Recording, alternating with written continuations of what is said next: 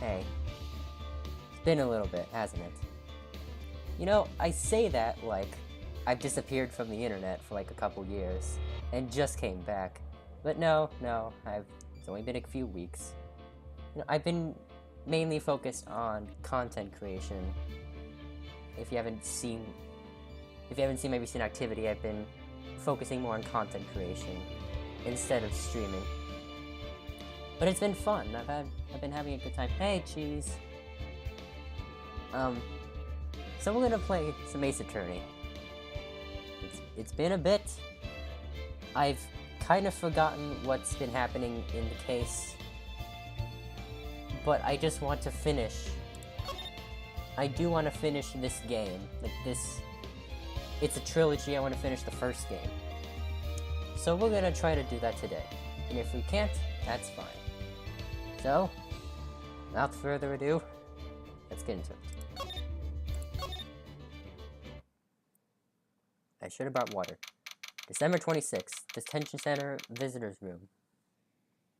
I had water prepared and I didn't grab it, so I think right now is a good time to go get it. I had water, I didn't prepare it. I'll be right back.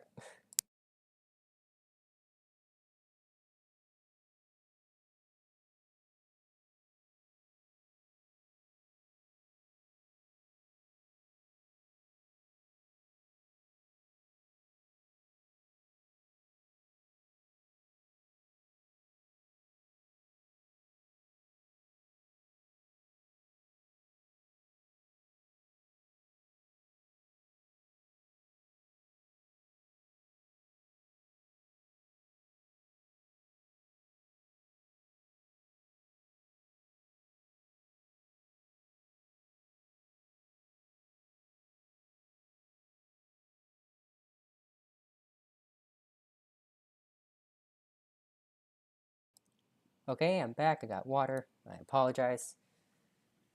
Spectating, sorry, I hit my mic. It's supposed to be spectating Discord debate where you're streaming. Okay. If you want to go do that, you can. Anyways, let's do it. Maya. Hey, Nick, it's you. I'm glad Mr. Edgeworth made it through the day okay. It's a relief. Hey, why'd you do that anyway? I don't know. I just knew I had to do something. I know I'm not the lawyer my sister was. I'm sorry. Well, you did save the trial. Just behave from now on, okay? VC debate on Discord. You're spectating like a Discord VC debate? Oh, that's cool. Is it like for another server? Okay. Well, I think that's a good time to talk. Alright. Have you been questioned yet? No, not yet. Detective Gumshoe was here just now. He said, seeing as this is your first offense, we'll let you go after questioning. See you streaming, but super late. Go to bed. Thanks, Viddy. You have a good night. You have a good night, Viddy. Again, past a few streams. So what's going on? Honestly, I'm trying to figure that out too. I've kind of been forgetting. I kind of forgot what happened, but we're gonna figure it out as we go along. Whew. Oh, and he wanted me to get bail money ready. You could pay for me, okay? Huh? How much? I don't know. I guess they'll send you a bill or something. Why do I picture giant bales of money every time I hear the word bail? Any luck with Mia? None. I can't get through to her at all. I tried. I really did. I don't know what to do. I think I probably shouldn't have stopped my training. She sounds like she really did do her best. I should check and see if there are any waterfalls in the local area. I wonder if I'll ever see my sister again. Okay, so she cannot summon Mia right now. December 26th, Wright and co-law offices. Sure is quiet here, nobody around. Right. I have to get Maya out of that. I have to get Maya out of that detention cell soon.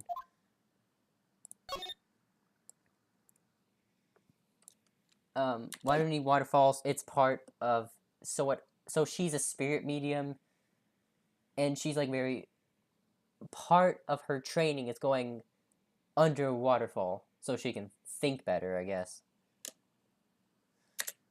That's just her thing. Mia's favorite plant. Its name is Charlie. Maya's gotten the knack of watering it lately. Charlie's been perking up these days. Mia's desk. If we had more clients, I would probably sit here more often. Lately, I've been spending more time on the couch watching TV. Yeah, so water can fall. Why do we need... yeah. Yeah, that's just part of her spirit training. Difficult-looking legal books stand in a formidable row. They mock me. I tried reading one and it made my head hurt. When I closed it, it slipped out of my hand. Then my foot hurt, too. Maya brought in a poster of the Steel Samurai the other day. We had a big fight over whether to put it up or not. I know she's just waiting for a chance to sneak it up on the wall. Looks like it's cleaning day again at the hotel across the way. I hear they're planning a second branch outside the city. I can see the bellboy getting the angle of that screwdriver in the drawer just right. Okay, so we've been here, and now we can go back to the nature part, I think. So December 26th, Gourd Lake Park entrance. There are fewer than there were yesterday, but the cops are still around in the park. I wonder if Detective Gumshoe is here today. Let's look. Let's move, shall we? December 26th, Gourd Lake Public Beach. Haven't seen Larry around today at all. Probably off paying through the nose on a date with the lovely Fiancé.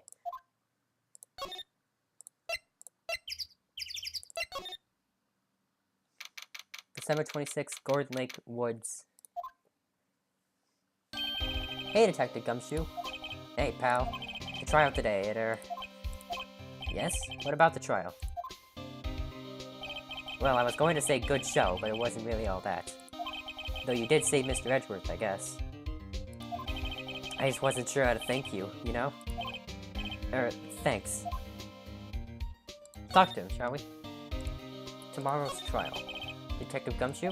Any idea what strategy Von Karma's planning for tomorrow? Sounds like he's bringing in another witness.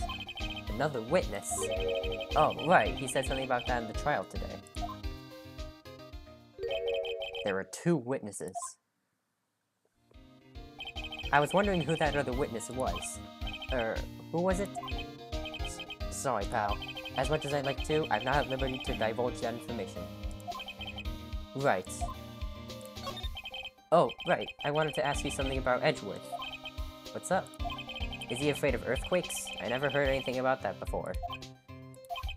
Mr. Edgeworth doesn't talk about himself too much, see? But there's one thing that's clear as day. Him hating crime the way he does, and him becoming a prosecutor, and him being scared of earthquakes. It all started with that incident. The DL6 incident? What happened to Edgeworth? You'll find out. Yep, that's the one. 15 years ago, when he saw his father shot before his very eyes. He still feels the pain now, you can see it in his eyes. I wanted to talk to you about Maya Fey. Huh? She's not out on bail yet? That's strange. I told him to let her go as soon as they had their report written up. Man, I don't know what would have happened in the courtroom today if it weren't for her. Seeing her getting dragged out by the bailiff, I'll be honest with you, pal, I shed a tear or two. Mr. Edgeworth, he was so moved I saw his lip trembling. Edgeworth is pretty edgy, I guess, yeah. Really? Cold as ice Edgeworth? He was really grateful for what she did, you know. I'm going to head back to the station. I'll get the report on Maya and get her out of there as soon as I can. Thank you. Oh, wait. I was wondering, how much is bail going to be? Don't worry about that. Mr. Edgeworth is posting the whole amount. What? Edgeworth? Didn't I tell you? He's grateful to her for what she did. Alright, pal. Well, don't forget to go pick her up again. Well, don't forget to go pick her up, okay? Maybe I can get Edgeworth to pay this month's rent, too. Oh, you wish. Go back to the beach. Go to the rental shop. December 26th, boat rental shop. Looks like the boat rental shop is closed today, too. A small boat rental shop. Doesn't look like anyone is around. It'll probably close because of the murder. There are some boats floating at the dock. The murder took place in a boat from this dock. Apparently, the police took away the actual boat that was used that night. Indeed, there's space for one more boat at the dock. There's more forest off that way. I doubt I'd find any helpful clues in there.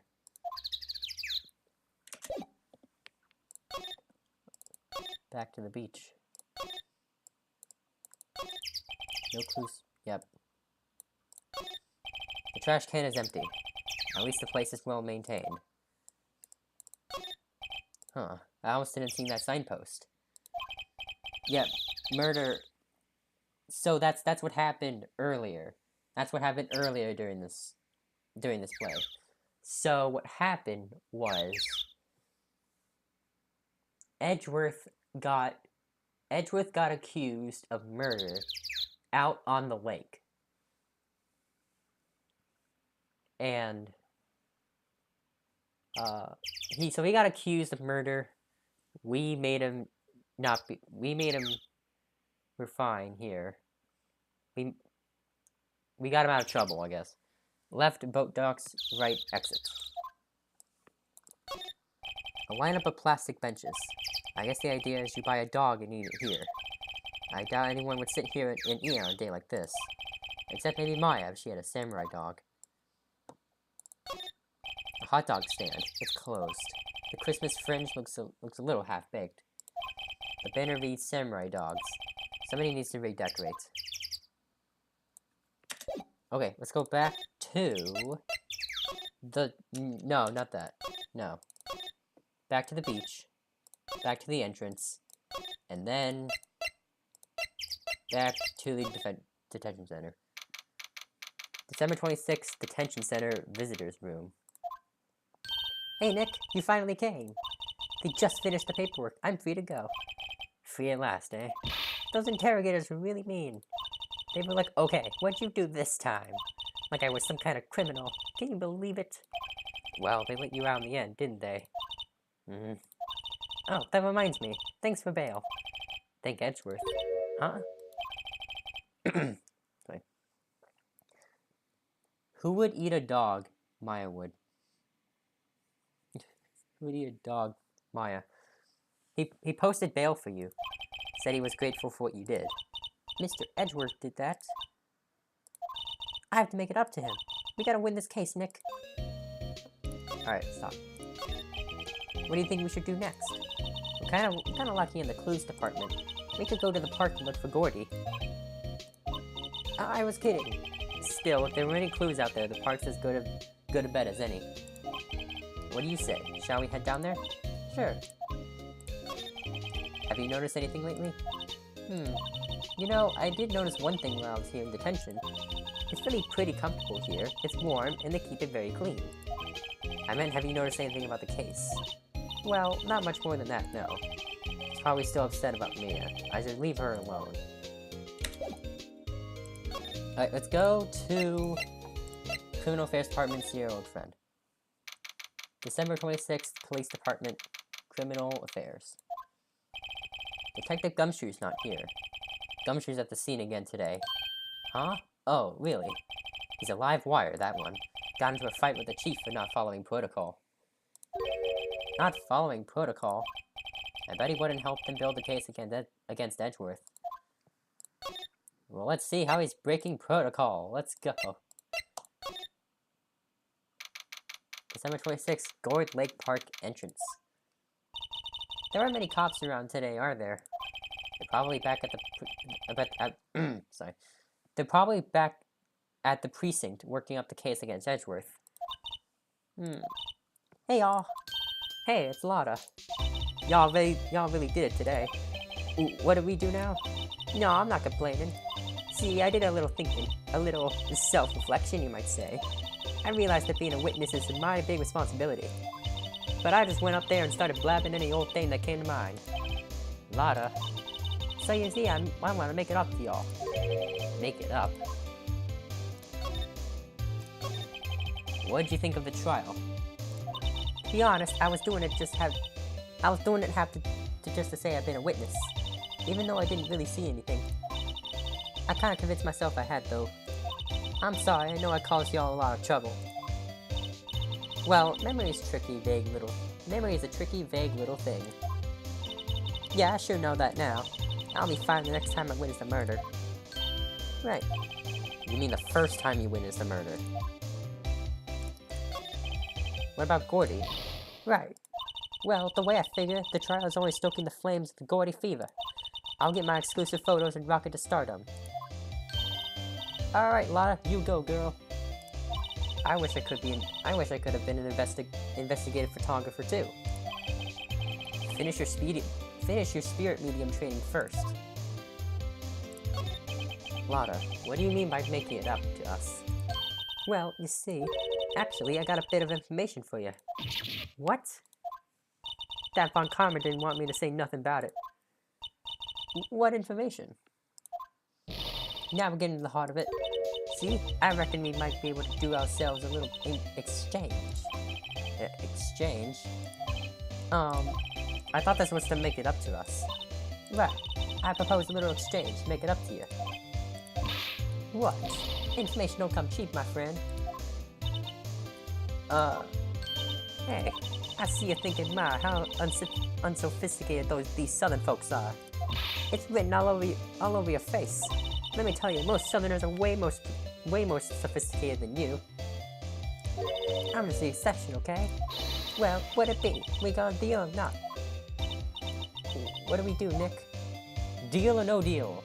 Alright, chat, what if like deal or no deal? It's a deal. You don't have any other leads, so I don't think we have a choice here. Okay, how much? Huh? You're completely off your rocker? I may not be I might not be sophisticated, but I'm not trying to rob the poor. Huh? The only fair exchange for information is information. Listen good. What I need from you is information about Gordy. Whoa, Gordy? But Gordy doesn't. I mean, Gordy might not exist. Then bring me proof that shows you don't. I'll be keeping watch from the car, okay? You see something? Y'all call me first, got it? Oh, okay. Right, see y'all later. Okay, Nick, let's get hunting. Hunting? You don't seriously mean... Gordy? I sure do. What about Edgeworth?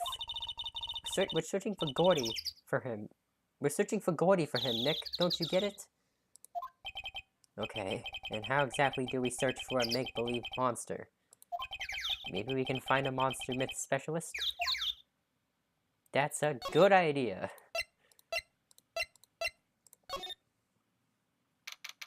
December 26th, Gourd Lake Public Beach. What's that? The Steel Samurai, Nick. Yo, Maya. Larry, what the heck is that? Oh, that's my Go-Kiance's idea. She was all, if you like, put this here, it'd be like really cool. Dude, she gave it to me along with the banner. Wow, that's real impressive. She could find those for you. Well, she knows a lot of people. And that show's finished now, so she got them for free. Right. Yo, Nick. What happened with Edgy? Well, we made it through the first day in court, alright? I don't know how good our prospects are from here on, though. Huh. Hey Larry, did you notice Mr. Edgewood's secret weakness? He's terrified of earthquakes. He acts like a little boy.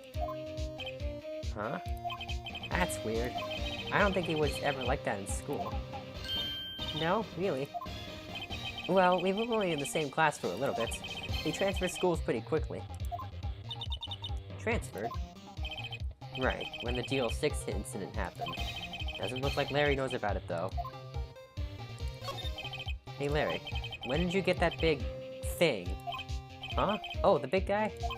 I've had that for about a month, yeah. It's a big hit with the kids. Why wasn't it there yesterday?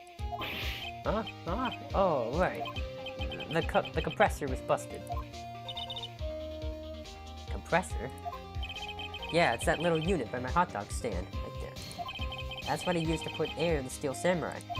It broke a little while ago, so I sent it in for repairs. Oh, in here I thought you'd inflate it by yourself. Alright, that's it. That was very interesting. Let's go to the rental shop. December 26th, boat rental shop. It's always so quiet here.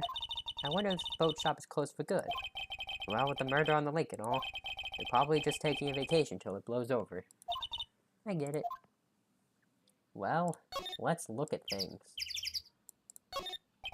There are some boats floating at the dock. The murder took place in the boat from this dock. Apparently, the police took away the actual boat that was used that night.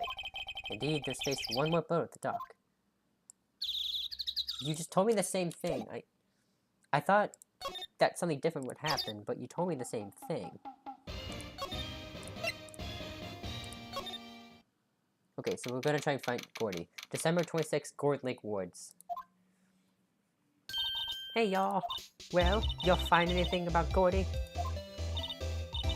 No, nothing. Well, keep moving. It gets cold out here at nighttime. It is a little chilly. I think I have to sneeze. Whoa, no you don't. No sneezing. What? Phew. Click. I told y'all no sneezing. See, I said the camera to respond to things a little softer than a bang. It triggered on one of Von Kama's finger snaps now. Oh, I'm sorry. Yeah, well, sorry's nice, but what about my film? Yeah, pay the lady. Yeah, pay her. I learned something in today's trial, that's for sure. Testifying is serious business. That's why I decided not to talk about that case anymore. Huh? Well, did you say you had information about the case? Tell us that, at least. Like I said, I'll trade it for the dirt on Gordy. What are you gonna do if Gordy doesn't exist?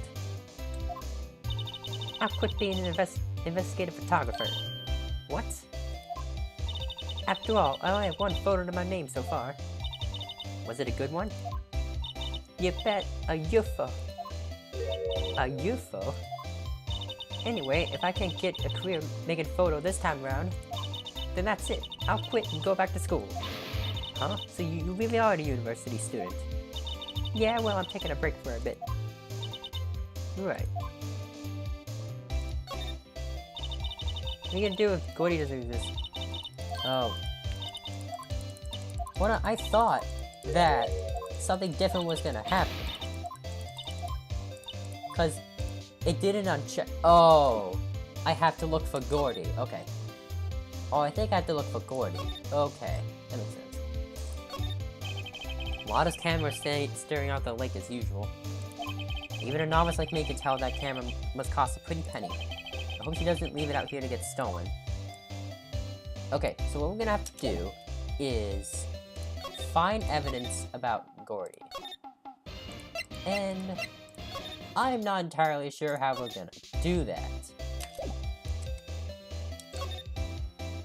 Because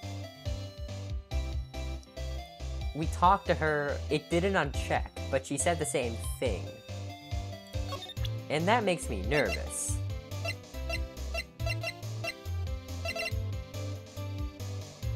Okay, so I'm gonna remind you all what we have. Of course, we have the most important piece of evidence, our badge. And then we have her camera. We have his autopsy report. His name is Robert Hammond.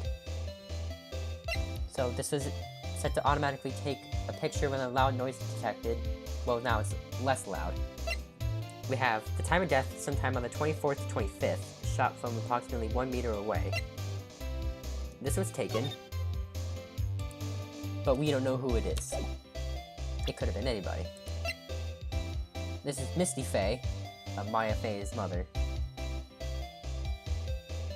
So this is DL6 Exhibit A. This is an article, which was that. And then we have the map Gourd Lake, which is here. And then we have the pistol, bullet, and then we have the pistol. It was fired 3 times. 2 sounds like gunshots just after midnight.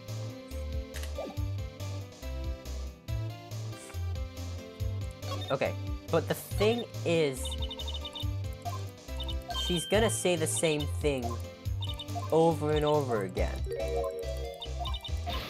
But I'm gonna have to do something to make her say something else. That's what I'm gonna have to do. I'm gonna have to investigate everything. So Gordy's like the Loch Ness Monster. Essentially, yes.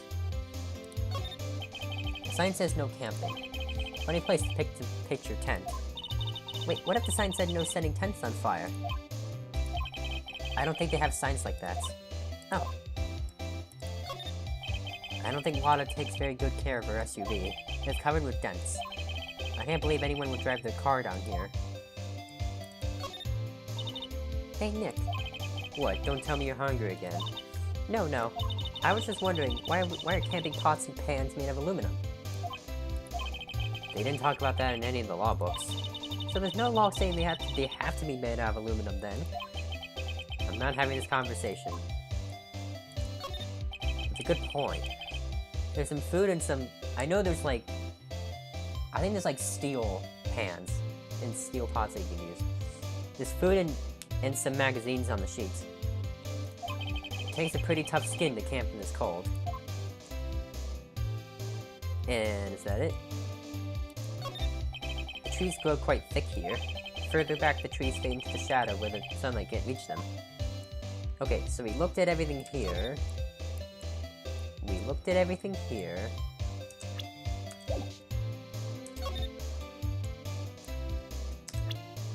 Oh, I didn't mean to do that. So I think we're gonna just have to investigate everywhere that we can. And see if we can find anything. Wow, Gourd Lake is really big. Hold on.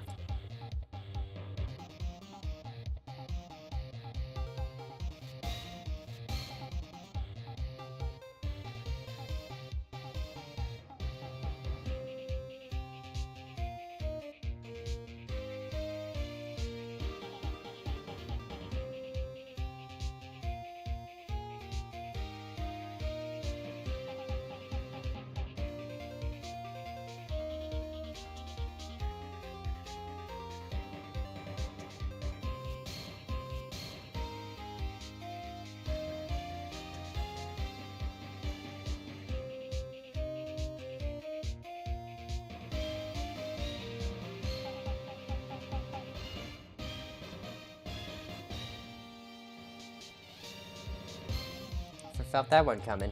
Sorry I had to go blow my nose. I felt that one coming. Alright. Yeah.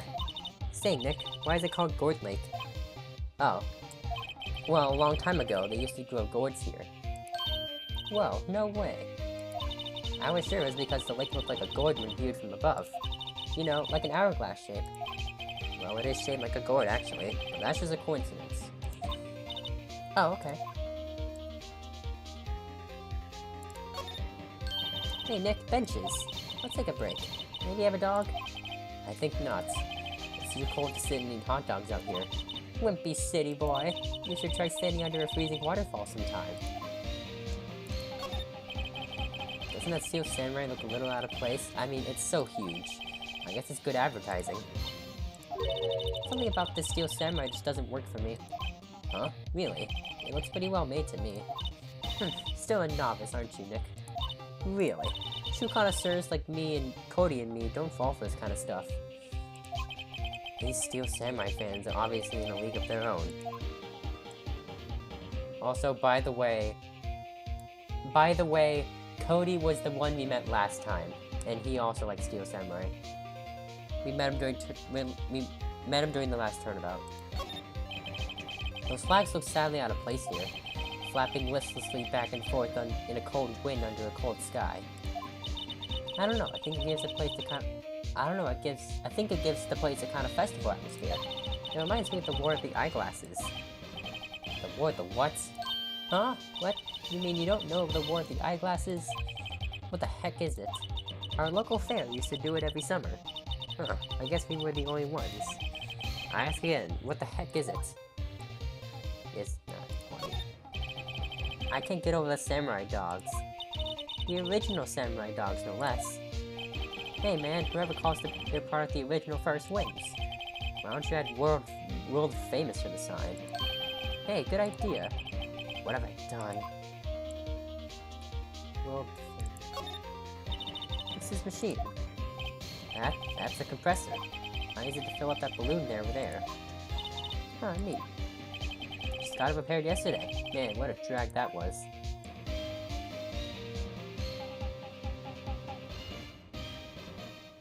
Okay, I think we did everything here. But I think we should probably go back to here. Yep. December 26th, Police Department, Criminal Affairs. Hey there, pal. What's up? You look out of sorts. Wait, you didn't go and do something that's gonna hurt Mr. Edgeworth's case again? What do you mean again? Whatever, have a seat, pal. I did not mean to press that. I'm here for you if you need anything, besides money, that is. How's the investigation proceeding? It's not, really. We have another meeting coming up. We're supposed to talk about Mr. Edgeworth's motive. His motive? See, Mr. Edgeworth's father died in the DL6 incident, and the guy who got the lone suspect declared innocent was the victim in this case, Robert Hammond. They're saying that's why Mr. Edgeworth shot him, and Edgeworth never talks about his past. I bet they'll drag that out and hit him with it in court tomorrow too. Poor Mr. Edgeworth. I gotta admit, it doesn't look good, pal. Say, Detective Gumshoe, do you know Gordy? The monster down on Gordon Lake? Not personally, no. Well, we're looking for it. Huh? Are you out of your minds? Eek. You got time to go wild monster hunting? How about doing a little questioning for me then? Oh, Detective Gumshoe is scaring me, Nick. I told Detective Gumshoe about the deal with Lotta. Nick, try telling him sooner another time.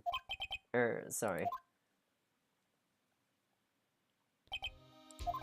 I see, pal. Sorry for shouting at you. Okay. I, Detective Gumshoe, will aid in your search for Gordy. Uh-huh. I'll loan you one of our newest secret weapons for finding evidence. Really? You can take whichever one you like. Okay, give us the goods. Hold on now, everything's in due time. First, let me show them to you. These are our best and brightest. Introducing secret weapon number 1, Missile. Missile? He's a K9 police dog, still in training.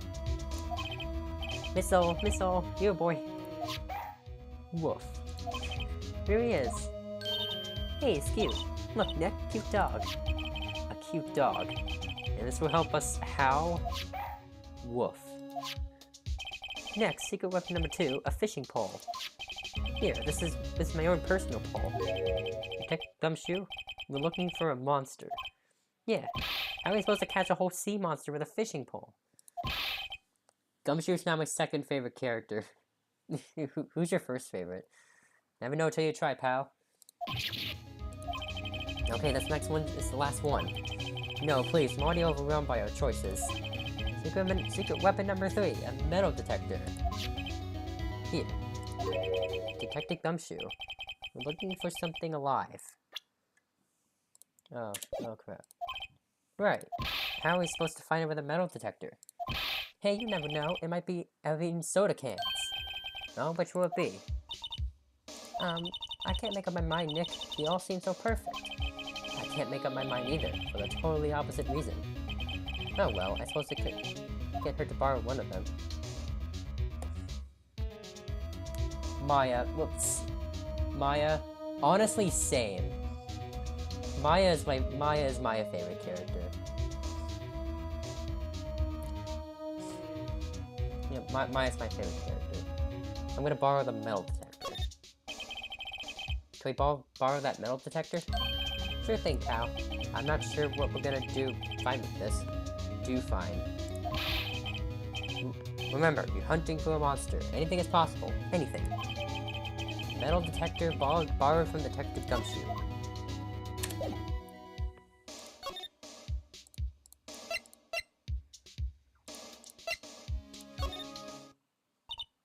Ah, fresh air. I gotta say, freedom feels great.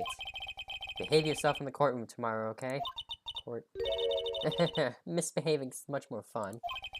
It's not gonna be so much fun when Edgeworth refuses to pay your bail again.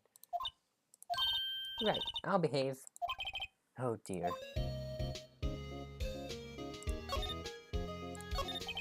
Well, what should we do?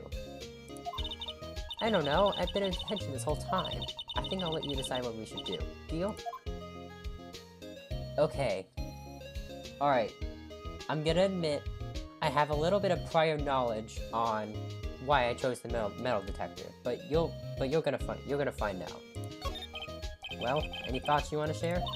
Well, I was in detention all day. I think I'd like more time to think. Poor Maya, she probably thought about Mia the whole time she was in there. I wouldn't blame her. Grief is a strong emotion. December 26th, Grossberg Law Offices. Apparently Mr. Grossberg is on vacation today. Well, I guess I can come back tomorrow if I need anything. Anyways. Let's go back to the fun. Here. Let's go here. And then go here. And then we're gonna go here. And then we're gonna use our thing. And then we use this thing. We're gonna present it to Lana. Hey Lana, look at this. It's a metal detector. I know what it is. I'm not sure that's gonna pick up Gordy though. Unless he's been eating people's watches as spare change or something. Oh. I hadn't thought about that. Well...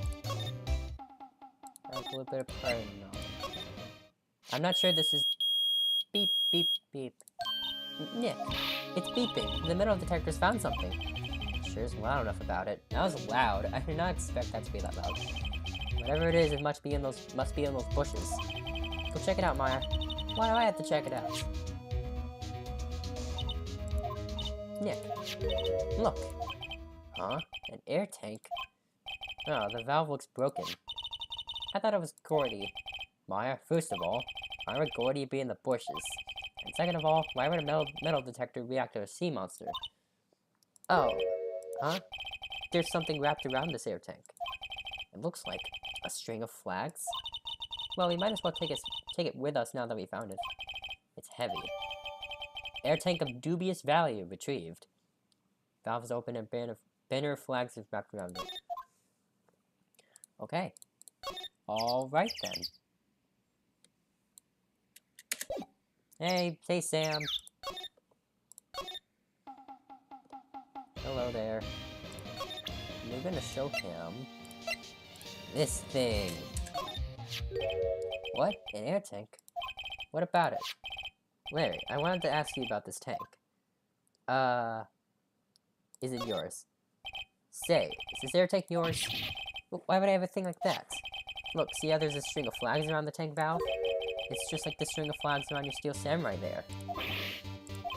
Must be a coincidence. There's strings of flags everywhere these days. A string of flags like the one at Samurai Dogs. Yep, exactly. Like elementary schools. And used car dealerships. Look, why would I need a tank like that? Why would I need a tank anyway? To inflate something. Use a tank to inflate that, didn't you? Inflate what? What else? That big puffy steel samurai. Now why would you go out asking me a question like that? Looks like I hit the nail on the head. Right. Actually, see, the compressor I always used was on the fritz, so I tried to use the tank to inflate it just once, and it didn't go so well, as I suspected. Would ask more. It didn't go so well. Yeah. Do you think you can be a little more specific? Come on. Look, it's embarrassing, so I really don't want to talk about it. Tell us. Fine. Whatever. It's like I said, the compressor is busted. So I took the tank and tried to fill the samurai up with that. And then, blam! The valve busted open and made this incredible noise. And that tank there took off like a rocket. And took my poor deflated steel samurai with it. No turkey, no ham, I made it all... No turkey, no ham, I made it quite clear. You'll deck halls forever, it's Christmas all year. That's how retail workers feel. That's how I feel about retail workers. They'll put up Christmas decorations the day after Halloween. What? Off into Gord Lake? Like a gunshot. That's exactly what I thought. Also, my friend is... Also, he's playing Baldur's Gate. What? Off into Gord Lake? It sure scared me out of my gourd, that's for sure. What the... We just got useful information. So the tank of the steel samurai you were trying to fill up flew away. What happened next? Well, all that happened on the 20th or so. 20th, a week ago. Now, as far as I can see, the tank went flying out into the lake. Okay, so that couldn't have happened at the time of the gunshot, because that happened at a different time. So I went out every night in a boat looking for it. I mean, Fiancé gave me that steel samurai after all. And when did you find it? Just the night before last. Oh. It flew way out here. It took me 4 whole days to find it. The night before last was the night of the murder. Sorry for not telling you, Nick. Okay, so it did happen. That does line up. Actually, I was here on the night of the murder. But you see, I went home before midnight. So you didn't know about what happened? No. That's too bad. It's not all bad. We solved one mystery at least. A mystery? Maybe we should go tell her. Alright, let's go tell her. About stuff. Let's go tell her about stuff. So, it's Christmas all year. Well, Mr. Lawyer, I've got the info y'all need. Y'all got the scoop on Gordy for me yet?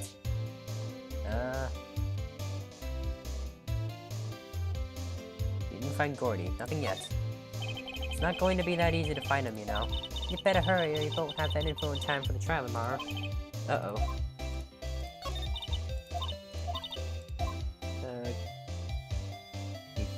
We didn't find him. Wait a sec, Lada. There's no such thing as Gordy. What? How can y'all be so sure? Really, Nick? Y'all got some proof Gordy doesn't exist. And proof that Gordy doesn't exist is... Wait. Cheese started playing Genshin Impact. Ooh, cool. Do we look at thing? Look at the thing. Do we look at it?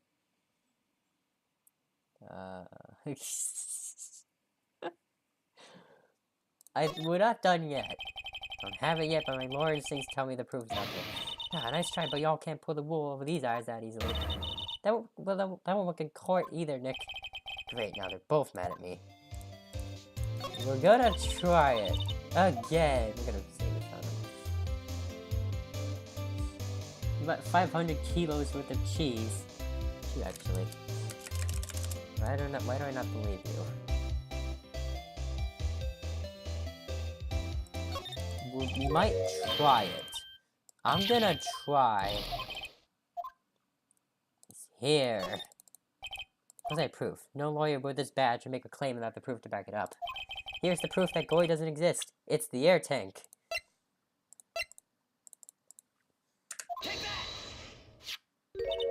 Larry's air tank? What are y'all doing with an air tank? This is Gordy. Excuse me? What exactly are you saying, Nick? There's a stand near here, a hot dog stand. To cook them and eat them. That's cool. There's a giant inflatable samurai doll out there. Now, about a week ago, an idiot, who happens to be a friend of mine, tried to fill it. Hey, he's our idiot. He used this tank, and when the valve blew, the tank flew into the lake. Apparently, it made a pretty loud bang when it flew. It's playing the music, chat. We got the right answer. When you hear that music, you know you had the right answer. Good on Morgan. Hey, Retro, I probably horribly butchered that, but hey, Retro. You put some raw egg to revive Tsuko Shinobu. I'm back to streaming. I'm back to streaming. I haven't done it for a few weeks, but I'm back. A bang? The tank, along with the still deflated samurai, fell into the lake. At the same time... Is that what that was? A couple was taking a photograph of the lake. This photo. Is that really what that is? Wait. So, you're saying that Gordy is really the Steel Samurai? Well, that's a fine way to ruin a gal's dreams. I'm sorry, Lotta. Nah, it's okay, you win. I'll give you info like I promised. Poor Lotta. Oh wait, what happened, Lotta? So tell us this information you have.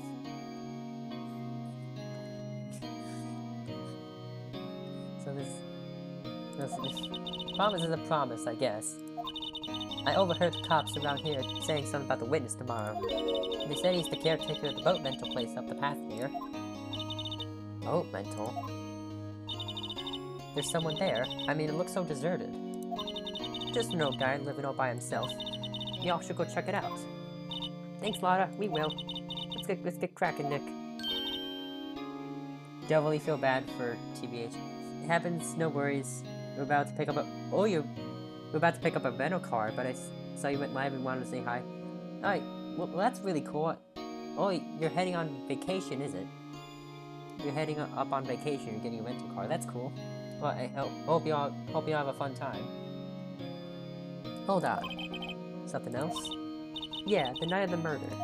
My camera clicked twice, you know? Wait, so you have another photo? Well, yeah, but there's nothing in it at all. Just the lake. I figured it wouldn't be much use as evidence, so I kept it to myself.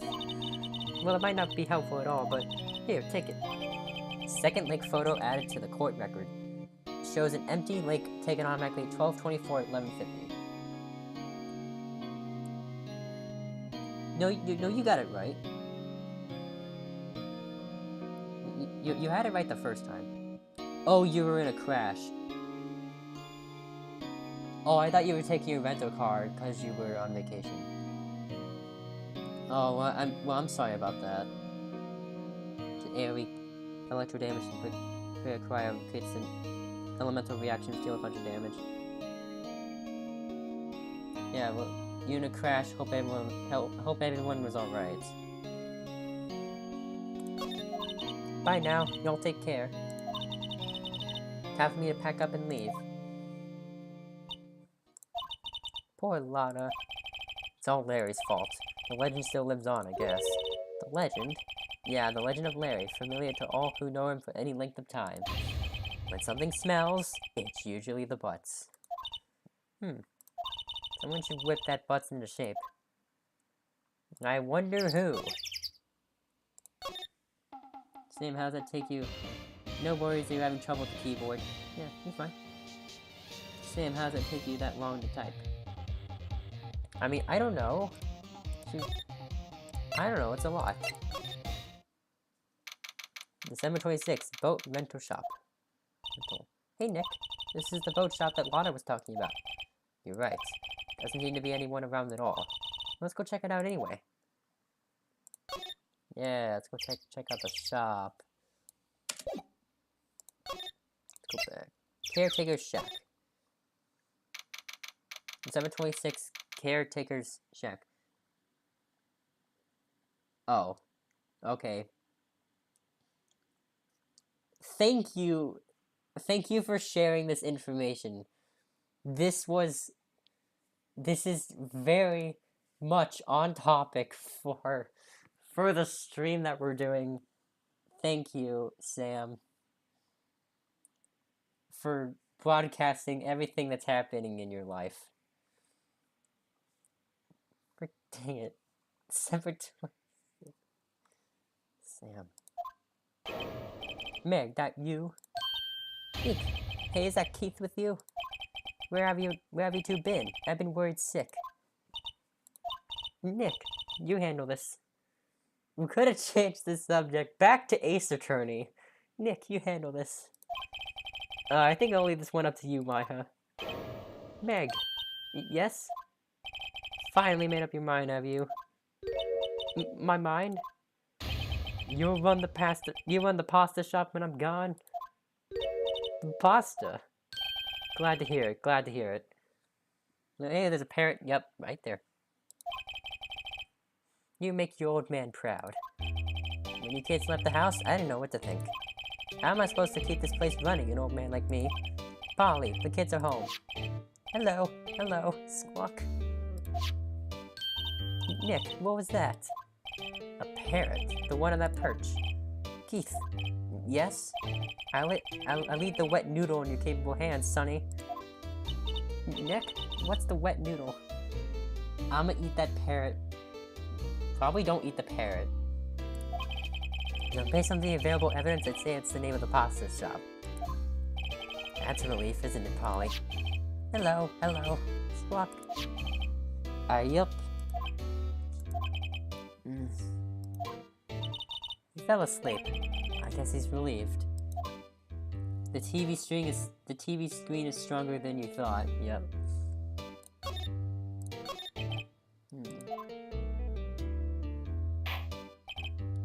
A pasta shop? Yep, to think the wet noodle will live on when I'm gone. My father started it, you know, so that makes you the third generation. Meg, yes. Tomorrow we'll start with the secret of dough tossing. Dough tossing? You too, Keith. Yes?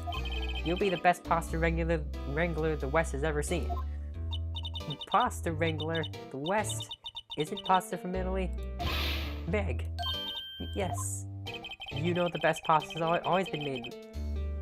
You know the best pasta's always been made west of the Rockies, don't you? Right, of course, everyone knows that. Polly AI. Changing my favorite Polly to your favorite. I don't know. Right, of course, everyone knows that. Nick. Huh? How long do you have to keep up this all-in-the-family charade? This old man must know something about the murder. We're not leaving until we find out what that is.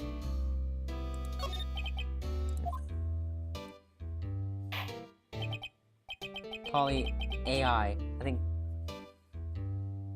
I can now torture every AI I see. Are you gonna make Polly talk to the other AIs? This is a boat rental shop, right? What are you talking about? This here's the Palace of Pasta, the wet noodle.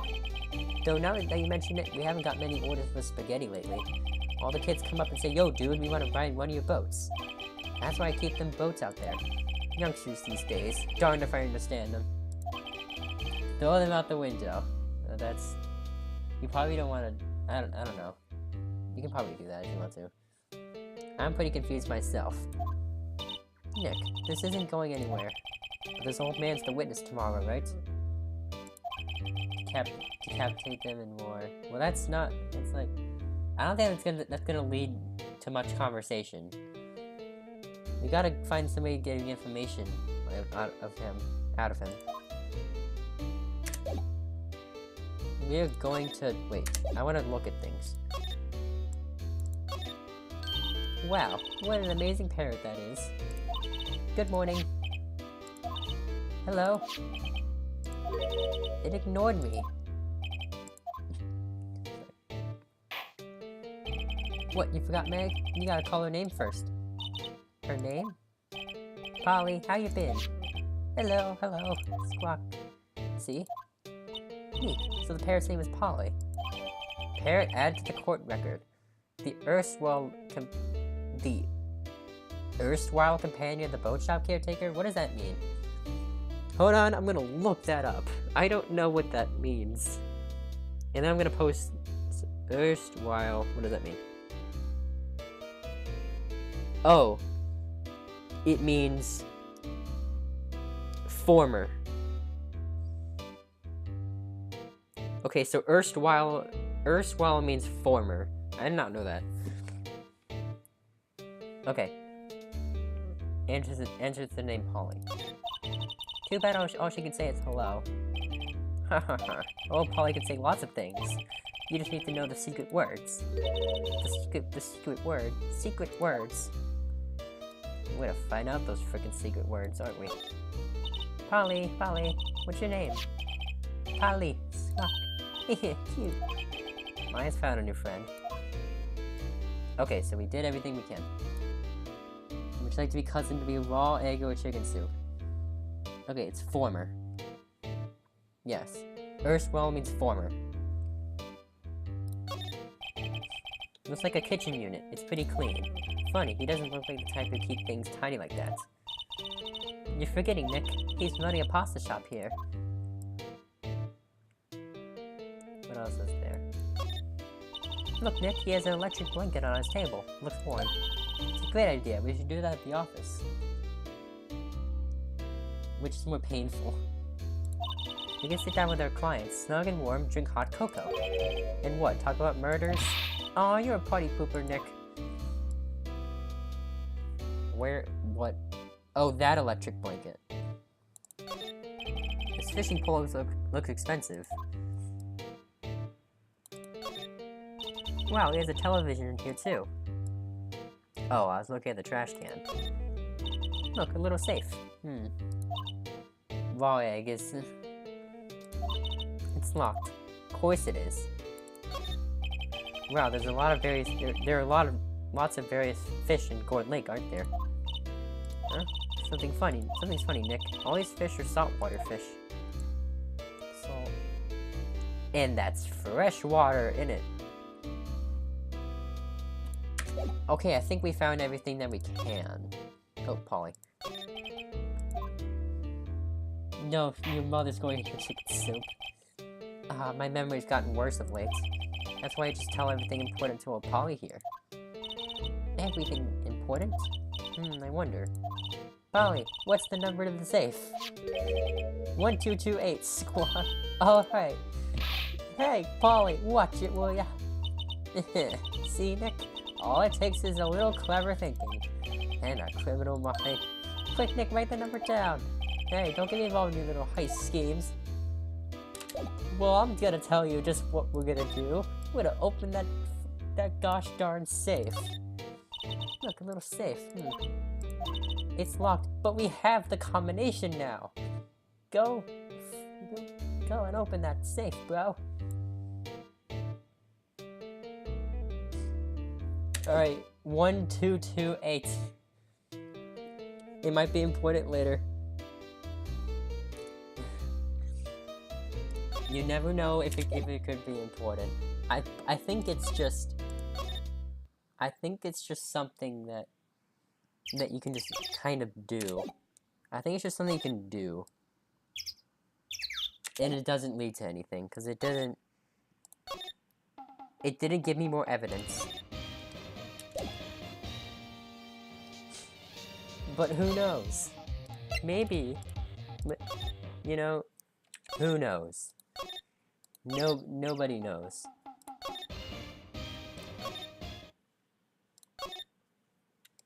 You know, we're gonna look at these things. The sign says Gourd Lake Nature Park. This place is full of families picnicking on the weekends. It's a little cold for picnicking these days, though. I feel winter's chill from the bare leaf trees today. There's a lot of trees here. I guess that's why they call it a nature park. It's quite pretty when the cherry trees along the lakeside blossom in spring. Today, it's just cold. Alright, let's go to other places. Like here. except for no. No. December 26th, Detention Center, Visitors Room. Looks like Edgeworth is in questioning. Let's come back later. Guess so. Well, that led to nothing. Let's see. December 26th, Police Department, Criminal Affairs. I think we might have to go there after this. Detective Gumshoe isn't here. Now that you mention it, didn't he say he had a meeting to go to? Ah, that's right. Let's come back later. God dang it.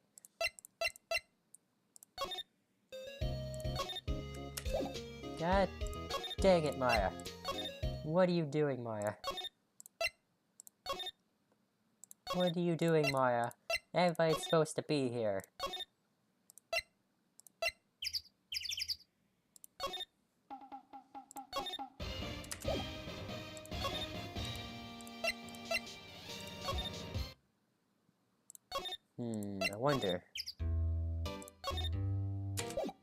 I wonder if I can show him stuff. And like, look at this. It's like, what about that? It was like, what do you think of that? What do you think of that? Now listen here, Keith. Remember that tricolor pasta we were talking about? Our rainbowlioli. I figured out the last color we should use. Indigo blue. Indigo blue? That didn't seem to work the way I thought it might. Present your parrot. We need to know the safe. Show them the lake photos. Maybe. Alright, indigo blue. Okay, I'll show him the lake photos. I'll show him the lake photos, see what he thinks of them. Okay. He doesn't seem to care.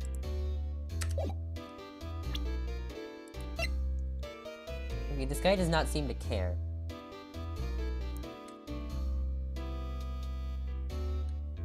I guess the whole generation is a pure business. What? You're gonna have to give her a bit more context, I think.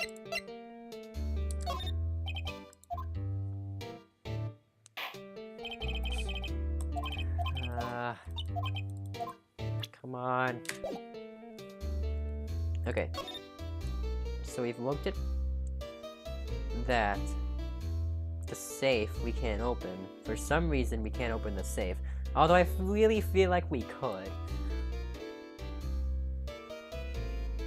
I think... Polly, what's your name? Alright. We're gonna have to do something. We're gonna have to present something to someone.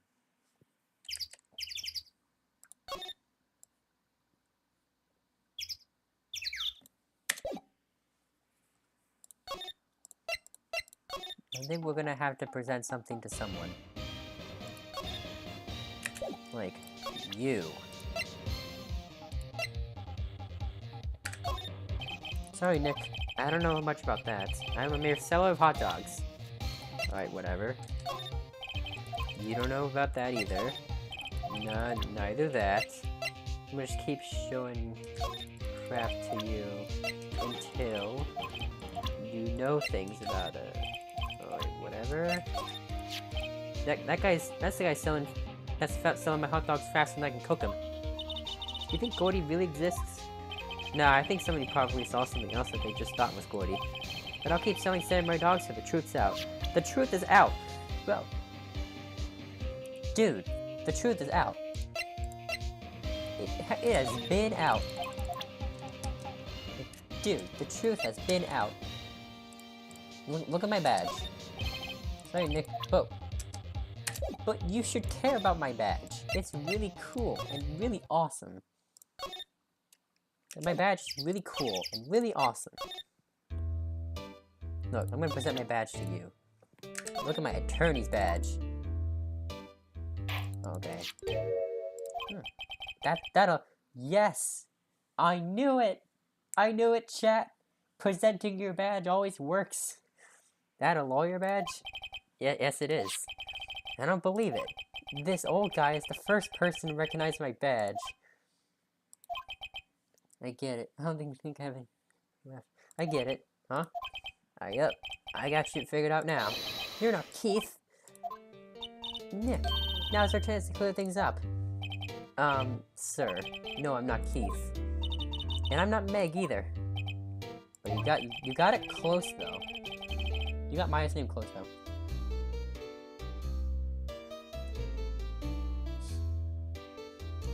We're here investigating murder that took place on this lake the other night. Please help us. A lawyer, huh? Please, mister. It'll help, but on one condition. What's that? When this case is over and done, you'll run the wet noodle. We can't promise that. I can't make that promise. Is there any way to treat you, old man? Bah, you want my help? Come to the wrong man. Uh-oh, now he's grumpy. Not to mention he still thinks we're his kids. Maybe we should just lie and say we run the shop. Okay, we promise.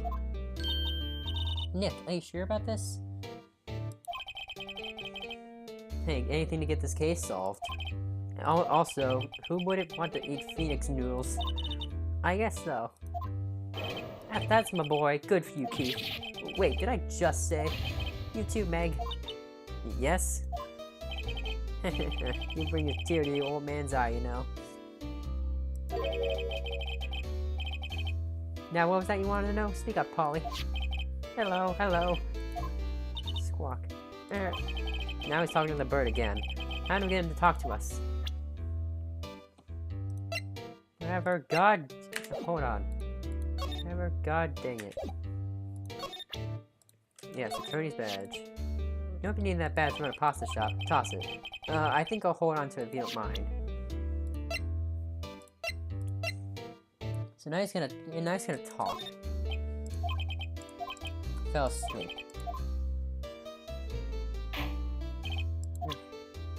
Okay, so now he is going to...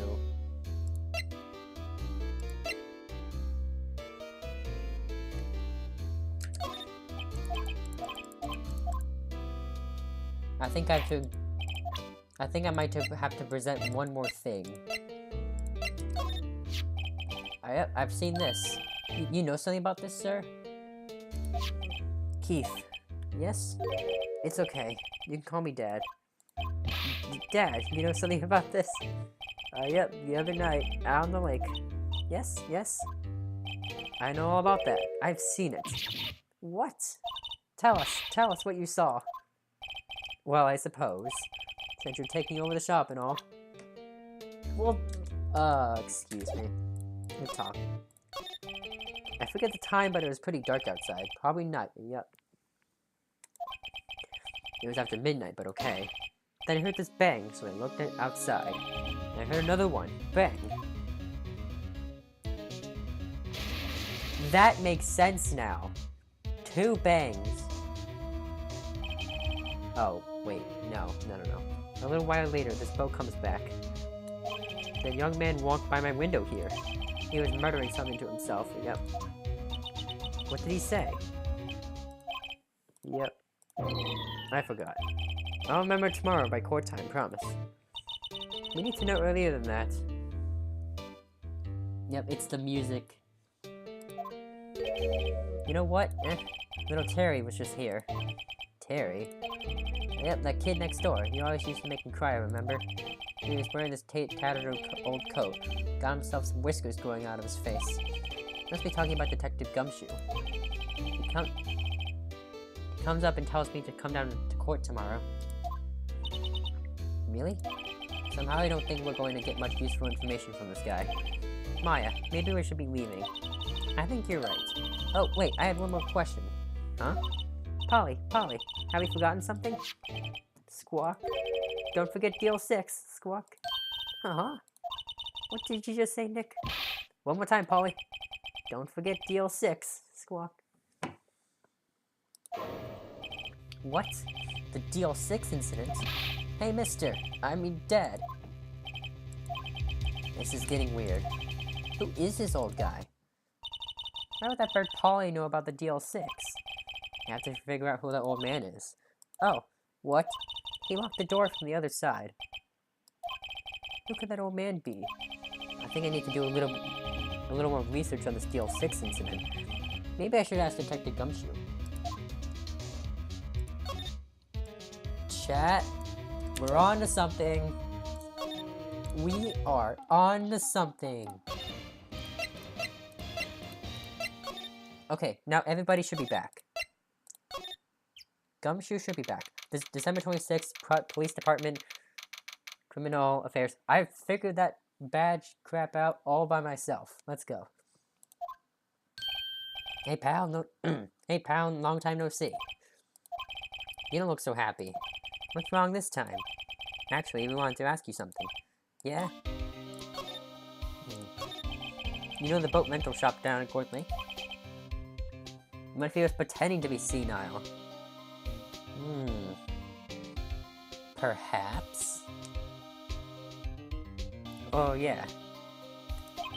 The old man who runs it is appearing as a witness in court tomorrow, right? Huh? How'd you... That was supposed to be top secret. You know who that old man is, Detective? Actually, I don't.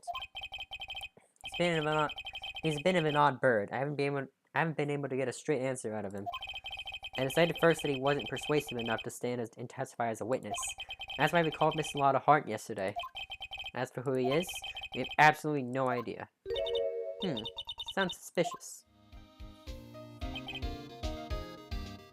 You get inside this TV, can't stop you. You can't stop me. Detective Gumshoe, please help us. Huh? We need to know about the DL6 incident. That was when Edward's father died. I can't help but think it has something to do with this current case. To tell the truth, I don't know much about DL6 either. Mr. Edgeworth forbade us from reading the file. So, I'm afraid I can't show them to you either, pal. What? However, if you can convince me somehow that the DL6 incident is related to this case, well, I guess I consider opening the file up. Well, I got just the thing.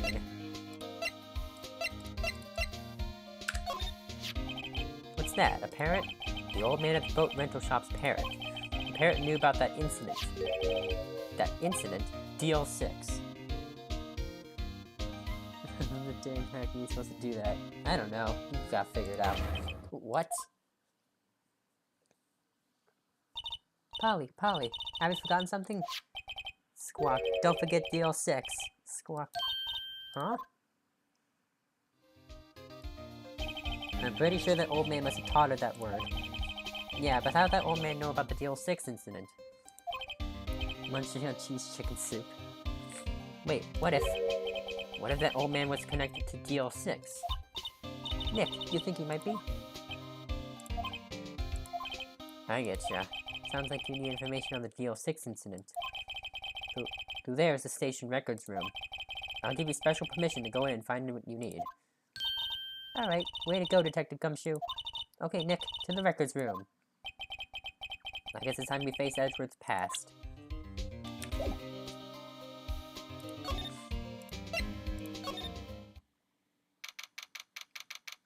DL6, December 26th, Police Department Records Room.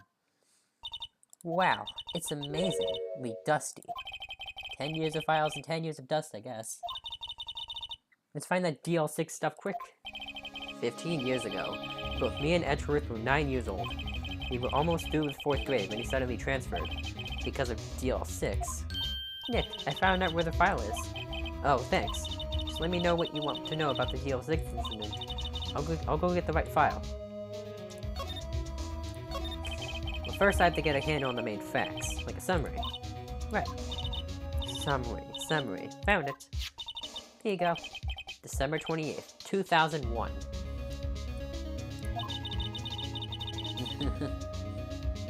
Actually, what? That's exactly 15 years ago from the day after tomorrow.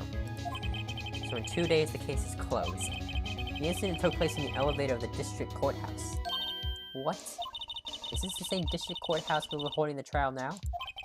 Looks like it. There was a large earthquake at 2 p.m. on that day. Part of the court building collapsed, and all the lights went out. F. Wow, that was some earthquake. At the time, 3 people were trapped in the elevator.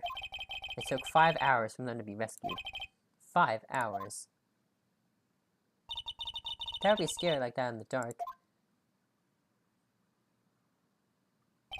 There was a lack of oxygen in the elevator, and the survivors were unconscious. The survivors? One of the 3 in the elevator had been shot in the heart.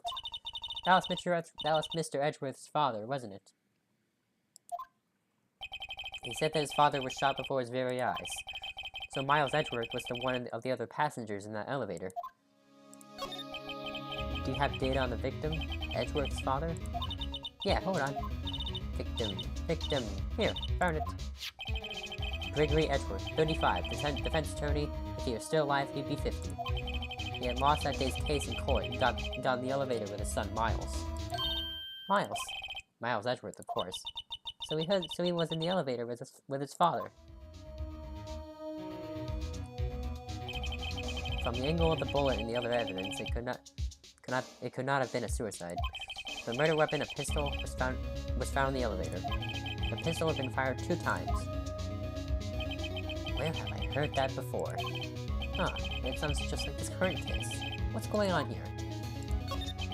Got any data on the suspect in there? What the what? What are you doing, Sam?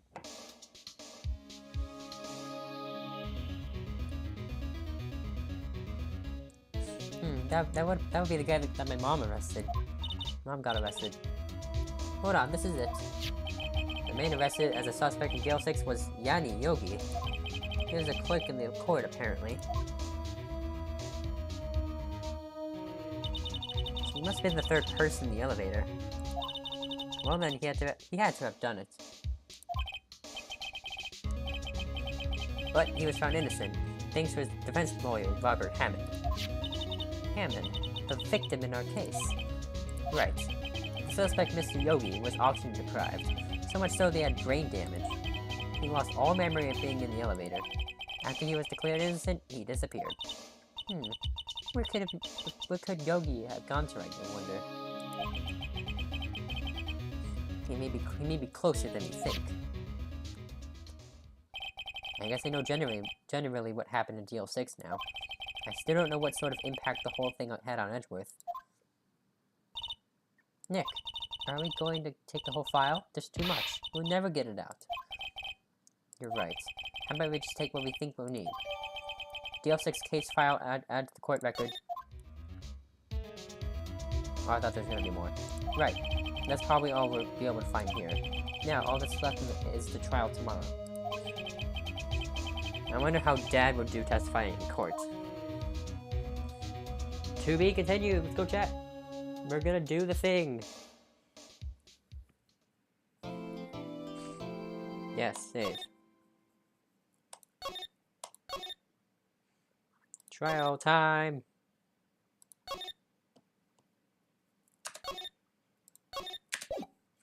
Trial time. 7/27, 10 a.m. District Courtroom number 3. It's the lad. Court is now in session for the trial of Mr. Miles Edgeworth. The defense is ready, Your Honor. Very well, apparently the prosecution is also ready. Who is the judge here, anyway? Mr. Von Karma, your opening statement. Very well, no opening statements, so... Not so fast, Judge. I was taking a meaningful pause before speaking. Right, of course. A prediction. Today's trial will end in 3 minutes from now. Alright, timer. Okay, let's get a timer up. Okay, so in chat, start a timer for 3 minutes. Order. Mr. Von Karma, what is the meaning of your statement just now? Must you question everything? It will be over in 3 minutes. We will have no time to waste. I'll call my witness now. Right. I'll call my witness, my decisive witness, to the stand. It's that mysterious boat shop owner. it's him. Witness, state your profession. No name? I'm the proprietor of the restaurant, the Wet Noodle at Gourd Lake. And I also rent boats. The night of the incident, you were in the boat rental shop, correct? Yep, I was. Please testify. Wait a second. We still haven't heard who this old guy is. Hold on. Wait a minute. The witness hasn't stated his name yet. Because I did not ask him, Mr. Wright. I predicted this trial would end in 3 minutes. I don't think we're actually gonna have a 3-minute timer. Stop asking trivial questions and cooperate. Yes, right. The witness will state his name.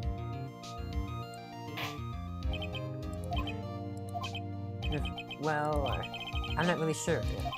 What do you mean? My memory. Your Honor, the witness does not remember anything beyond the last several years. Ergo, he cannot recall his own name. You can't recall, you say? Yes, but the incident in question took place 3 days ago. You can testify. Very well, let's hear his testimony then, shall we, witness? No, witness? There's a space, I'm sorry. It was the night of the 24th, just after midnight, yep. I was in the restaurant where I rent boats, as usual, and I heard a bang. Yep. When I looked out the window, I saw a boat just floating on the lake. Then I heard another bang. Just about then, the boat comes back to shore and a man walks out my window. Very well. I'd like to begin the cross-examination. There is nothing to question in my witness's testimony. Ergo, no need for cross-examination. Besides, there are only 10 seconds left before our 3 minutes... Wow, that was a fast 3 minutes. Judge, your verdict now. Yes, Mr. Wright. Cross-examine. What are you saying? Of course I'll cross-examine the witness. Very well, we may begin. Rah. Excuse me, Mr. Von Karma? 3 minutes just passed. I see. Well then, let's just take our time. You may cross-examine the witness. He's falling apart, chat. Von Karma's falling apart. It was the night after 24th, just after midnight. You didn't tell us that. Okay. You heard a bang. You saw a boat on the lake. Then you heard another bang. And a man walks by your window. You know, Von Karma, you spent time preparing his witness. I'm not going to find contradictions very easily in his testimony. It's tough being a lawyer.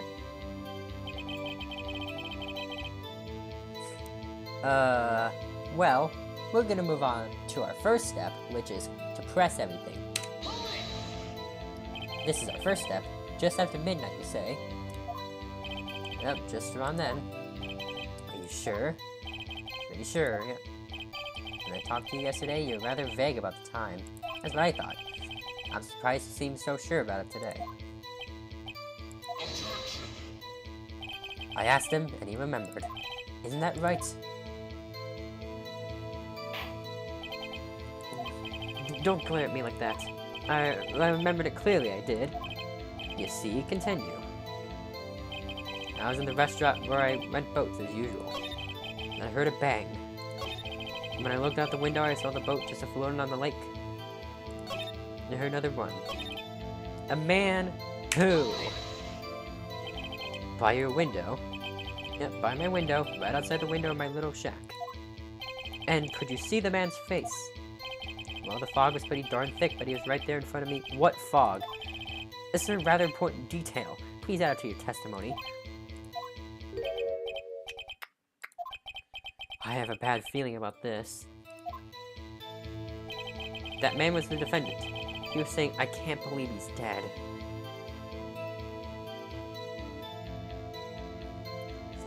Wait. Can I press further? Are you sure? Uh-oh. Dad. dead certainty, he said, "I can't believe he's dead," as he was walking by, too. Witness, are you sure that the person you saw was Miles Edgeworth? It was him, that Edgeworth boy. He died. He died. This sounds like decisive evidence indeed. I see no room for doubt. Font Karma. He lured me into cross-examining so he can set me up for a fall. Nick, I don't like the way things are going here. Everyone in the courtroom's glaring at us. I better act quick or this trial's gonna be over. Objection! I'm tripling down. Your Honor, we proved in yesterday's trial that could have not been Edgeworth who fired that gun.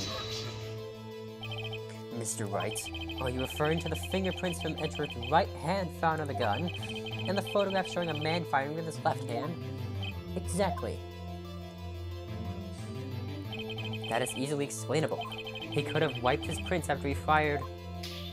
You are ignoring the truth of the matter here, but there will still be prints. Everything in this witness's testimony is true. The judge is lost in thought. What should I do? We are going to quadruple down, Your Honor.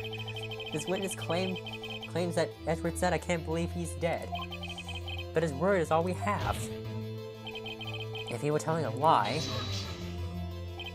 Mr. Wright, in a court of law, evidence tells all. Apparently, you have yet to realize even this basic fact. If you say his testimony is a lie, show us proof. Dang it. Nick, do we have evidence?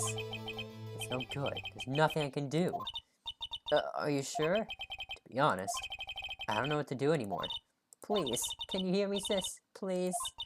We need your help. Nick needs you. 3 minutes was perhaps too high an expectation. However, 15 minutes isn't bad. This must be a new record. Enough! The witness may leave the stand. He's... Okay, witness died. This court sees no reason to further prolong this trial. Nor is there any need for more time to decide the case against the defendant. This case is extremely clear. I see no room for misinterpretation of the facts. What? No. This court finds the defendant, Mr. Miles Edgeworth. Hold on, wait. I have a thing. The accused is surrendered to the court immediately. To be held pending trial at a higher court within a month from today's date. That is all. This court is adjourned. Hold on a freaking second, man. Wait.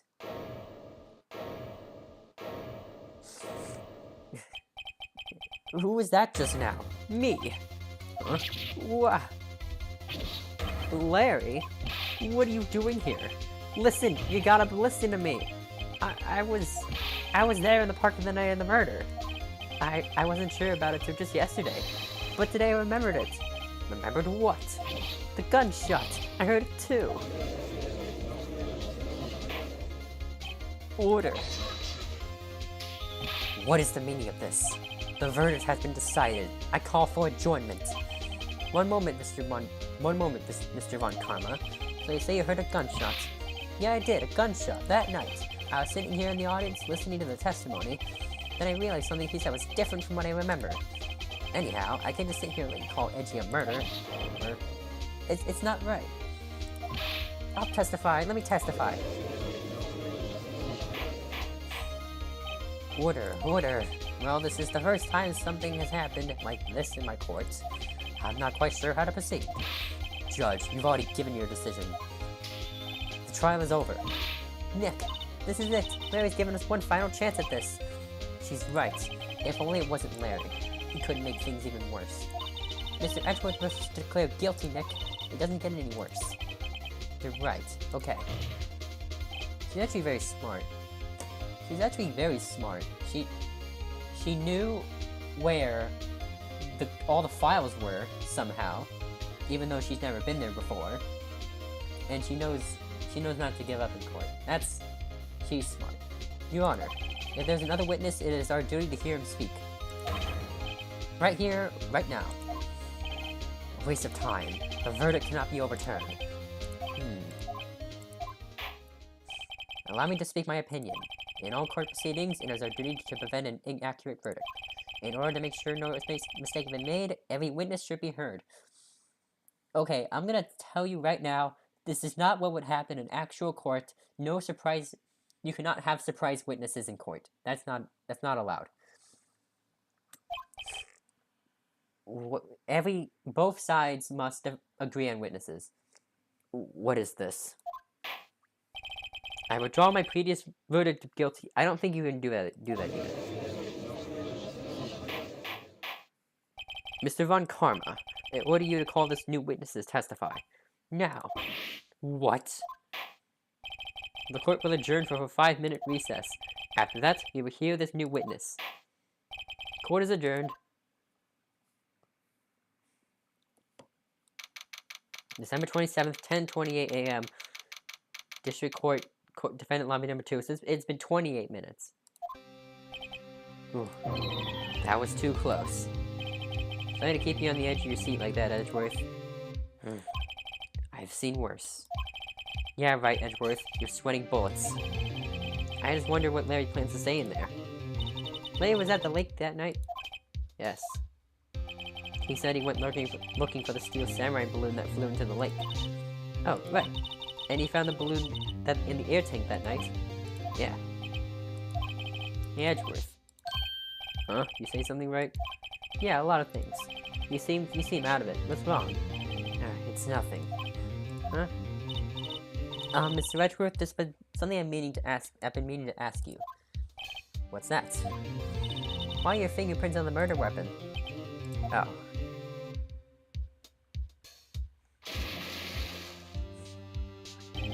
When he fell into the lake, I went into a daze. I couldn't understand what had happened. I couldn't think straight. Then I saw the pistol lying on the floor of the boat in front of me. I picked it up without thinking. I didn't have a reason, really. I see. Right. Yeah? This might be our chance. Our chance? Von Karma has only run perfect trials. Perfect trials. Perfectly prepared witnesses, perfectly complete evidence. Sorry. That's the secret to his success. This is the first time he's ever had to deal with something unexpected. He has to let someone he hasn't even talked to testify before the court. And that someone is Larry. What are you getting at? It's likely his testimony will be full of holes, right? That's right, Nick. No 10-minute trials this time. We'll milk this one for all it's worth. Hey, it was 15 minutes. 15! Everything's on Larry now. December 27th, 10:35 a.m. District Court, Courtroom number 3. Wait, that was 7 minutes. You allowed for a 7-minute recess. That's not right. Court is now back in session. Witness, please testify to the court about everything that you saw on the night of December 24th. Right, leave it to me. Please, Larry, don't mess this one up. I hate to admit it, but you're our last chance. Von Karma didn't even have time to prep his witness. I just hope Edgeworth is right about this being our big break. The night of the murder. Let's see. That night, I was out in a boat on the lake. I was looking for something, and I found it. So I quietly slipped the boat back in at the rental shop dock. Then, just as I was thinking about going home, I heard this bang. I looked out over the lake, but I didn't see a boat. After I heard that single gunshot, I went home. That was it. That was an unusually vague testimony, even for this court. In any case, Mr. Wright, you may begin your cross-examination. Yes, Your Honor. What's wrong, Nick?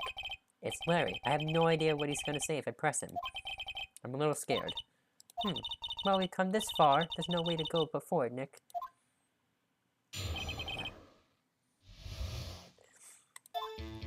That night, I was out on a boat on the lake. I was looking for something and found it. Tell us what it is. Looking for something. Yeah. Mr. Butts, what was it you were looking for? What the witness was searching for was irrelevant. Most likely he was hunting for this Gordy. That's surprisingly close to the truth, in a sense. This is all irrelevant. Let's get it over with. Let me slip the boat back in and then let the dock. Just as I was thinking about going home, I heard the bang. Where did the sound come from? Yeah, well, I wasn't too sure about that. I looked around, you know. Did you look at the lake? Yeah, I looked. I looked over the lake, but I didn't see a boat. After that single gunshot, you went home. So you only heard one bang, correct? Yeah. Huh. Well, Nick? It was a pretty wishy-washy testimony, wasn't it? I guess you need to start looking at the contradictions. Sorry, I wish I could be more helpful. I wish I could call my sister. This is freaking useless. We're gonna do saving.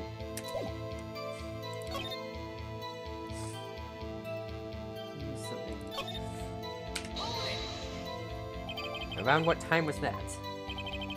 Well, let's see. I figured I was out searching for about an hour.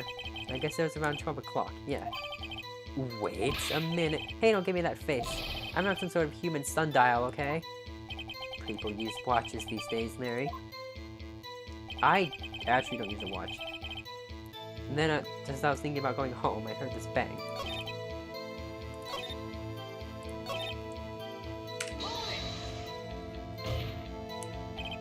Wasn't there a boat on the lake? Order, order. Well, Mr. Butts. Whoa. Everybody just calm down, okay? I mean, it was real foggy that night. I'm not sure whether there was a boat out there or not. Oh, okay, no problem. That's just the most important part of this case. Oh, Nick? Pretty, yeah. So I need to find... Okay. Hold on, I'll be back.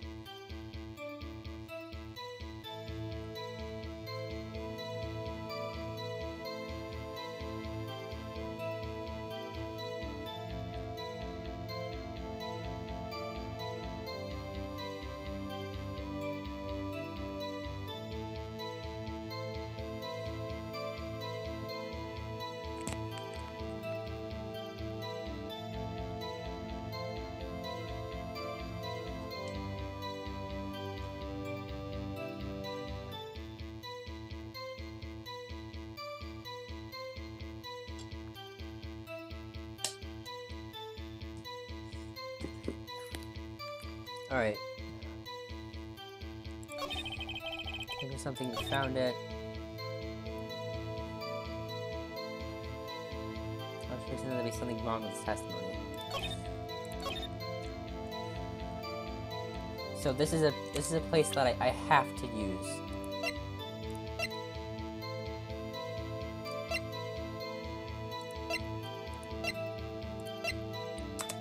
I can check it.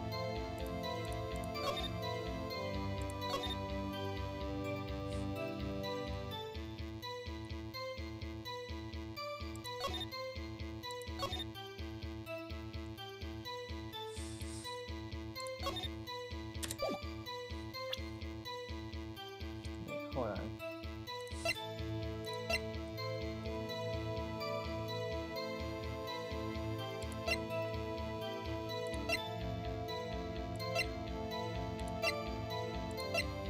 Where's the other picture? Didn't I have another picture of a clear lake? Yeah, empty lake.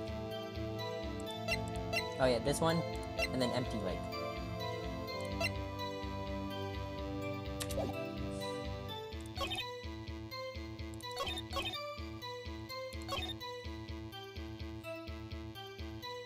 Okay. I don't want to do this with... I don't want to save too many times.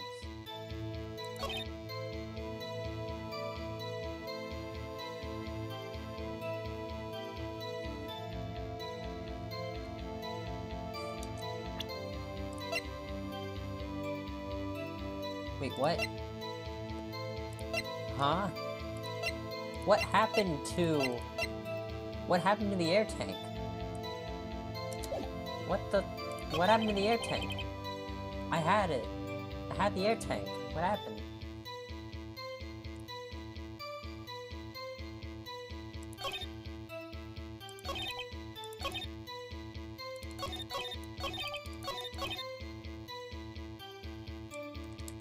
I sure you on a boat?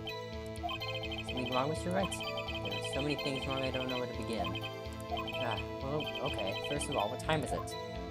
Oh, it was after 11 o'clock when I went out on the boat. By that time, everyone had gone home for the night. So I waited until the coast was cleared, so to speak. Why were we out on the boat at such a late hour? Okay. Alright.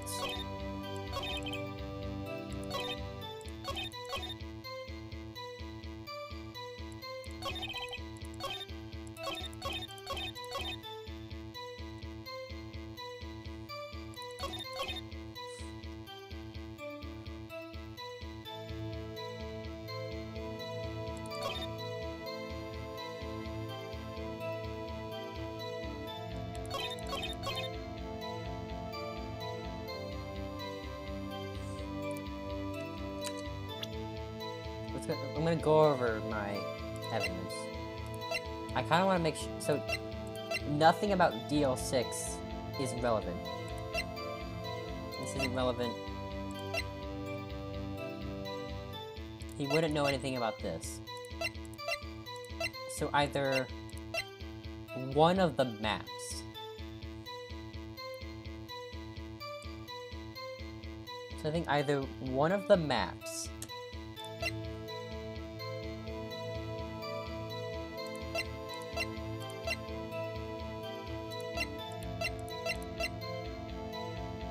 I think this could be useful. Shows an empty lake. I might have to take a few tries on this. I know that I saved. I'm gonna do it just in case.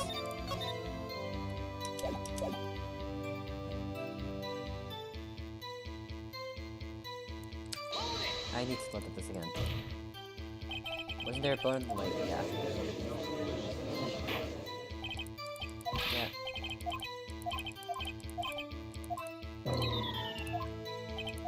Okay. I'm really trying to get this right, but I think I'm gonna have to save a few times. But that's just the way it is sometimes. That's just the way it is.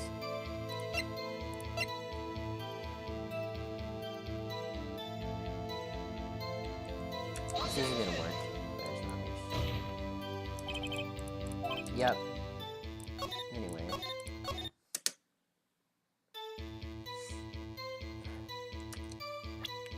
I want to get it right. I want to get it right.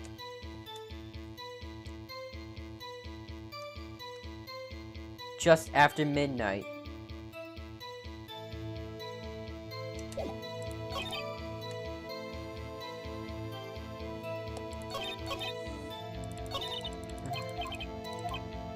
Contradictions. Out on a boat on a lake. Looked over on the lake. That's 5.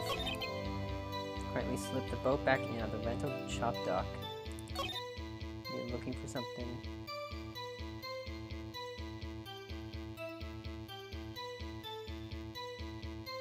Could I... Wait.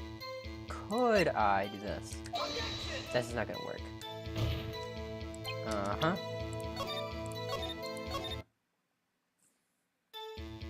I'm really trying to think, and I cannot think.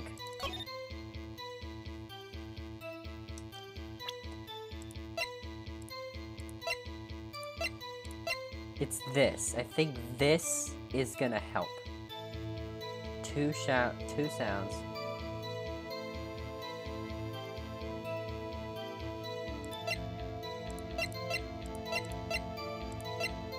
Okay, this. Nothing here. Oh, 1224.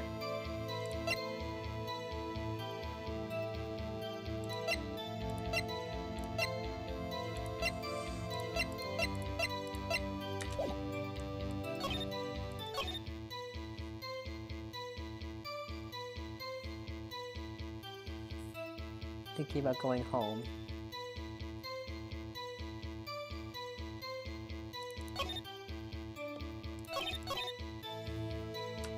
But you would see the shot, right? No, never mind. Never mind. Ah, this is tough. This is a tough one.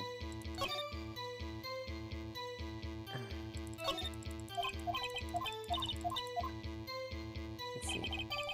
Out on a boat on the lake, yes. You looking for something. Boat.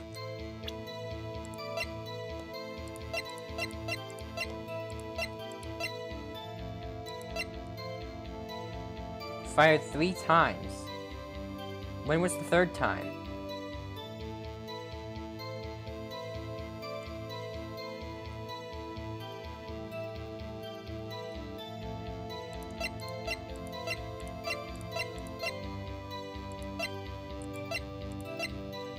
Yes. Okay.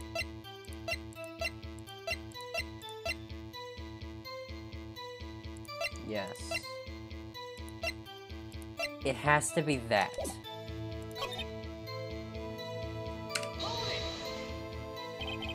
What time was that? Around 12.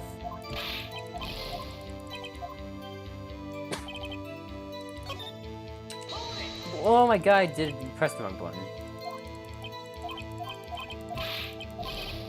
I pressed the wrong button.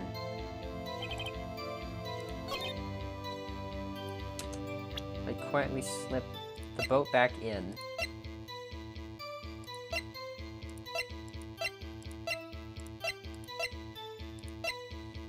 Just after midnight. Use the pistol. But that doesn't really help, does it? That doesn't really do anything for me. I think it has to be this. This on one of his statements. But I don't know which one. But I can't figure out which one. Single gunshot. But he couldn't have heard the second gunshot because he went home. Which one was it? This is another one I can't figure out. Quietly slip the boat back into the rental shop though. Just thinking about going home.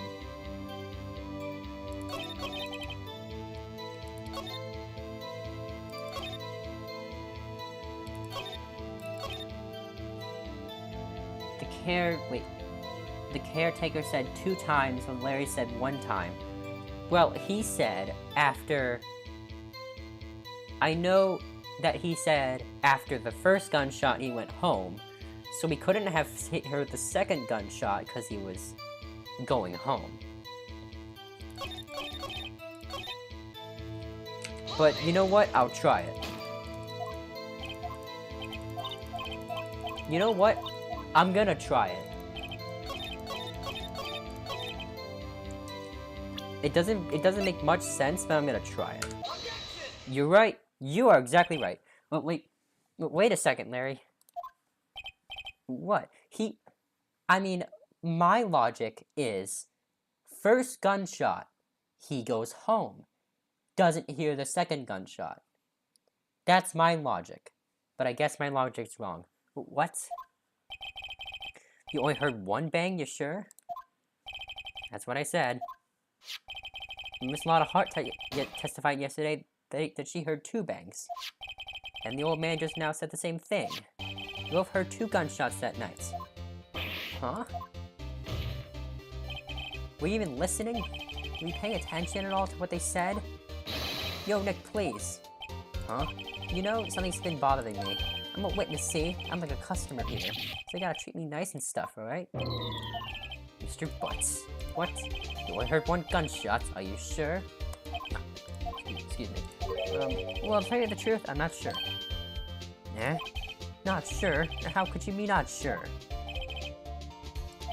I might have missed the other gunshot, cause you were going home. I was listening to something else. I really think. Something else? My radio, dude, with my headphones. You can connect headphones to radios? I didn't know that. Order.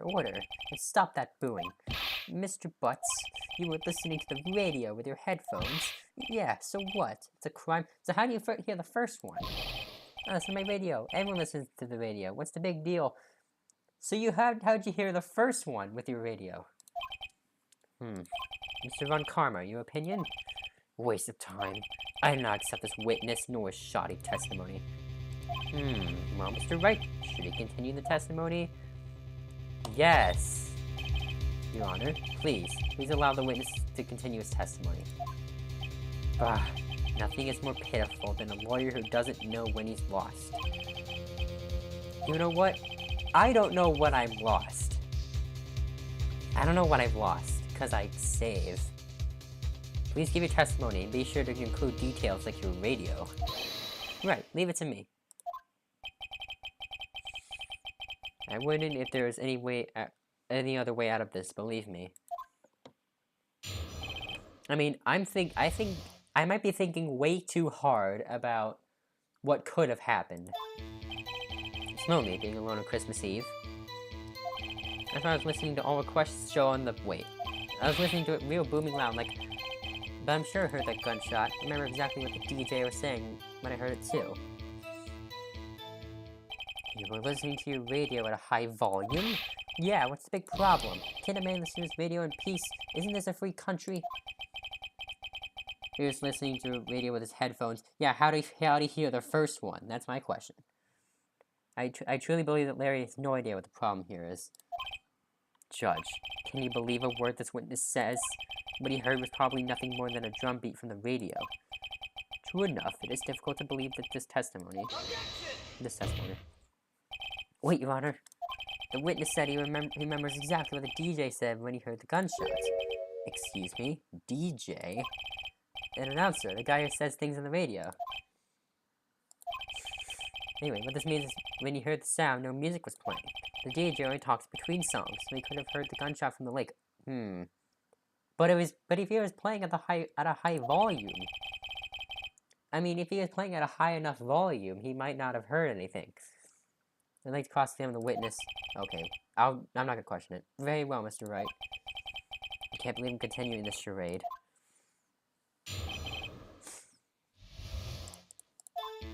It's lonely being alone on Christmas Eve. I know exactly what to do here. I'm gonna save since I have no confidence in myself. I'm gonna save. And on Christmas Eve. Hold on a second. Hold on a freaking second. God freaking dang it. Oh my god. God freaking dang it. I was so sure about that. Press. Okay, turn on the radio. Right. I just wanted to hear someone's voice, you know? You don't know what it's like out there alone on Christmas Eve. Alone. I shouldn't have said anything.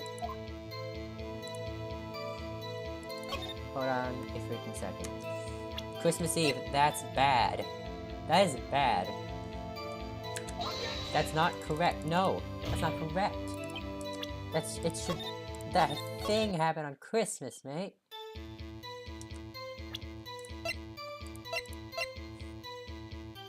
This one. No! Bruh! You suck. You suck. Whatever. I'll quest. I'm just gonna press everything. You by any chance remember the name of the program you're listening to? The This has nothing to do with the case, Your Honor. Objection sustained. The witness was listening to the radio. That is all we need to know. Tell us, Mr. Butts, how loud was your radio set to that night? I was listening to it real booming loud, like. I'm sure I heard that gunshots. I remember exactly what the DJ was saying. Which one? The first one? What, the first one? Can you prove that? No, of course you can't. No, I can't prove it. But I remember that moment real clear. I mean, while I was talking about it, came back real clear to me, you know? It was two! It was just the most ludicrous testimony I've ever heard. There's one gleaming ray of hope in there. You gotta press it. I'm gonna press it. I think it's the last statement. Real booming loud? Yeah, you know. And you had headphones on. Yep.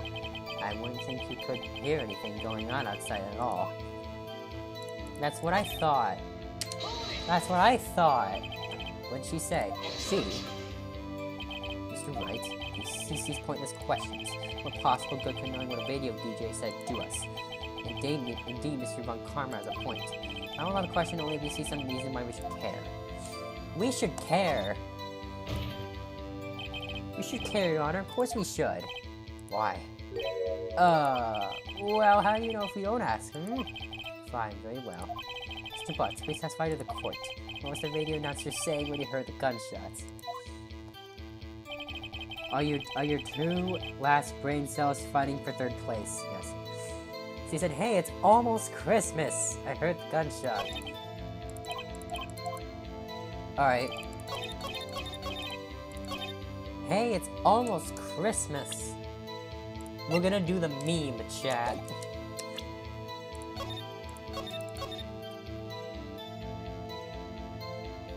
Okay. You might have been wondering what the description meant. It means this. This is the meme. Larry, are you absolutely sure what you're saying is correct? Huh? Wait, what's with the face? You look scary, dude. Hey, if you're trying to scare me, you better not. No, I don't scare that easy. Is something the matter, Mr. Wright? Your Honor, did you hear what the witness just said? The DJ said, hey, it's almost Christmas, when he heard the gunshots. Indeed, and... almost Christmas means it wasn't Christmas! The meme happened. You came just in time. Welcome, the obnoxious shorts creator. Hashtag road to 2K subs. You came just in time for the meme. Do you realize what this means? When you heard the gunshot, it was still Christmas Eve. That would seem to be the case, yes? And that contradicts the two testimonies we've heard so far, Your Honor. Both Mrs. Hart and the old man said it was after midnight when they heard the shots. In other words, when they heard the gunshots, it was already Christmas. This is a clear contradiction, Your Honor. It's the meme. Order. My last two brain cells got third place. I just know the meme. That's why I knew that. I just know the meme. What does this mean? The two prior witnesses heard gunshots after midnight. Streamers just call me obnoxious. Because my name is so long. Alright. I'll just call you... Alright. After midnight. However, this witness says he heard a gunshot before midnight. Judge, the answer is simple. The current witness is plainly mistaken. Just look at him. Suspicious. What? Well, Mr. Wright, what do you think about Mr. Butts claiming he had the gunshot before midnight? He's wrong. He's completely wrong. Well, I guess it has to have been Larry's mistake. Ah, very well. But wait, I come up here, I give you riveting testimony, and you laugh it off as some kind of mistake? What about me? How would you call yourself a friend, Nick? How? Get used to disappointment. Well, Mr. Wright, what do you think about Mr. Butts' claim he heard the gunshot before midnight? He's freaking wrong. Well, this... Oh, I have to pick the other option. Okay, never mind. I have to do the other option. He's right. He's correct. You heard that gunshot before midnight. Intriguing. I assume you have evidence for this wild claim? Show me evidence there was a gunshot before midnight. Oh crap. And I can't save either. 12:15.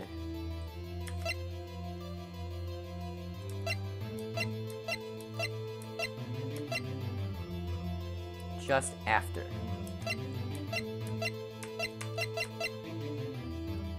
Hold on. What's to say?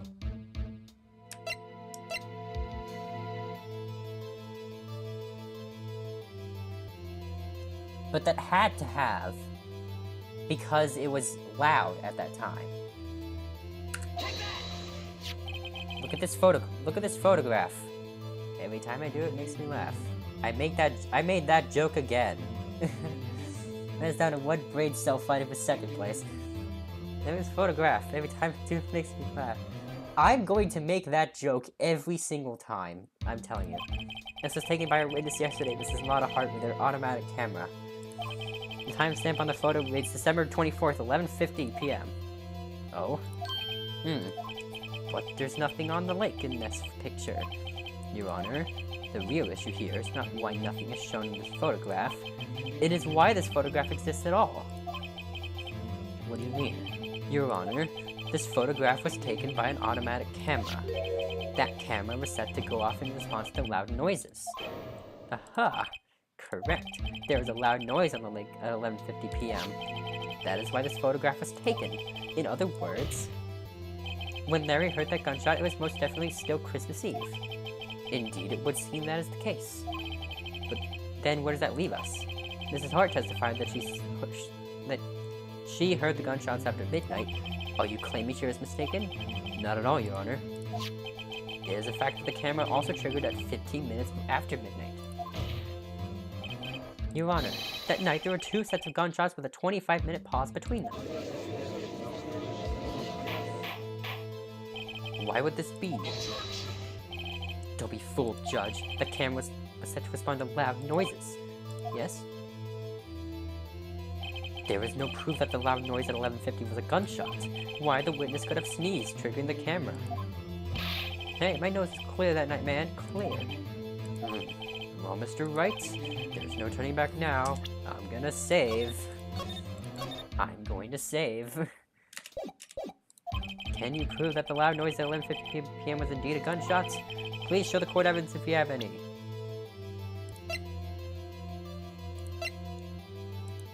It's freaking this. Freaking this. Mr. Wright, is that a smirk I see? Your Honor, sorry, I wasn't really sure about that. Ah, crap. That's exactly why I did that. And that's exactly why I did that. I really thought it was. Oh, 11:50. Never mind. Sorry. Oh, never mind. That's my bad. That is my bad. Okay. Because it was a gun. That was shot. Because it was a gun. This is my evidence. The murder weapon. I was thinking about the thing that was after midnight. Okay. I have 0 brain cells fighting for first place. Something about this pistol was bothering me, Your Honor. Why does Larry look like he brushes his teeth with nails to sharpen them? With his nails? I don't... He probably does. Something about this pistol is bothering me, Your Honor. Both of the witnesses who testified yesterday heard 2 gunshots. However, the murder weapon was fired 3 times. When, then, was the last shot fired? Only now have I realized the truth. That 3rd shot was the shot Larry heard just before midnight. Order. That would make sense of the evidence we've seen so far. However, this leaves me wondering exactly what did happen the night in the lake. Exactly, and this is true, there were 2 sets of gunshots separated by 25 minutes. One at 11:50, and another at 15 minutes after midnight. How does that show they were fired before midnight? That's just a weapon. Well, they were trying to prove that it was a gunshot. And if I could prove that it was fired then it couldn't have been anything else but a gunshot. Because really, what else can have a gunshot besides a gun? Why, I tell you why. Uh-oh, I better think of something quick. I kind of forgot what you said. Wait a second. Gunshots separated by 25 minutes? Ah! What's wrong, Nick? I have it. Huh? Remember the case with the steel samurai? Huh? Yeah, of course I remember.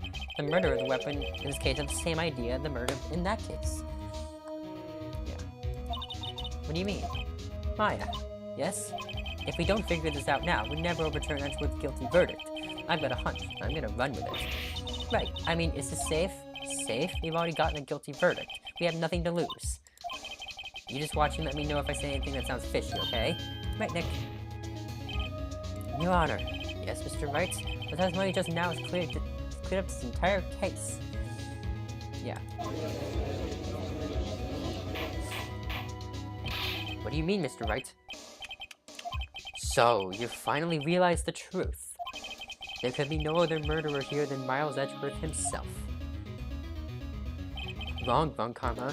A man was shot that night, but it wasn't Edgeworth who did the shooting. Listen, rookie. Take a deep breath and consider the facts. At the time of the murder, one boat was on that lake. This was shown by the witness's photograph. The defendant Edgeworth and the victim Robert Hammond were on that boat.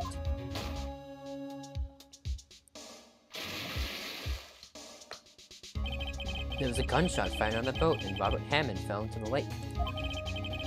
The distance of the shooting was 1 meter. It couldn't have been suicide.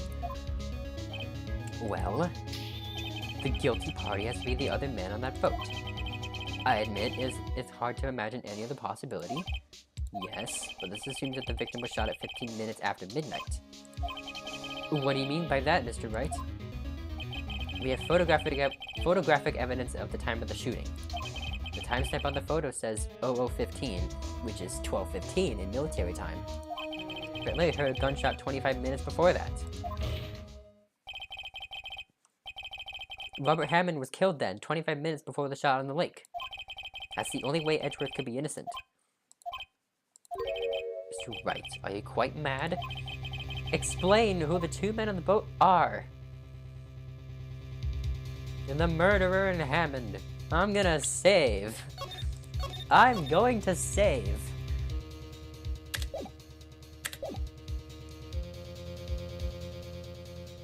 The murderer and Hammond. There's the murderer and Robert Hammond. What are you saying? That contradicts what you just told the court. You said that Robert Hammond had been killed 25 minutes before this gunshot. Yes, that's right. Also might have mentioned the defendant, Mr. Edgeworth, has admitted to being on that boat. Right, Your Honor. Crash and burn. Mr. Wright, client has already been declared guilty once. I'm going to have to penalize you for this foolishness. I'm gonna load my save. Because I'm never confident about... I'm never confident. Of course, it was Edgeworth and the murderer. After the murderer killed Robert Hammond at 11:50, he assumed the guise of Mr. Hammond and met Edgeworth. What? Are you serious? Yes, Edgeworth won't tell us why he went to the lake that night. However, I have a hunch. That night, Robert Hammond called Edgeworth to the lake. Now, Edgeworth didn't know Robert Hammond's face that well. That's why he didn't suspect anything when the murderer took Robert Hammond's place. I'm not sure what to make of all this. Ludicrous. Mr. Wright, tell us the name of the murderer then. The murderer's name, right, it's...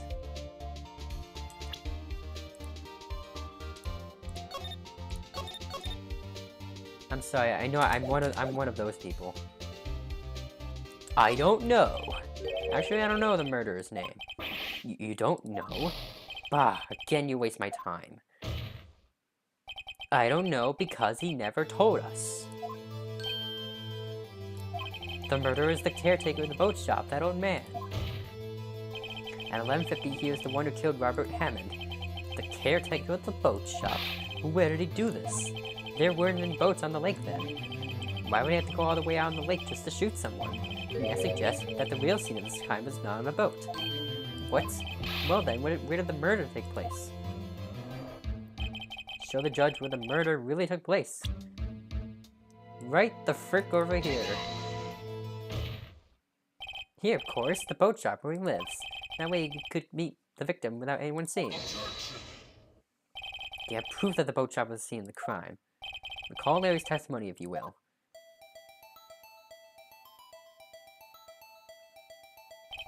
That night he was out on the lake on a boat, searching for something. He finds it and returns the boat. Then, just as he's starting to head for home, he hears a gunshot. Oh, okay. He heard a gunshot, Your Honor, even though he was wearing headphones at the time. In other words, the gunshot was very, very close by. That's how! Okay, I was questioning that the entire time. That's how he did it. And where would that be if he just returned a boat? The boat shop. Mr. Wright, what happened that night on Gordon Lake? Please tell the court from the beginning. Yes, Your Honor. Nick, are you sure about this? Not really. But I think if I start at the very beginning, and I take it slow, I might just be able to figure this out. That night, the caretaker of the boat shop called Robert Hammond to his shop.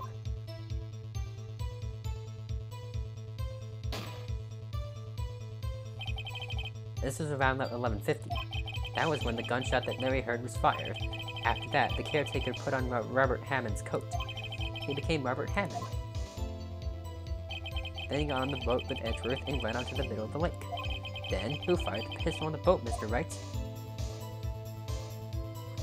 That dude. This dude. Of course, it was the murderer who shot the pistol. He shot twice. Both missed Edgeworth on purpose. Wait a minute. Yes? Why would he shoot twice if he didn't mean to hit anyone? Details. No, this Mr. Wright. The moment you run out of explanations is the moment you lose. Tell us why the murderer had to fire twice. To create a witness. I think I was correct there. I'm gonna save.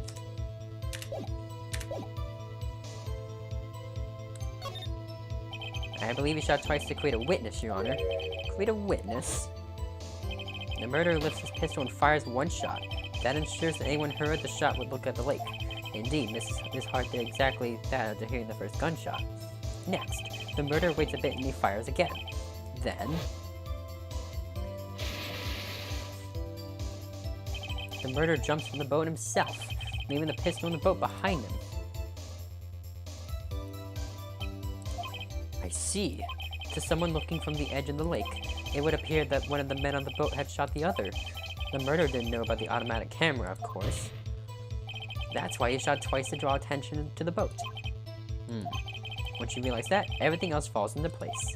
The boat shop caretaker swam back to his shop. Then he put Mr. Hammond's wet coat back on the body, and threw the body in the lake. This is what happened, Your Honor. These are the events that transpired that night on Gordon Lake.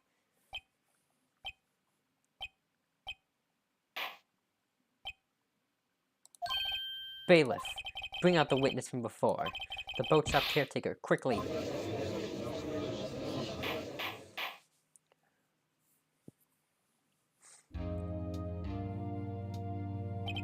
Very well. While we are waiting for the caretaker, I would like to ask the defendant Miles Edgeworth a few questions. Mr. Edgeworth, please take the stand. Mr. Edgeworth, you heard what the defense said? What the defense has said? Yes. Well, why did you go into the lake that night? Wright said it was mostly correct. Astonishingly so, actually. Yes. Several days ago, I received a letter. The letter was signed Robert Hammond. He asked me to come to the boat shop by the lake at midnight on Christmas Eve. He said he had something very important to discuss with me. Something important? I'm sorry, I can't say what it was. Your Honor, sir. Bailiff, we are conducting a trial here. I ask that you remain quiet. The witness has disappeared. He isn't at the boat shop either. What? What should I do? Find him quickly. We cannot allow him to get away.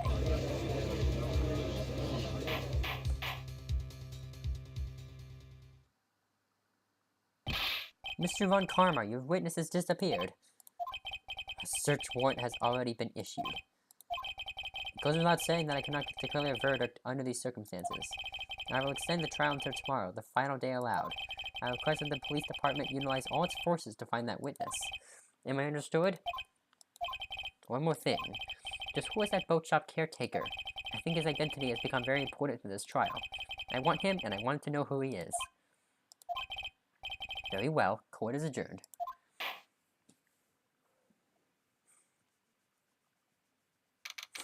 December 27th, 1:22 p.m. District Court, Defendant Lobby Number 2. Yay, Nick, you did it! Yeah, well, at least we got out from under that guilty verdict. And what about Larry? That was something else. Even Von Karma didn't know what to do with his testimony. Larry really helped us out. Sure, once I said to do his unique testimony. Still, he did save us. I just wish our cases weren't so down to the wire all the time. I know what you mean. Sometimes I feel like it's us on trial instead of our clients. Hey, Edgeworth. Mr. Edgeworth? Did you say something? Don't look so pained. I mean, it looks like you're probably going to get off the hook. You could try to smile just a little. Relax. I'm sorry, but I fear it's not over for me yet. But what do you mean? Right. There's something that's been troubling me for a long time now, and I don't know whether or not to tell you. Edgeworth? No, there's so little time left. I want to tell you, to get off my chest, but... I can't make up my mind. What is this about, Edgeworth? It's a nightmare I've had. A memory of a crime that I committed. A crime you committed? A memory of a murder.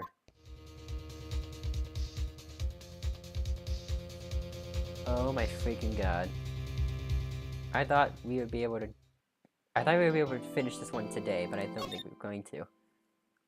Well, I don't think we're going to be able to finish this one today, but I'm going to get as far as I can. December 27th, 2:11 p.m., Wright & Co. Law Offices.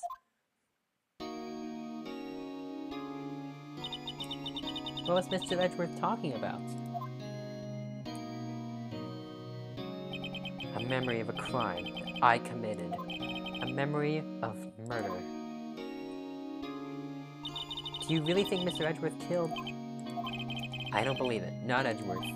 Some painful memory has been troubling him recently. But he'd never take someone's life. Never. Nick? Yo, how's everyone doing? What do you think of my performance today? I heard I am swooning in the aisle, huh, Maya? Swooning? Me? Oh yes, I do remember feeling faint. Right on, tell me the truth, like I was love it. Oh my god. Tell me the truth, it was like love at first sight, right? Larry, she's 17. You're gonna have to backpedal pretty quick here. Alright, see ya, Sam. But Larry, she's 17. Right, Nick? Huh? Me? Alright, well, maybe my heart skipped a beat or two. I think you could do better than that. Come on, I saved Edgeworth in there, dude. Edgy. You guys should be bowing before me. Yeah, bow before your hero. Larry, you really helped out in the trial today. You did. If you were there, Larry, I'm sure Mr. Edgeworth would have been found guilty. But seriously, Nick, that boat shop caretaker guy is pretty suspicious. But Edgy ain't off the hook yet. Way to spoil the mood, Larry. Hey, I'm just a guy sitting in the audience, you know. But from where I was sitting, Edgy seemed pretty edgy. I mean, can you really know he's telling the truth about that night? Nick? I don't know. But what I do know is, I'm going to believe in you two until the end. Us two? Edgeworth and who else? You and me, you mean me, right? Nah, I mean me, right, Nick? Yeah, you, Larry. Not me? But why you, Larry? Huh? Actually, yeah. Why me, Nick? Enough of the silent treatment. Nick, why do you trust Mr. Edgeworth so much? I mean, he's changed recently, true, but when we first met him, he was kind of a jerk, don't you think? You didn't know him back then. Back when he wanted to become a defense attorney. Wait, is that when you two were classmates? Yes, in grade school. They saved me, Miles, and Larry. They saved me and I'll never forget it. That's why I became a defense attorney, you know? What? Hey, Larry, what's he talking about? Huh? Oh, sorry, I kind of forgot. Okay, Nick, out with it. I'm gonna hear the story today, and that's final. Okay. It's kind of a long story, so hang in there. It was the very end of 3rd grade. I was on trial. A class trial. A class trial? You remember, Larry. Spring, end of 3rd grade. A kid in our class got his lunch money stolen. Lunch money? Our school was really small. Every month, kids would bring an envelope with money for lunch at home. Oh, I see. Anyway, this kid's envelope disappeared, with $38 still inside. Oh, now that you mention that, I do remember that. I see why you'd forget, though. You were out of school that day. Anyway, the envelope that had been stolen during PE class. I was coming down with a cold, so I had to skip PE that day. I was the only one not in class. So, they thought you did it? Yeah, the kids in class said I should be put on trial. Trial? The next day we held a classroom trial with me as the defendant.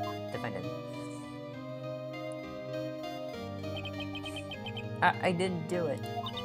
Guilty, he did it. Guilty, it was you. Get the money back, you're such a meanie. No one play with him. Just admit you did it. You can't hide the truth. Tell us the truth.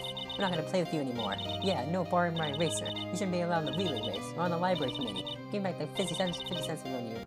Did you rob the bank the other day? Now, Phoenix, you shouldn't steal people's money. It's not right. In the end, even the teacher thought I'd done it. Go over and apologize, Phoenix. I didn't know what was happening. I was so sad, I couldn't stop crying.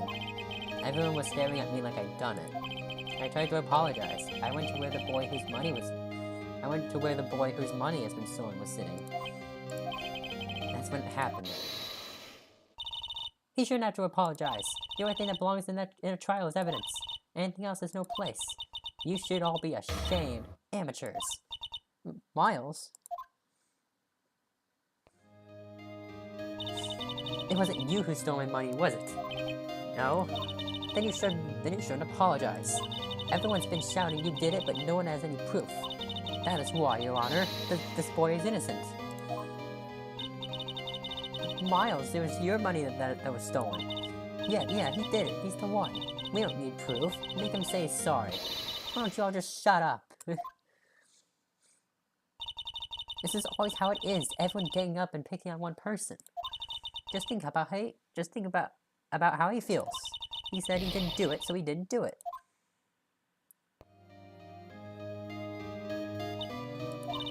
Very well. I will replace the money myself. This class trial is over. That's how it happened. After that, the 3 of us were the best of friends. Wow, I had no idea. Yeah, I had no idea either. I mean, I forgot. That's when I learned what it meant to be alone. Totally alone, without a friend in the world. You did a good thing, Larry. Yeah, well, I was just lucky that I took the day off from school. If I'd been there, they would have thought I'd done it. So I took it kind of personally, see? When something smells, it's usually the butts. Anyway, Edgeworth and I talked after that class trial. That's when I heard his father was a defense attorney. I remember his eyes would shine when he talked about his father. I'm gonna become a defense attorney, just like my father. A famous defense attorney. Then a few months later, he suddenly transferred to another school. The DL6 incident. Right, I'm not sure, but the transfer probably had to do with his father's death. That's so sad. It was several years later when I heard Edgeworth's name again. There was an article about him in the newspaper. The headline was something like Dark Suspicions of a Demon Attorney. Fabricating evidence, manipulating testimonies, covering up facts. The article said he'd do anything to get a guilty verdict. Anything. But why?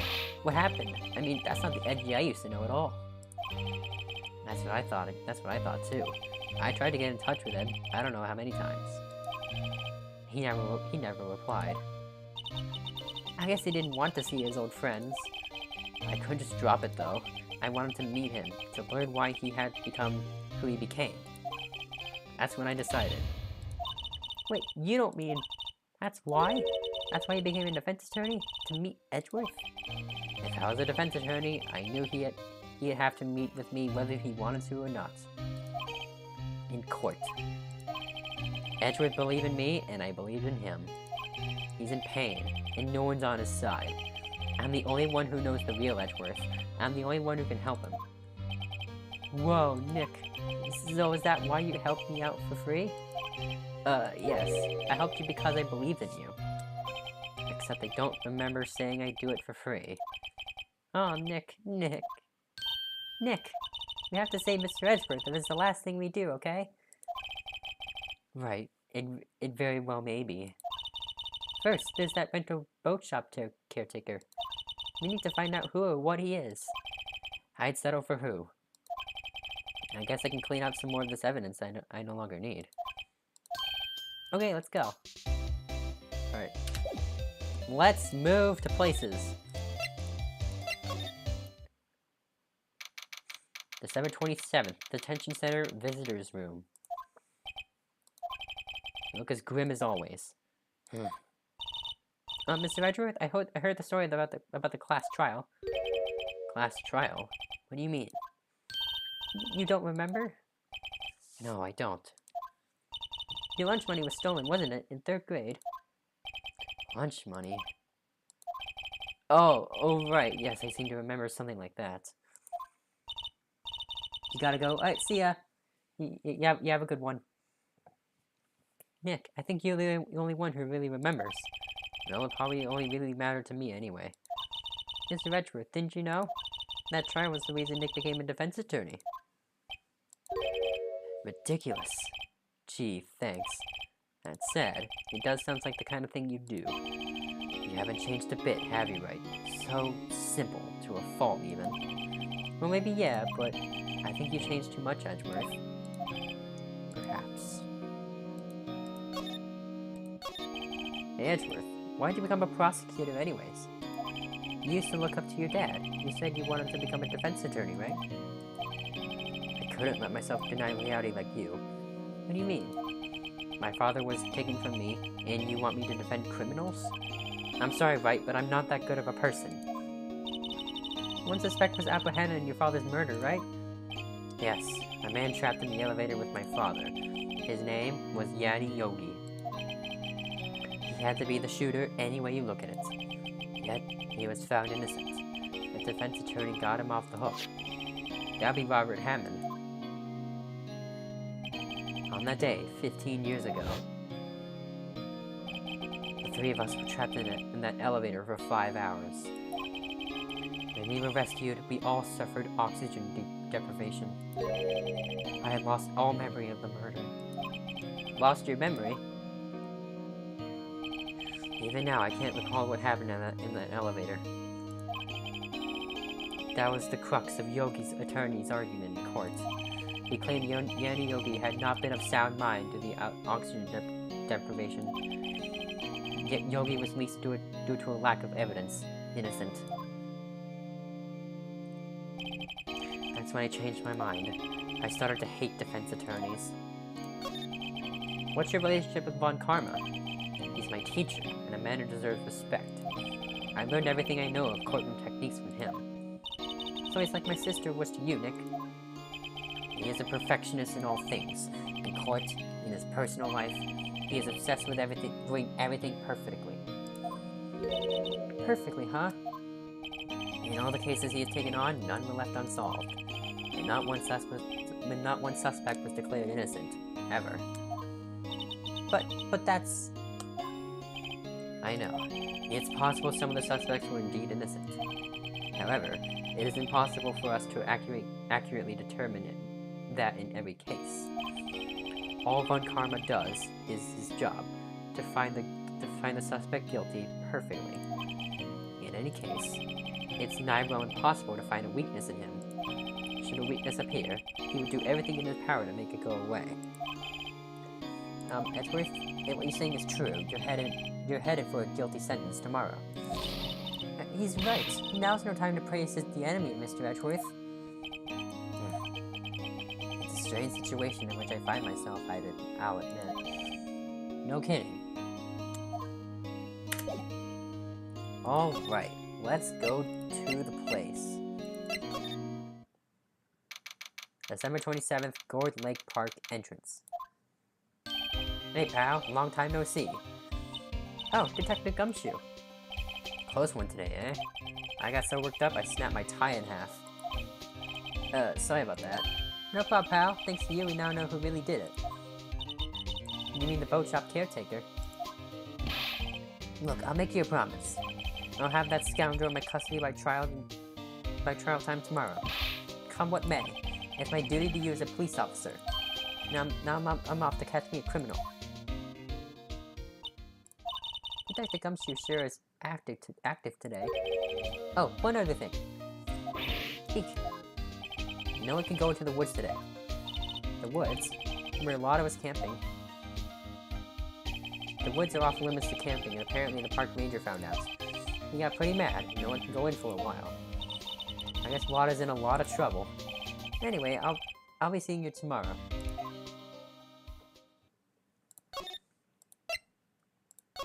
Let's go. 7/27th, Gourd Lake Public Beach. Huh? Steel eyesore is missing. Eyesore? Looks like the hot dog stand is closed too. I guess Larry's too busy worrying about Mr. Edgeworth to show up for work.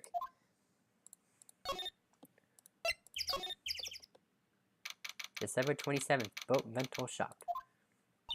That old caretaker got away. Yep, I never imagined he might be the real murderer. Ahem. I'd know that clearing up the throat anywhere. Hello. What might you be doing here? Out for a walk, the days of my youth. Like the scent of fresh lemon, you see? Mr. Grossberg, this is no time for idle reminiscing. Mr. Edgeworth's trial ends tomorrow. That is true, yes. But from what I saw of today's trial, Edgeworth should be fine, right? Well, I'm not so sure about that. Oh, what do you mean by that? Well, I'm not sure. If you find anything out, come by my office at once. I may be able to offer you some assistance. Thanks. Bye. What do you think Mr. Grossberg was doing here anyway? Who knows? Let's go into the place. December 27th, Caretaker Shack. Nobody's home. Hello, squawk. Hey, it's Polly. I wonder where your owner's gone, Polly. Hello, squawk. I can't believe he run off and leave his poor parrot to fend for herself. Hello, squawk. That reminds me, Nick. Polly knows the number to the safe, right? Yeah, that's right. Polly, what's the number to the safe? 1228, squawk. Let's open it, Nick. Come on. I'm sure there isn't any money in there. Aw, but hey. He keeps it locked, right? There must be something of value in there. I'm not so sure. Okay, Nick, let's see what's in there. I guess there might be a clue or two. The only thing in here is a letter. A letter? Aw, boring. There's no name or signature on this thing. It's handwritten in very precise, clear letters. Get your revenge on Miles Edgeworth. Edgeworth? Nick, why would Mr. Edgeworth's name be on here? How should I know? I'm gonna read the whole thing. Get your revenge on Miles Edgeworth. It also says this is your last chance. Now it's the time to get revenge on the two men who ruined your life. The rest of the letter goes on to describe the murder plot in detail. How to kill Robert Hammond and frame Edgeworth. calling Edgeworth out to the lake, getting on the boat, firing twice. This is exactly what I figured out today in court. It's all here, in perfect detail. What do you think it means, Nick? I don't know, but it looks like these are instructions from that caretaker. When he killed Robert Hammond and called out Edgeworth, he was following instructions. But who could have written that letter? And what does it mean to get revenge on Miles Edgeworth? Look, I don't know, okay? But one thing's for certain. This letter is an amazing clue. Letter from the safe and the court record. There's nothing left in the safe. I wonder why the caretaker didn't take the letter with him. He left in a hurry, right? I don't think he even came back here after the trial. Ah! What's wrong? Huh? Oh, never mind. What? Tell me. Just when I saw the TV, I remembered. They're showing a Pink Princess special this week. Oh, see? That's why I didn't want to tell you. That fishing pole looks expensive. Maybe you should bring it to Detective Gumshoe. Don't you think the caretaker would mind? Well, we can't just leave him the metal detector in exchange. No. Maybe better not. Everything's cold. Looks like he didn't turn his heater on. I guess he hasn't been back here since the trial. Say, Nick, don't people usually put pictures of fish up on the wall to boast about them? Yeah, I guess so. You need pictures of the fish they caught, right? Right, but don't all the fish on the wall here look really puny to you? Well, you know what they say. You should have seen the one that got away. Except the one that got away from us was the caretaker, and we did see him. Why do I feel like we're having two different conversations here? Maybe I should take care of Polly, Nick. You probably shouldn't just kidnap her. The police know about her anyway. I'm sure they'll do something. Well, okay. Sorry, Polly. He says I can't take you. Great, now the bird's gonna hate me. It doesn't look like he used his kitchen much. You're right. I guess the whole pasta restaurant thing was a lie. What, you thought you was telling the truth? I mean, you thought he was mistaken. I'm gonna go here. I'm gonna go back here. I'm gonna go back to the entrance. Then we're gonna go back to the affairs department. 727th Police Department Criminal Affairs. Looks like Detective Gumshoe hasn't gotten back yet. Gumshoe? He won't be coming back today. Oh, really? He said there's some guy at your arrest by tomorrow. The boat shop caretaker. Oh, I forgot about that. He shouted something about catching him if it's the last thing I do, pal. Good luck, Gumshoe. Can't really talk to him a lot. But you know who? One day left, Nick. Yeah, I know. Well, no time to waste. Let's get going. Oh. We're gonna ask the two very important questions. What do you think we should do now, Maya? You know best, Nick. Just do what you do. That should work. Well, any good ideas? There's no time to DL6 incident. You better find out as much as you can about that murder before tomorrow. And that happened back then as a hold on Edgeworth and it won't let go.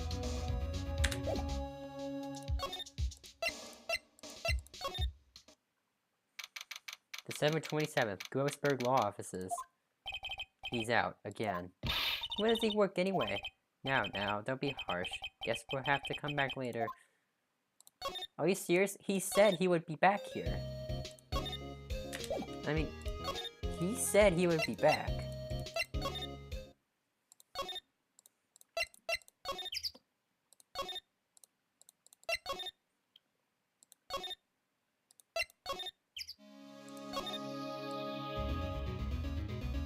I mean,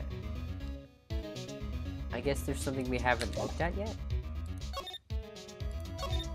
There's something we have to see. The boat rental shop. Doesn't look like anyone's around. The caretaker must have been run for the hills, huh? Yeah, looks like it.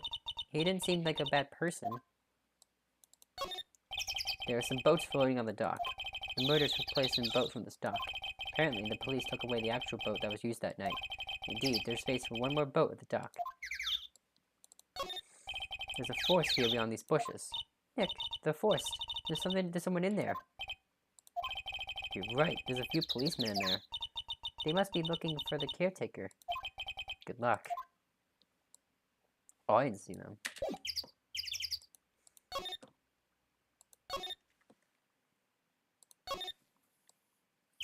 Oh, my hand. Oh, my hand is really cold. This lake sure likes to cause problems, doesn't it? Huh? I mean, everything that happened here turned out to be a lie. Gordy was a lie, and the charges against Mr. Edgeworth were all lies. I guess you're right. I mean, I'm glad the charges were all lies, but still. Guess Larry is today off. He was pretty happy about saving Mr. Edgeworth. True, we owe him big. No one's going to sit here on a cold day like today. Well, unless they were eating a samurai dog. How would that change the temperature, I wonder? You seem troubled, Nick. No, who? Me? No, I'm the signpost, yep. Trash can with no trash. At least the place is well maintained.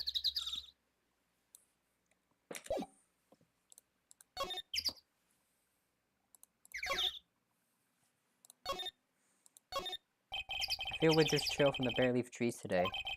What is it about winter that turns people into poets? I don't know, but my toes are starting to feel numb. Yes, my poetry has that effect on some people. This is Gord Lake Nature Park. This place is full of families picnicking on the weekends, but no waterfall. Not many picnickers come here for spiritual training, Maya.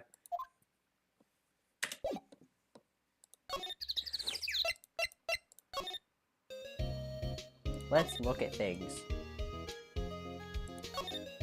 Mia's favorite plant. His name is Charlie. Yep. Mia's desk. Maybe clients probably see him more often. Maya's bought a poster of the Steel Samurai the other day. He had a big fight whether to put it up or not. I know she's just waiting for the chance to sneak it up on the wall. Looks like it's cleaning day again at the hotel across the way. They're playing a second branch inside the city. I can see the bellboy adjusting the angle. None of this is really important. So Edgeworth is still here. Maybe if we show him this, what would he say? Edgeworth, see this letter? This came out of the safe in the shack where that boat mental caretaker lives. I see. Revenge on me? Who's that old guy anyway? I don't know. Could he be an innocent defendant you got declared guilty or something? Nice, Wright, but I don't remember that old man. Not at all. So he was following this letter then. Which means there's someone else behind it. Now it's time to get to the revenge on the two men who ruined your life. Two men, me, myself, and Robert Hammond. It also says this is your last chance. Last chance. Wait, maybe he's talking about the statute of limitations on the GL6 incident. Wait, that old man. What is it? Do you know who he is? Yogi. Could he be Yogi? Yogi? The suspect in the GL6 incident, the one who was found innocent.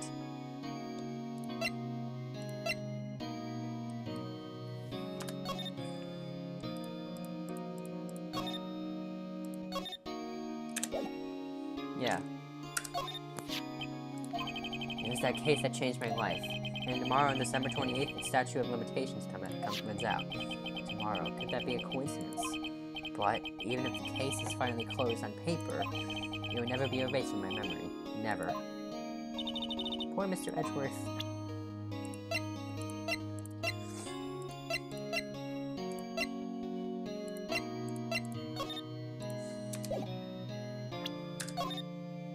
Nick, no. It's a photo of his father, don't show him that. You're right. That's probably a good time to dredge up his memories. What is it? Nothing. Huh? But like trauma and stuff. Trauma helps in cases, right? Trauma helps for court cases, right? Am I correct? I think I need to show something to Edgeworth that moves the story along.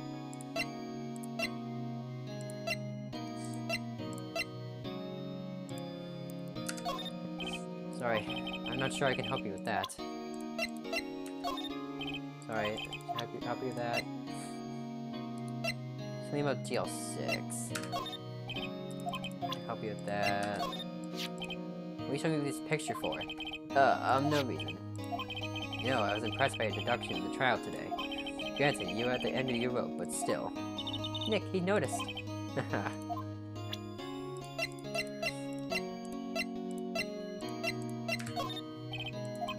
Help you with that. Okay. I'm just trying things. Badge. Dang it. Wait, hold on. I'm gonna go back here. I'm gonna show you my badge. Stop showing me stuff and let's get cracking. You only have today to get to the bottom of this. But, like, my badge is really cool and stuff, and you wouldn't know anything about it. But you don't know how cool my badge is. Like, it's the best badge you've probably ever seen. Yeah.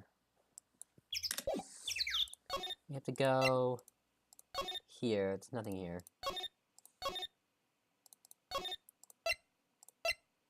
Let's see. It's gonna take a little bit.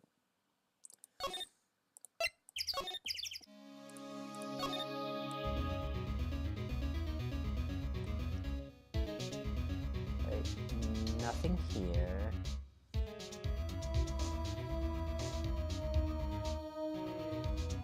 What's that?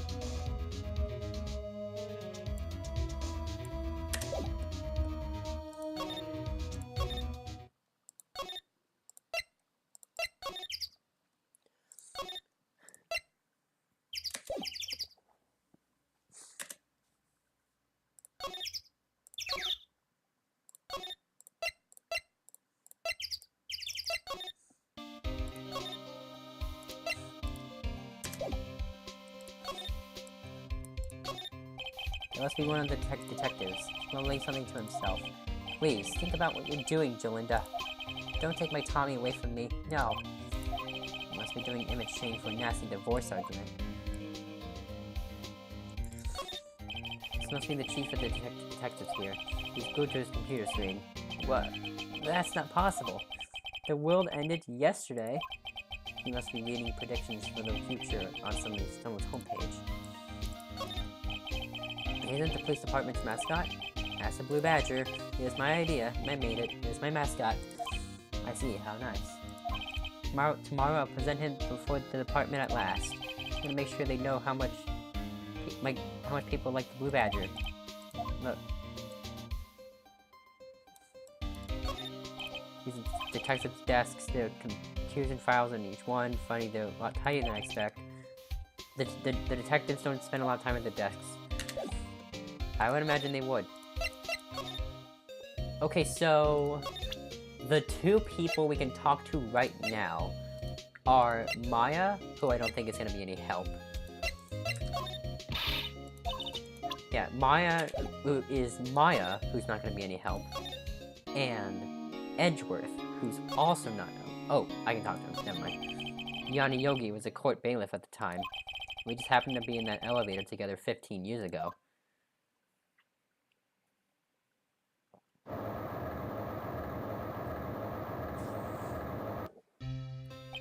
The quake was incredibly strong. Before I knew it, everything was dark. We were there for so long, it felt like forever. The air thinned, and the darkness closed on us in that little box. We became unsettled. Help, I can't breathe. Quiet, I said quiet, you're not making this any easier. I want to get out, help, get us out. Don't shout, you'll just use up more oxygen.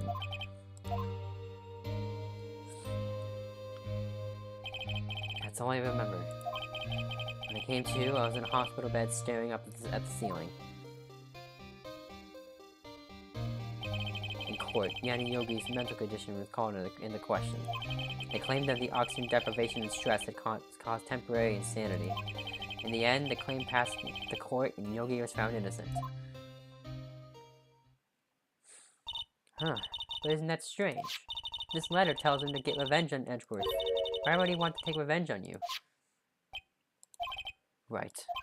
Yeah? There's something that's been troubling me these last few days. I didn't know whether or not I should tell you. You mean the nightmare? It's a nightmare that I've had.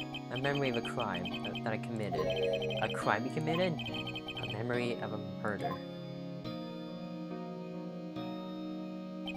I think the time has come to tell all. For the last 15 years, I've had the same dream almost every night. I wake up in a fearful sweat every time. What kind of dream? It's a dream about my father's killing in the dark. Help, I can't breathe. Quiet, I said quiet, you're not making this any easier. I want to get out. Help, get us out. Don't shout, you use up more oxygen. I can't breathe. You're using up my air. What? Stop breathing my air. I'll stop you. What? What are you... Stop breathing my air! No, father. He's attacking father. And I see the pistol lying by my feet. I don't know if there was evidence from that day in court or the bailiffs. In a daze, I pick up the pistol. Get away! Get away from my father! Ah! Arg. And with that scream, I wake. It's a bone-chilling scream. A scream that has rung in my ears for the past 15 years. But that's just a dream, right? Right? That thought is the only thing that has kept me sane for the last 15 years. But what if I'm wrong? What if it's real? They say that sometimes people shut out memories in self-defense. Maybe it was I who killed my father. What? If you think about it that way, this letter makes sense. Get your revenge on Miles Edgeworth. Think about it. Yogi was really innocent. That's why he wanted revenge against me. Wait, Edgeworth, you mean... It was me. I was the true criminal of DL6. I shot my father. This is bad. What are we gonna do, Nick? What can we do? I don't know. I don't think there's anything we can do, like it or not. If there's someone else who knows a lot about the DL6 incident, maybe. There is, Nick. There is someone else who knows about DL6. And I know who it is. December 27th, Grossberg Law Offices. Mr. Grossberg. Ah, hello there. What's wrong? You look troubled. No kidding, I can't believe you're not. Just calm down and tell me what's happened. It's Mr. Edgeworth.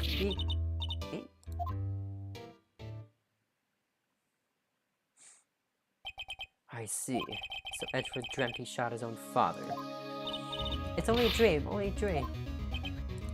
I wonder. What? If that's the case, then why do you two look so troubled? Well... Also consider this. Yogi quite certainly holds a deep grudge against Miles Edgeworth. So deep, he wanted to frame him for murder.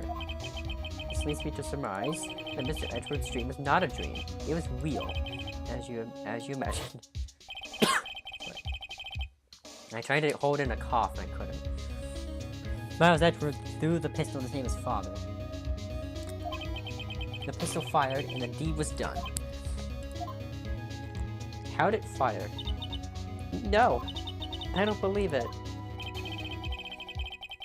Yogi was suspected of murder and his career as a bailiff was irrevocably wrecked.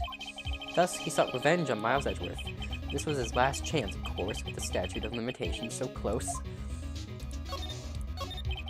When Gregory Edgeworth was killed, the police called him a spirit medium.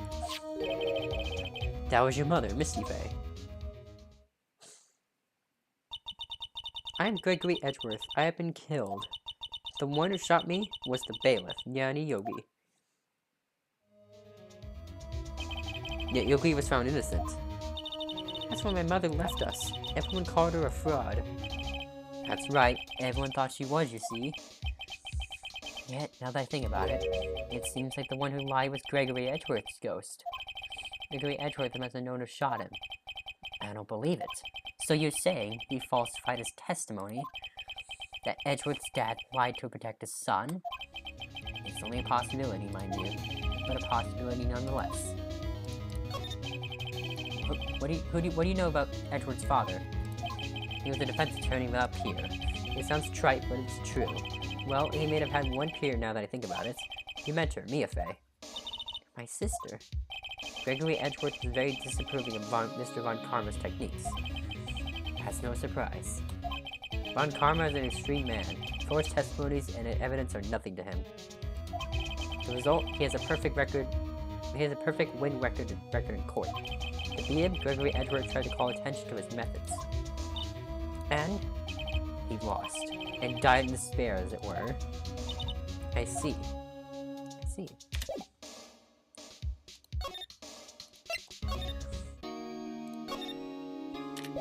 Okay, let's go back to here. Still not bad.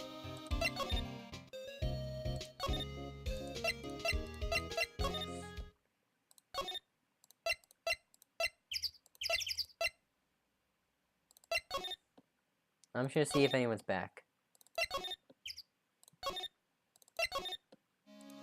Nope. Okay, so I think I have to present something to... I have to present something to Mr. Grossberg.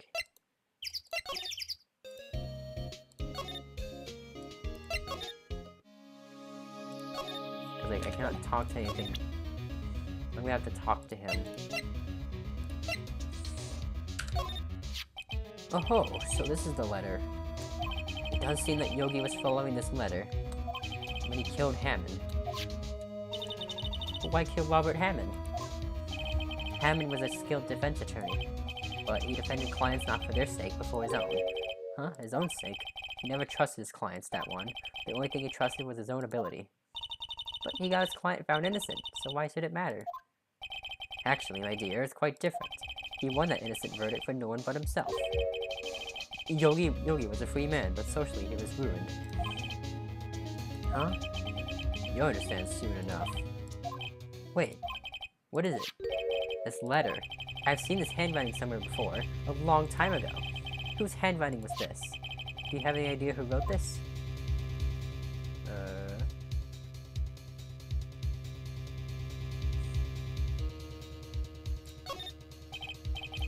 Could it be Manfred von Karma?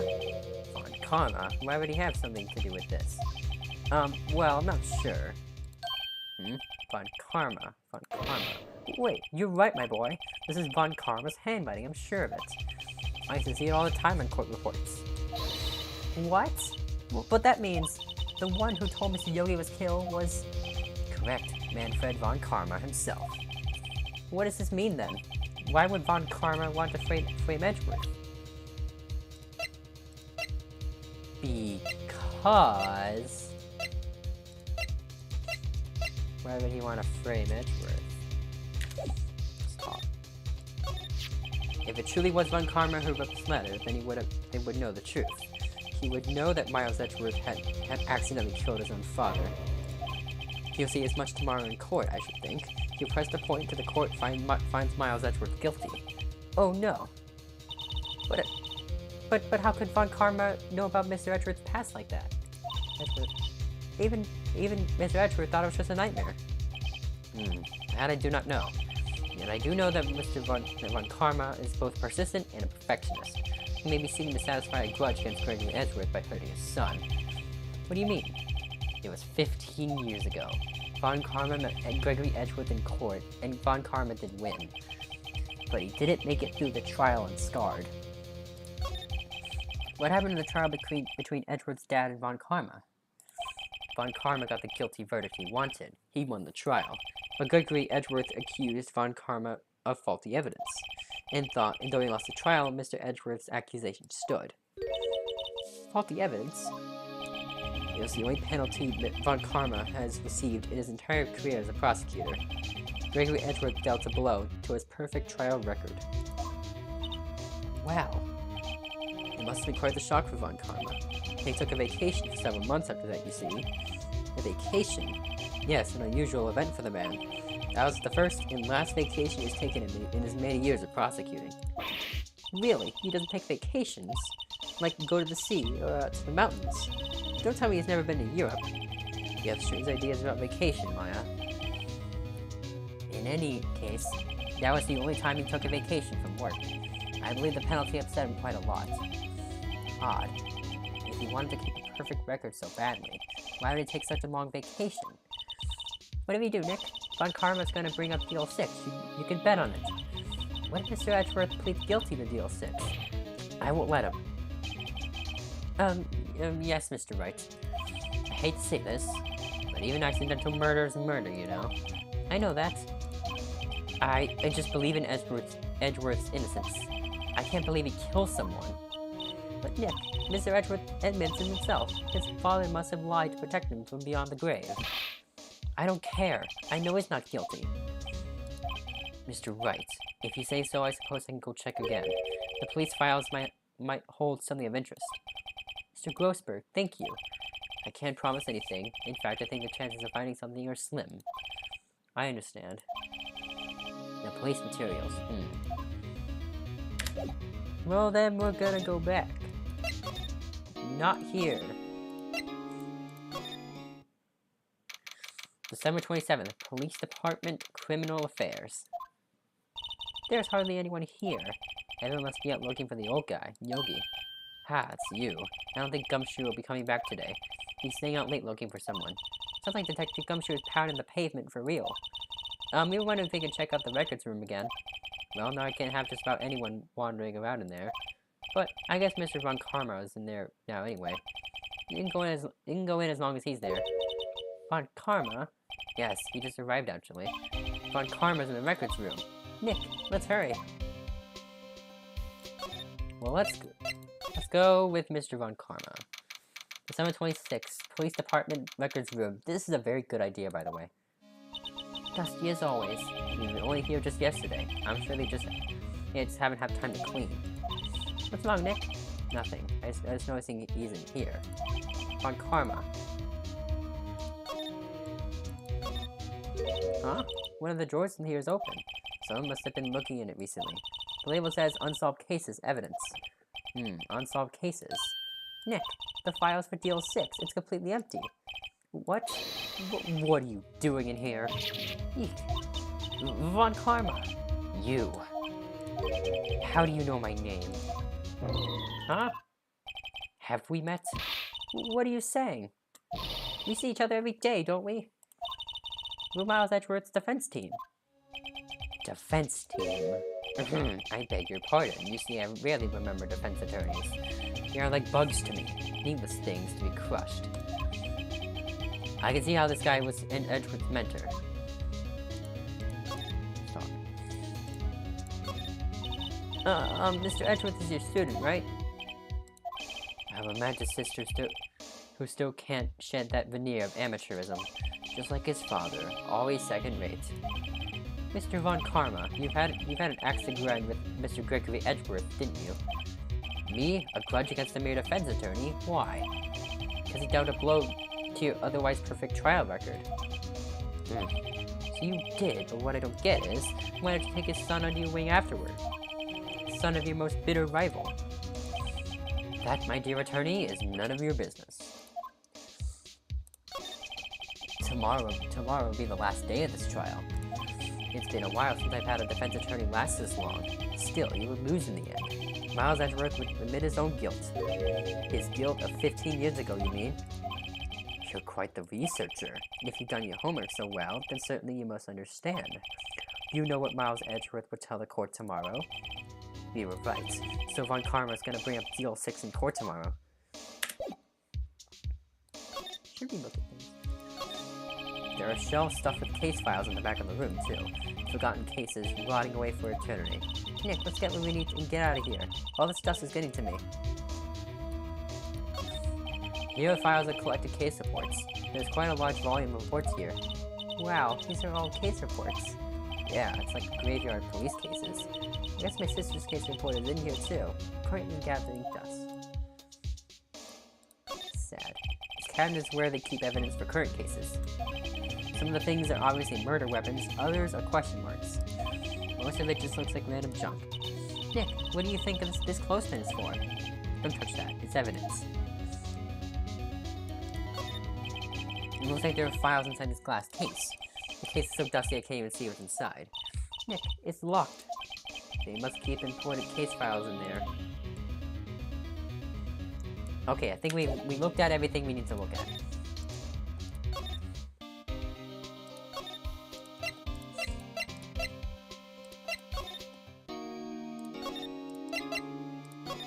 But I think we're gonna have to keep going with...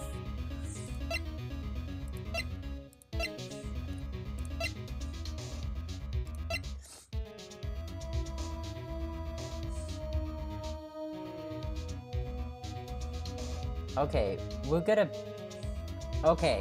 we're gonna show our hand. Alright, I think we're gonna have to show our hand like an idiot. You're going to show our hand like an idiot. Mr. Von Karma, have a look at this. This was you, wasn't it? You instructed Yanni Yogi to commit murder. Yanni Yogi. How many years has it been since I've heard him called by that name? He's a fool. I told him to burn it after he read it. So you admit it. You wrote Mr. Yogi this letter. Yes, my dear defense attorney. Thank you for taking the trouble to bring it to me. You've saved me from a lot of needless hassle. What? Nick, what is that thing? A stun gun. Self-defense, usually. Indeed. 600,000 volts will course through your body like a dog touching an electric fence. 600,000... Oh, don't worry. People don't die from it, usually. Now give me the letter. No. No! Whoa, what are you... Nick, run! Ah! She died! Maya! Out of my way. Ah. I'm freaking dead. I'm gonna show her hand like an idiot. He got us. The letter's gone, of course. And he took the DL6 evidence. All of it. Back to having no clues. Wait, Maya jumped first. Maya, is she okay? Maya!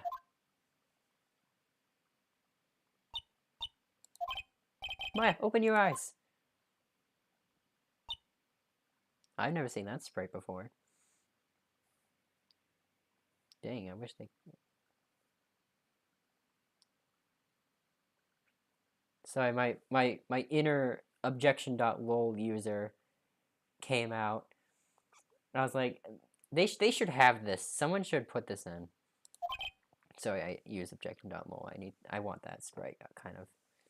I want that sprite. Although, it might exist, I don't know. Maya. The letter, did he take it?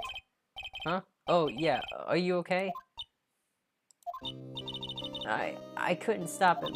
I jumped as fast as I could, but one shot from that thing knocked me out cold. I'm useless. I'm no good as a lawyer or as a medium. I can't even call my sister. Not even now when we need her the most. I wish I hadn't woken up at all. Maya. Grr, there has to be some way I can help her. I better do something about her self-confidence first.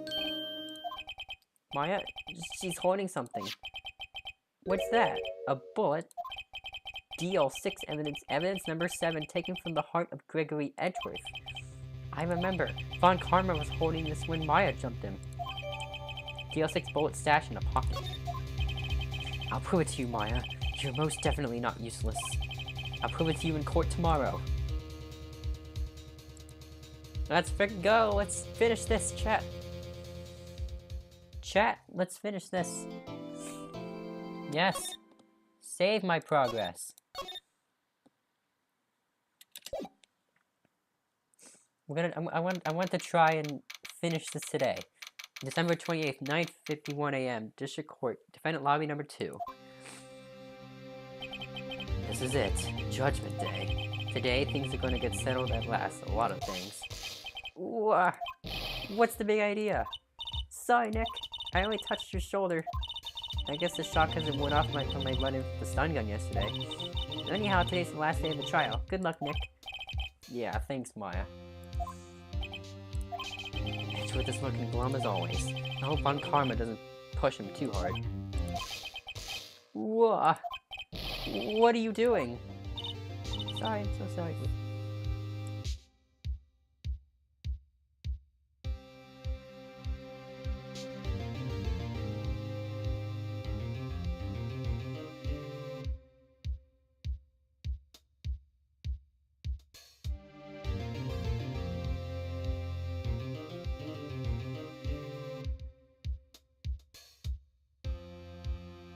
Sorry, my dad came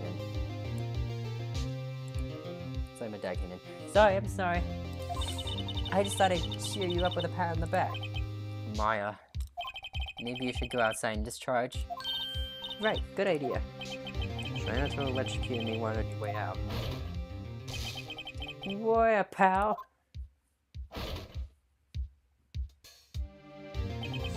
What got into that girl? Detective Gumshoe. Morning, Mr. Edgeworth. Good morning. How'd it go, Detective? Have no fear. As promised, I captured a runaway caretaker. I just brought him in. Took all night, pal. Thanks, Detective Gumshoe. He must be tired. Actually, after that shock I got on the way in, I feel pretty good. Yogi says he's forgotten his own name, but that has to be a lie. Why would he want revenge on Edgeworth if he couldn't remember his past? He does remember, and I'm going to prove it.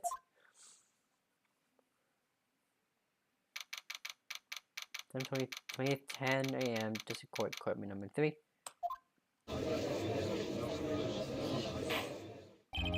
Josh, what are we doing? Court is now in session for the trial of Miles Edgeworth. The defense is ready, Your Honor. The prosecution is ready. Right, very well. We have reached the final day of our proceedings in this trial. I ask the prosecution submit decisive evidence. Understood. Come on, don't be awed into silence by every little thing he says. Very well, Mr. Von Karma, your opening statement. Right. Thanks to Detective Gumshoe's efforts, the boat rental shop caretaker has been arrested. In yesterday's trial, the defense asserted that the caretaker was the murderer. However, the caretaker has yet to confirm this. I would like to ask the defense to cross-examine him as much as necessary. Very well, please bring the witness into the courtroom. Ladies and gentlemen of the court, I believe you all remember our witness. He lived in the boat rental shop on the lake from where he witnessed the incident. In addition, he has currently lost memory of his name and identity. Witness, why did you run away yesterday? The witness was not running away, as he would now testify. I see. Well, there we go. Very well, please begin your testimony.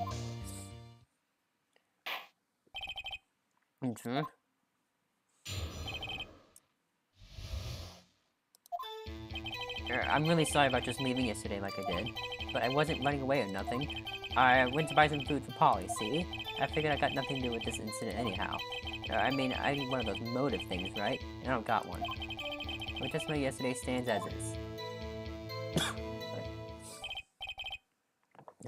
Very well. Let's begin the cross-examination, shall we? He has to know his name.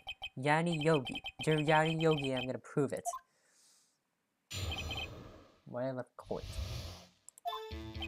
Okay. So let's see what I did. You're running away. Then why did you leave? He's just about to say why. Is it so hard for you to just quietly listen when someone is talking? I said quietly, Edgeworth would be guilty in 3 minutes. I went to buy some food for Polly, see? Food? Well, Polly's a bit of a gourmand, you see. She only eats these high-quality bird pellets from France. You only have them in the big pet shop downtown. We weren't arrested until this morning. Oh. God, hold on, I just get another one.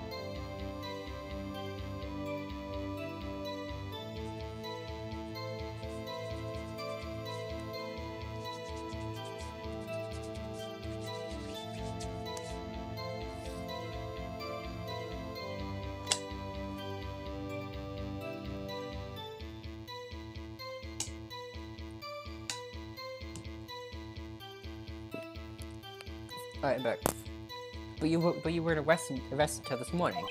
Why didn't you go back to the caretaker's shack? Well, I kinda got lost, you see. The witness has trouble remembering things sometimes. When the police apprehended him, he was on his way back to the shack. Yeah, right. Nice try on karma. No one's gonna believe that. I see. So he was lost. Please, Your Honor, come to your senses. I figured I got nothing to do with this incident anyhow.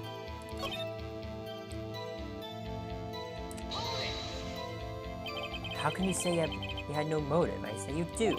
You had a grudge against Edgeworth and the victim, Robert Hammond. That's why you took revenge on them, right? Please don't make me repeat myself, Mr. Wright. This witness has no memory of anything beyond several years ago. He can't hold a grudge. It's impossible. I have to prove he's lying about his memory. Otherwise, it's going to be the same thing over and over until the trial ends. First things first, I have to prove this man is who he is. Do that, and the motive will prove itself.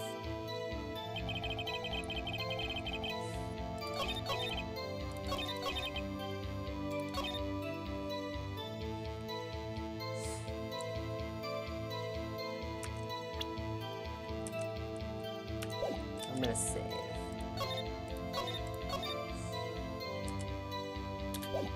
I really just want to sit over with. I don't have the evidence anymore, so that makes it a little bit harder.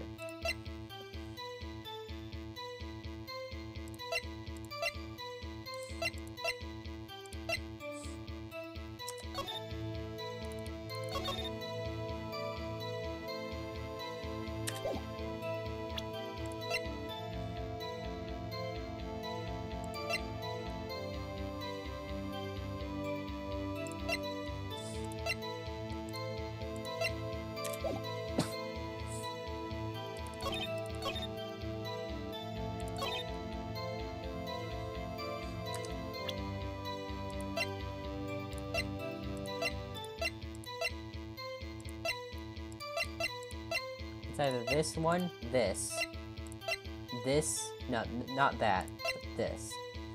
It's either this, I think it's this. I think it's this.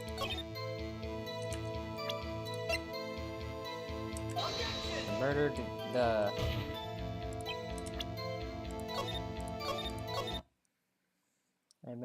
remember just saving. First thing starts to prove his man thinks he is.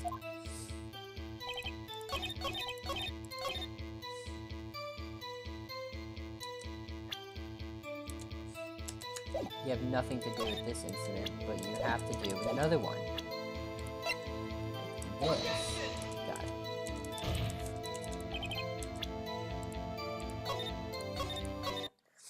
I mean, that's the only one that mentions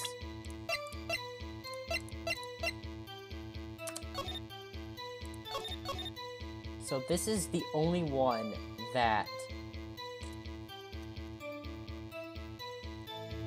has to do with who he is.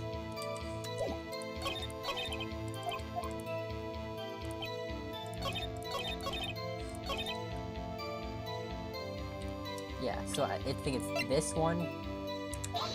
God dang it.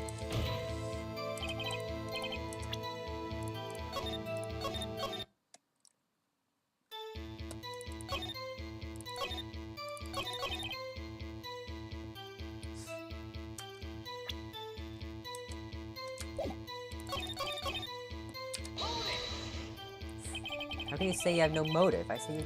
No.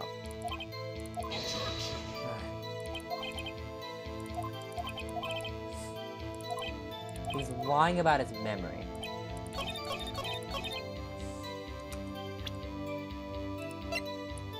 This. This one. No.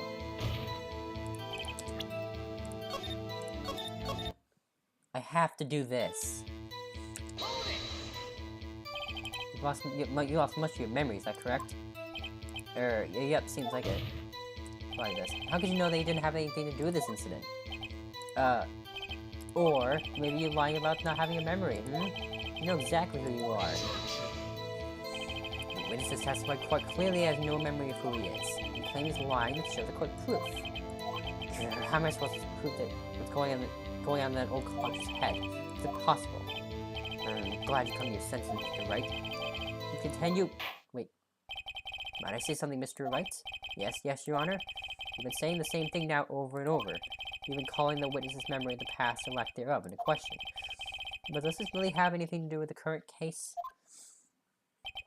Of course, Your Honor. The witness has said he has nothing to do with this case and no motive. Both of the statements are lies. Order. Mr. Wright, there is a serious problem with your claim. Or are you saying you know who this witness is? Of course, Your Honor. Ho, now this is interesting. I would like to know myself, so who is he? Don't play dumb, Von Karma. Mr. Wright, please tell me this witness's name, Yanni frickin' Yogi. His name is Yanni Yogi, a former court bailiff. Yogi? That name seems familiar. Oh, Yanni Yogi, from the DL6 incident. I figures the judge would have heard of it. It was such a famous case.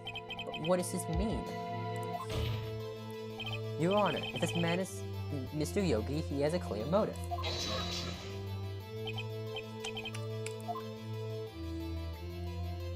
Jumping to conclusions again, Mr. Wright. This witness is Yanni Yogi. Fascinating. However, how do you propose to prove this to the court? This is a court of law, as you may recall. You need proof. And allow me to repeat once more that the witness has lost his memory. This is it. I have to do this now. If I can't prove he's Yogi right here, right now, then I've got nowhere else to go. Nick, how are you going to prove it? How are you going to prove that he's Yanni Yogi? It's okay. It's actually quite simple. Your Honor, please take this man's fingerprints. Then we'll compare them to the fingerprints on file for Yanni Yogi 15 years ago. I see, that makes sense. Huh? I'm so very sorry, Mr. Wright. Why? The witness has no fingerprints. What? No fingerprints? You see, before I worked as caretaker, I worked in a chemical plant. I burned my fingers looking at the stuff. Yeah. What? Yogi, you sneak. You burned your fingerprints off to hide your past. Well, if the witness has no fingerprints, I guess we'll not be able to prove his identity. No. Well, what will you do now, Mr. Wright? Seems the case has been decided now. No, I know what happened. I know everything. I just can't prove it. But no, I can't let it end like this. I can't lose. There has to be another way.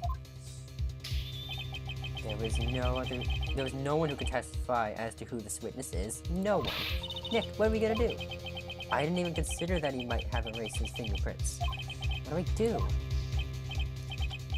Well, Mr. Wright, perhaps you'd like to cross-examine this parrot for a little comic relief, Yeah, very funny. You're a sore winner, Von Karma.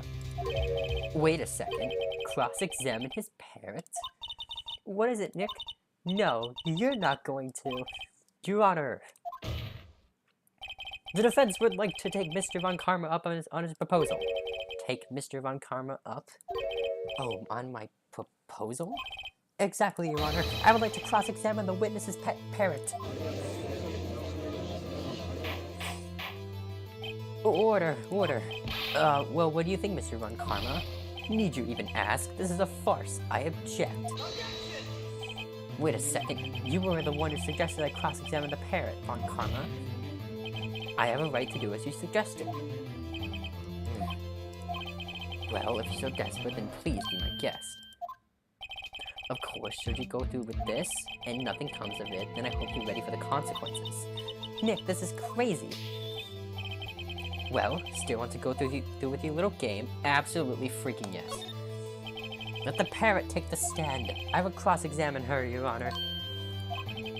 This is the most ridiculous thing I've ever heard.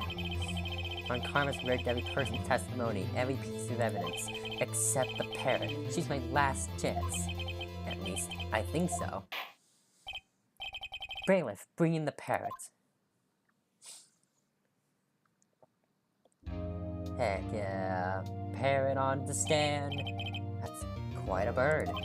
Please tell us your name. Name. The witness is ignoring me.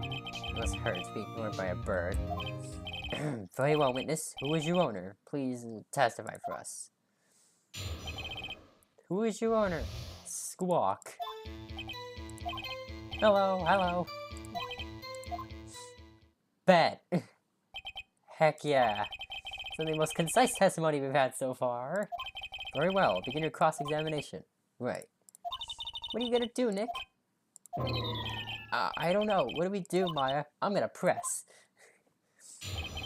Heck yeah, pressing. Hello, hello, press. Witness, you can't just say hello and expect us to get anywhere. I want you to testify. Maya, you talk to her. You're right. What do I say? What's your name? Maybe we should get her to say her name. Polly, Polly, what's your name? Polly, Polly, Swat. Mr. Wright, I think we've established that the parrot's name is Polly. Does this have anything to do with her owner's identity? Yes. Yes, it does. Ah, fascinating. You claim that the parrot's name will prove her owner's identity, but show us this proof. Nick, don't you think you're taking the bluffing a little bit too far? Listen, we're here not to answer the question of who is the caretaker. We're here to prove that he is Yanni Yogi. All you have to do is tie the name Polly to Yogi. Your Honor, the proof that the parrot's name reveals the caretaker's identity is... that dude! He's the dude!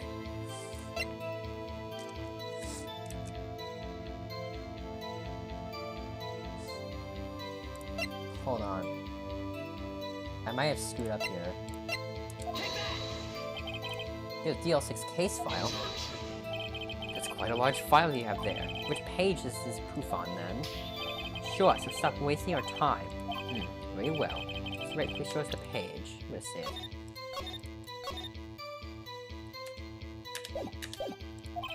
Where in this file see the information connected to this parrot's name? Oh god, wait. Suspect. It's the third page. It's on the suspect data page. This page has all the information about Yanni Yogi. Right after he was arrested, his fiancée committed suicide, see? Indeed, it does say that, yes. What was his fiancée's name? Polly Jenkins. Polly! Exactly, Your Honor. He wanted to remember the name of his fiancée who committed suicide. That's why he named the parrot after her. I see. I guess that is possible. Bah, a mere coincidence is all. My granddaughter has a dog she calls Phoenix. Really? Well, Mr. Phoenix, right? Does this make you my granddaughter's fiancé? She's only 7 years old. Indeed. Alone is a little weak for evidence in a murder trial. We need some other corroborating evidence. Where am I gonna find that? Nick, we're getting closer. One more. Can we just get one more piece of evidence? Right, but what? Very well, witness. You may continue.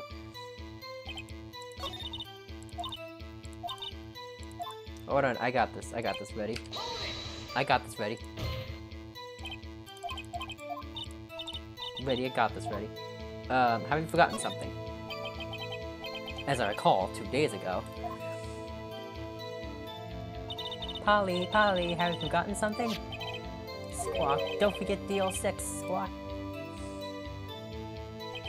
If I can get Polly to say that here, that will prove that the caretaker had something to do with DL6. Polly, have you forgotten something? Hello, hello. Crap. That's not what you were supposed to say. Forgot. Something we forgot. Hello, hello. Uh-oh, it's not working, Nick. She won't say it. This is ridiculous. Why won't she say it? Something the matter, Mr. Wright? Wait. Don't tell me Von Karma expected this. He couldn't have retrained the parrot, could he? Did he train her not to respond when if we've forgotten anything? Well... I'm gonna do the other one. Okay. What's the safe number? Maybe I'll get her to say the number that's safe. Huh? The safe? Why? I'll just try to get her to say anything, okay? Polly, what was the number of the safe in the shack? 1228. 1228. My, what a reckless parrot. Well, Mr. Wright, you're claiming this number has something to do with the caretaker. It does. Actually, it does. That's why I had her say it. Ha, ridiculous. How can the number to a safe tell us who the caretaker is? Show us your proof. What could possibly link the number to the caretaker's true identity? We're gonna do it. Did I screw it up?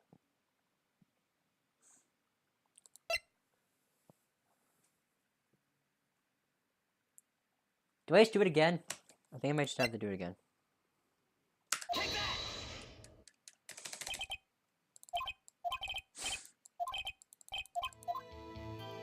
Wait.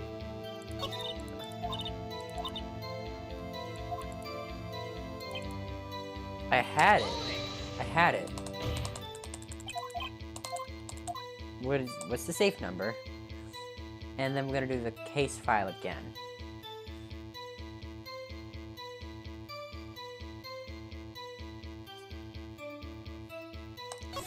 We might try it again.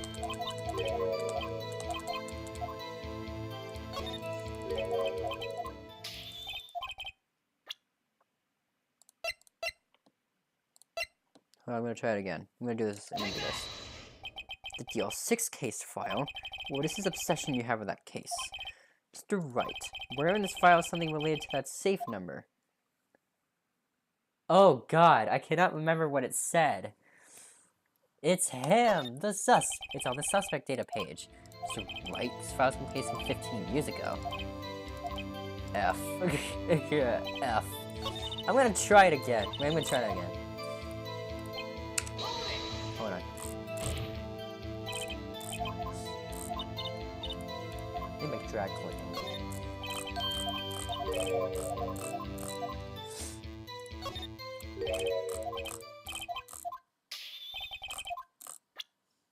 I'm gonna try the first page.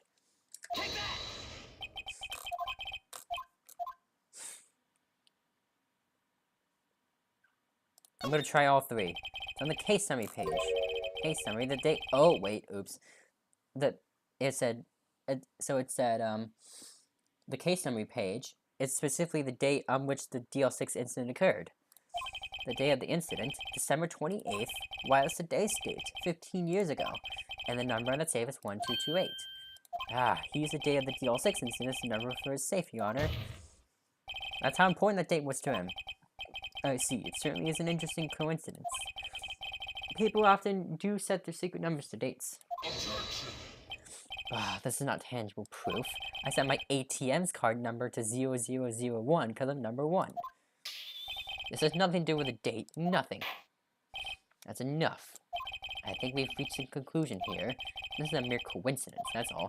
True, that's a possibility. However, two coincidences at the same time seem more like a pattern to me. What are you saying? Summon the caretaker of the boat shop, immediately. Witness, tell us your name. Wait, this witness, he doesn't remember. No, it's okay. I have accomplished what I've wanted to do. I'm done. Nick, he looks totally different. This is the real Yogi, I think, finally. He's been acting feeble to hide his true identity. Acting for 15 years. Well, let me ask you again. Please state your name for the court. My name is Yanni Yogi. 15 years ago, I served as a bailiff in this very court.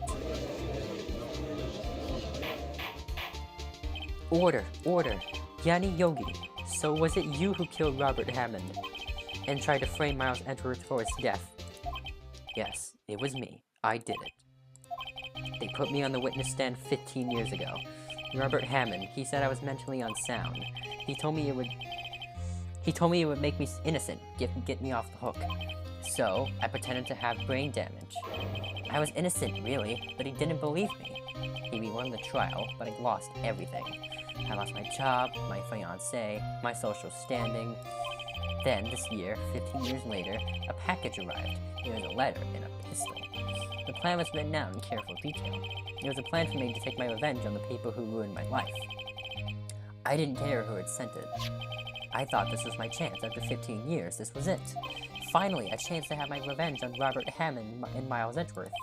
I have no regrets. Wait a minute. Revenge against Miles Edgeworth? What do you mean? I'm not at liberty to speak on that matter. Why don't you ask Mr. Edgeworth yourself? Anyway, I admit it. I was the one who killed Robert Hammond.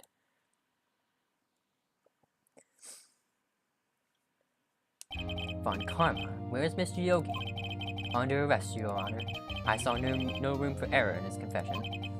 Then, the defendant, Miles Edgeworth, is innocent. In this case, at least. Very well. Will the defendant please take the stand? There are a few mysteries left unsolved. Still, you have clear suspicion for this particular case. So I would like to pass judgment on the murder of Mr. Robert Hammond. Any objections? I don't believe it. Why isn't Von Karma saying anything? Very well. This court finds the defendant, Mr. Miles Edgeworth, not guilty. But that is all. This court is adjourned. Objection! Did someone just say objection? It wasn't Von Karma. Wait, but that means no. Edgeworth, Your Honor, I object to your judgment. What do you mean? I'm not innocent at all. As we have heard, Yogi killed Robert Hammond in revenge. But revenge for what? Nick, Edgeworth is trying to confess. He's going to say he's guilty. He's going to tell them he was the murderer in the Deal 6 incident. He's going to tell them he killed his own dad. Uh-oh, what do I do? Objection! The judgment has already been passed. I object to Edgeworth's outburst. Didn't something like this happen yesterday, too? I believe a certain witness made an objection after a guilty verdict was passed. That would be Larry. We must hear this new statement. Okay, yeah, true. Let's hear Miles Edgeworth. He's right. We have a duty to hear Mr. Edgeworth out. For 15 years, I have had a reoccurring dream. A nightmare. It's only a nightmare. That's what I told myself. But now I know it wasn't a dream. Yogi wasn't the killer. You mean in the incident where your father died? From the distance of the shot, it wasn't suicide either.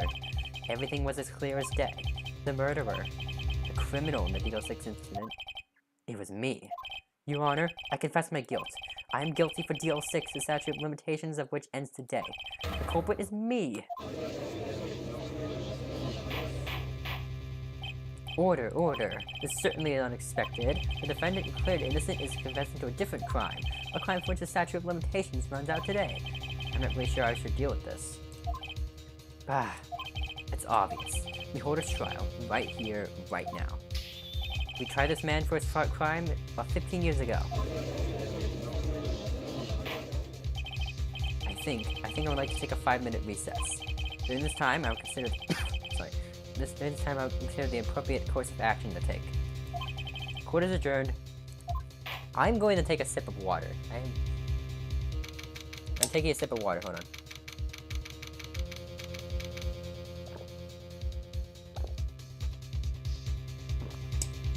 Right, much better. December 28th, 2:24 p.m., District Court, Defendant Lobby Number 2. I'm sorry, Wright. I've just wasted all your efforts. Mr. Edgeworth, I just don't believe it, sir. I mean, you kill your dad? I didn't want to believe it myself, Detective. But it's the truth. I deserve to be punished. Murder is murder, no matter what the circumstances. This is crazy. Just crazy. Nick, what are you doing? Huh? Oh, I was just reading through the court record once more. I'm getting my case ready. Your case? For what? Huh? Isn't it obvious? I'm gonna prove that Miles Edgeworth is innocent. What are you talking about, pal? He just admitted to it. He confessed that he did it. In court. I'm sorry, Edgeworth, but I don't believe your nightmare. What? It's just the dream. It's not real. The truth is right here in this court record. In any case, tighten your belts. The real fight is just beginning. I'll prove that you're innocent. Trust me. Right. December 28th, 2:30 p.m. That was 5 minutes. District Court, Court number 3.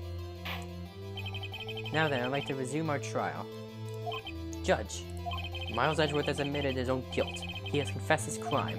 Let us begin by hearing his testimony. Then, though pointless, let the defense do the cross-examining. The statute of limitations on the DL6 incident runs out today. Though it's unconventional for me, I'd like to run this one by the book. I see. Does the defense have any objections? No, Your Honor. Von Karma, you knew this was going to happen from the very beginning, didn't you? Very well. Will Miles Edgeworth take the stand? Will the witness state his name and profession? Miles Edgeworth, I am a prosecuting attorney. Mr. Edgeworth, 15 years ago, you mistakenly killed your father, Gregory Edgeworth. Is this correct? It is correct. I testified about this matter to the court. When Edgeworth was telling me about his dream yesterday, I noticed something. One detail didn't quite fit. That would be the key, but only if I can get it to work. Please, please. The DL6 incident. That day, I had gone to the courtroom to observe one of my father's trials. As we went to leave, an earthquake struck, trapping us in the elevator. My father and Mr. Yogi lost their composure and began to argue. Just then, something heavy fell at my feet. I picked it up and threw it at Mr. Yogi. I wanted them to stop fighting.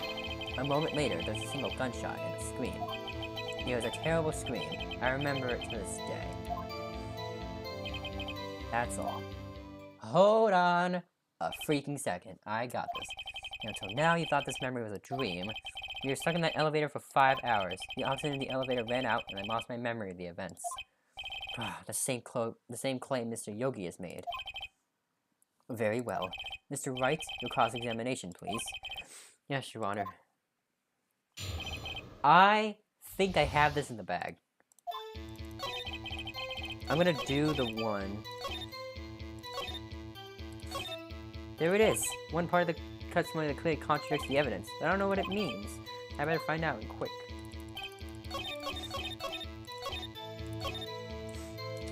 Hold on, I'm gonna save. I'm going to save.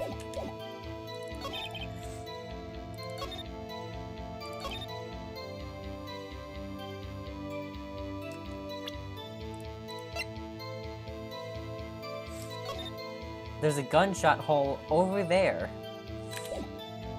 It's this picture. So there was only one gunshot. Yes, I'm sure of that. I heard the shot and the scream. Then everything faded. I was unconscious till the rescuers came. I see. No, Your Honor, unfortunately you don't. Take a look at this. This is a photograph of the scene of the crime 15 years ago. And in it lies a clear contradiction to Mr. Edgeworth's testimony. Well, I can see the victim, Gregory Edgeworth, lying there. But what do you mean a contradiction? Just as I thought, the judge is clueless as always. Show the judge the contradiction in this photo. It's right the heck over here. It should be obvious the contradiction is here. I see, a bullet hole in the door. Your Honor, Miles Edgeworth testified that there was only one gunshot. However, according to this photograph, not one but two shots were fired. One shot hit the victim, the other hit the elevator door. I ask you then, why did Miles Edgeworth only hear one gunshot? This photograph doesn't seem to confirm a second shot. However, when was the hole in the elevator made? It might have been there before the incident occurred. If it was there before, it has nothing to do with this incident. Mr. Wright, do you have proof that this bullet hole was caused at the time of the incident? Heck yeah, I do. Your Honor, I think I'll be able to show you proof. What? Impossible. Now, Mr. Von Karma, save your surprise for after you've seen the evidence. Very well, hold on a minute. I think I got this. What do you have?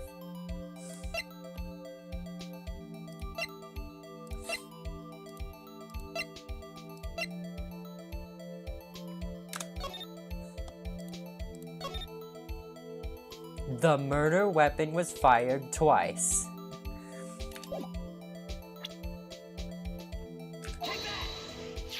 Your Honor, this answer is in this file. You do enjoy dragging out that file, don't you? I don't accept this evidence unless you can tell us what page it's on. Which page shows the link between this bullet hole and the DL6 incident? It's the victim data. Look at the victim data on this file. It says it quite plainly. The murder weapon was fired twice.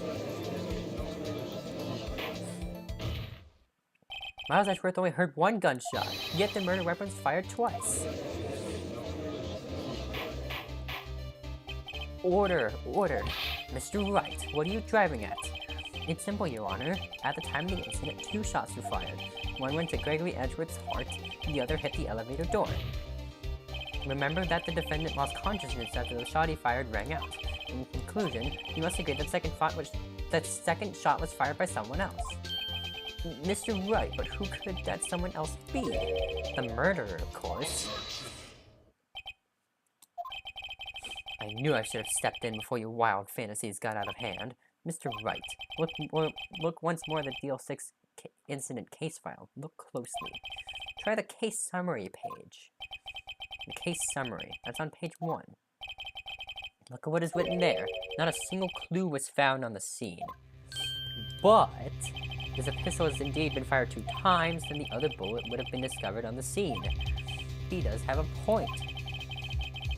The second bullet has never been found. Why? Because your second bullet does not exist. The bullet that claims Gregory Edgeworth's life was the one fired by his own son. That's the truth in this incident. The whole truth. It was undoubtedly something else that made a bullet hole in that door.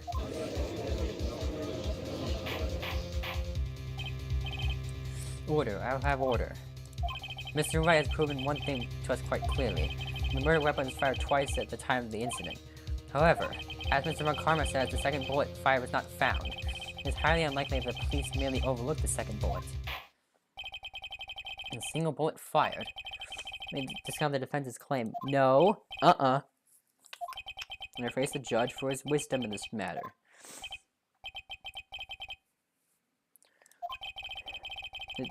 How this happened? I can't believe the second bullet didn't exist. Was I wrong? Have I been wrong about this whole incident? What are you doing, Nick? Why aren't you raising an objection? I'm sorry, Maya. What? It looks like I was wrong. Nick, when the second bullet wasn't there, then all my conjectures are for nothing. No. But you said you'd do it, Nick. You said you'd get Edgeworth declared innocent. I'm sorry. It's just that when I saw the photograph, I thought the 2 shots had been fired. I was so certain of it. I thought I'd won. I thought there was another person, someone else fired the killing shot. But now, I was wrong to think it could have been that simple. This case has been stood and solved for 15 years. Nick. It seems that we have finally cleared up this incident. Only 1 bullet was found at the scene of the crime. That shot was fired by Miles Edgeworth. Precisely. I'd like to ask one thing of Miles Edgeworth before passing my verdict. Have you been paying attention to the trial so far?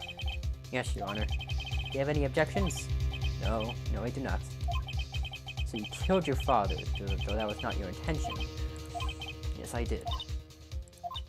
Oh no, he accepted the guilt. Very well. The statute of limitations on this murder of Gregory Edgeworth runs out today. Then I must pronounce a verdict of the defendant today, right here. Right now. Indeed. Does anyone have any objections? I've been here before. It's just like my first day in court. There are so many things I know I should be saying, but my mind's gone blank. I can't find the words. Mr. Wright? I have an objection! Objection! Your Honor, I object. Mr. Wright, on what grounds do you object? Ooh. Nick? I don't know. His case is perfect. Oh no.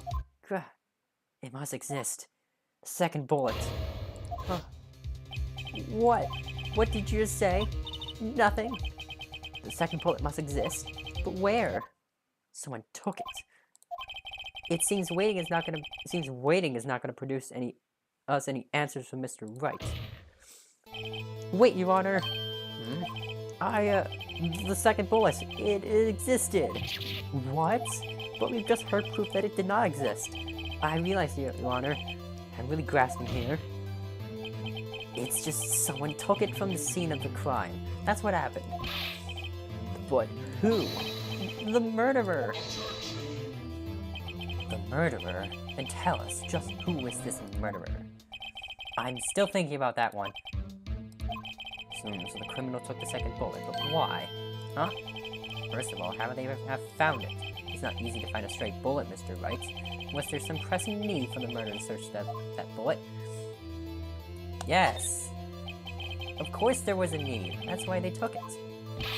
Ah, what possible reason could they have had? Well, the reason the murderer took the bullet away seen with them is... the bullet would be proof. Proof? Maybe, so he said, maybe the bullet could be used as proof. And then Joe said, proof? And they said, it was a special bullet, so they took it with them. If that was the case, then they should have taken the bullet from inside Gregory as well. Huh? Why would they only take one of the 2 shots fired? Oh, right. Mr. Wright, have you really thought this through? I'm going to have to God... dang it. Ah, this isn't going so well. Some pressing need. I'll just... You know what? I'm still confident I'll take it. Why would the murderer have spent the time to look for that stray bullet? I haven't got a clue. What's wrong, Mr. Wright? The murderer had no reason to take that bullet. You don't want to admit it, but it's true. Had to take it. Had to take it. The murderer? What does that mean? You're thinking too normal. Think crazy. Don't think why the bullet was taken. Think why the bullet had to be taken. Mr. Wright? Yes, Your Honor. I have no idea what I'm doing. The murderer had no intention of taking the bullet from the scene, but the murderer had to take that bullet. Had to, Mr. Wright? What do you mean? For instance, what? Maybe the bullet, hit the murderer. The bullet hit the murderer? Just saying, for instance. I mean, if it hit you, you have to take it with you, wouldn't you? It's not like you could perform surgery right there. You know?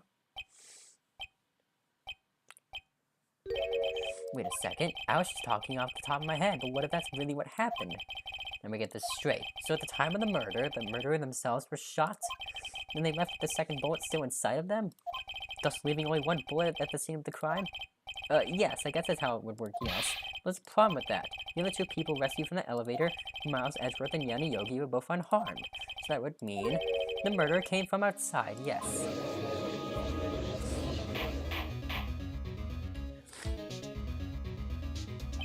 The 2 men fight inside the elevator. Trying to stop them. The boy picks up the pistol at his feet and throws it. The pistol discharges and the bullet goes through the elevator door and hits the murderer outside. The boy loses consciousness. And then the murderer opens the elevator door and sees the man inside.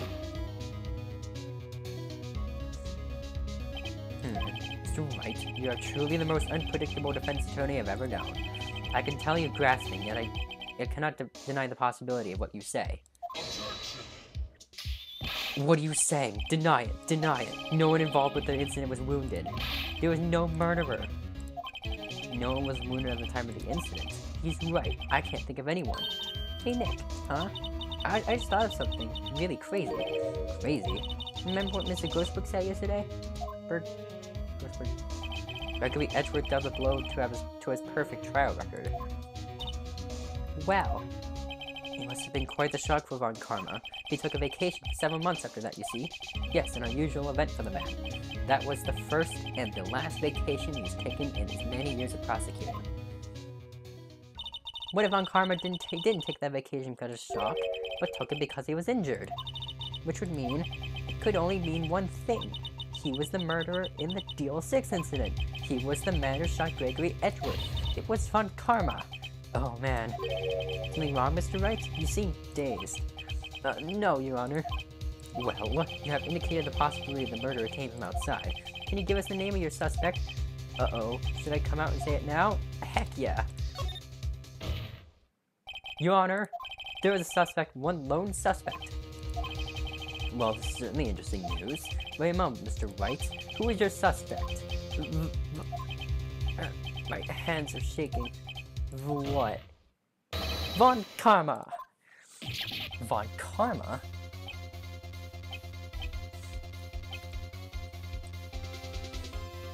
You mean the Von Karma? The prosecutor? The one standing right over there? You don't object? I see no need. Why honor this ridiculous outburst with my objection?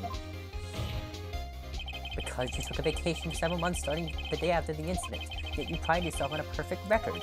Why would you take such a long vacation without any reason? So you're claiming that I took a vacation to heal my injury from the incident. Fascinating. Prove it. I would have to need surgery, no? Where did I go under the knife at, Mr. Wright? Being the doctor that operated on me, haven't testified. Nick. Let's find out who his doctor is. It's no use. That's worth.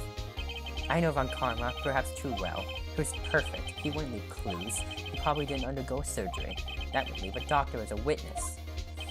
God, nobody's that perfect. So what, Nick? Did Von Karma pull the bullet out by himself? That's insane. No, he couldn't have. You can't just pull bullets out of yourself. Wait, what does that mean? That bullet has to be somewhere, but where? Well, Mr. Wright, can you produce evidence to prove that I was shot? Heck, freaking yeah. Alright, Von Karma, I'll prove it. And I'll even use evidence. I know how you like it so much. What? That evidence that proves Von Karma was shot is the metal detector. Von Karma is perfect. He wouldn't miss surgery, leaving an evidence trail. So then I ask, where's that bullet now? I think it's unlikely. I think it unlikely that Von Karma performed surgery on himself. You don't mean? I do.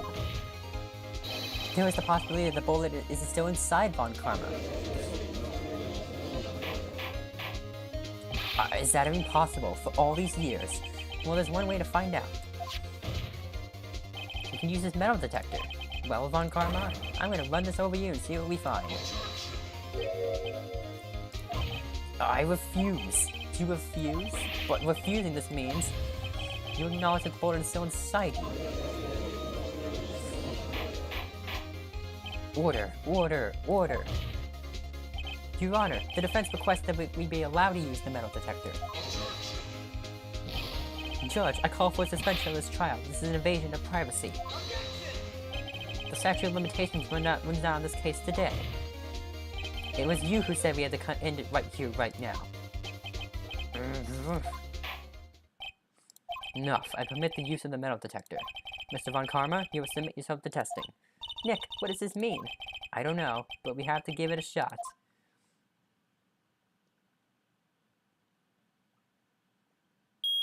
Oh boy, there it goes. It reacted. Something's in his right shoulder. The bullet. Mr. Von Karma? You! It was you! I was afraid this would happen, and so I remained silent. Indeed, there was a bullet in my shoulder. However, it has nothing to do with this incident. What? I was shot in the shoulder long before the DL6 incident. I claim that the bullet in my shoulder has no relation to DL6. But, Mr. Von Karma, can you prove that? Prove? I have no obligation to prove anything. It is Mr. Wright who must prove something here, not I. Mr. Wright? Well, can you prove it? Can you prove that the bullet in Von Karma's shoulder was from DL6? Of course you can. You don't have any of this DL6 evidence.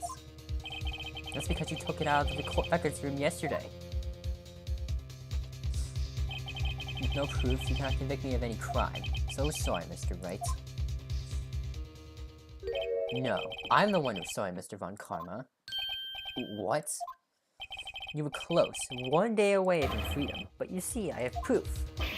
What?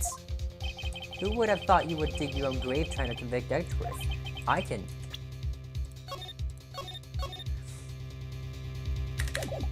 link that bullet to in your shoulder to the DL6 incident. And here's my final proof.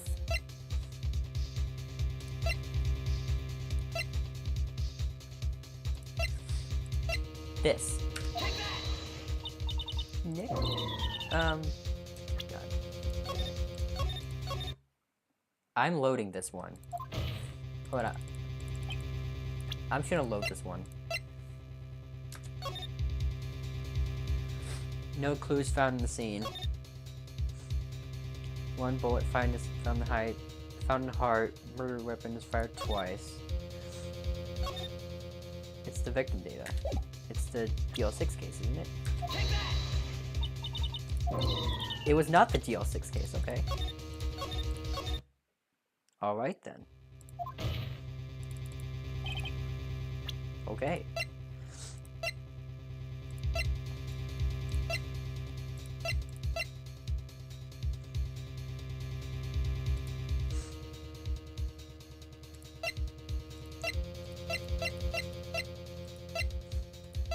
Alright, I'm gonna do this one.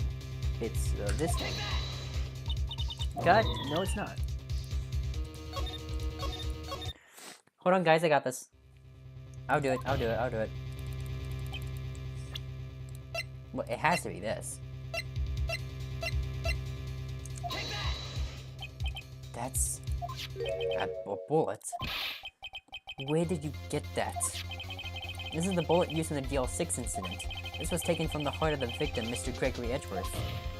The bullet is preserved quite nicely with all the ballistic markings intact. Ballistic markings? You may recall the term. It came up in the first trial 2 days ago. Ballistic markings on the fingerprints of a weapon. All bullets fired from a gun are marked from that weapon's unique pattern.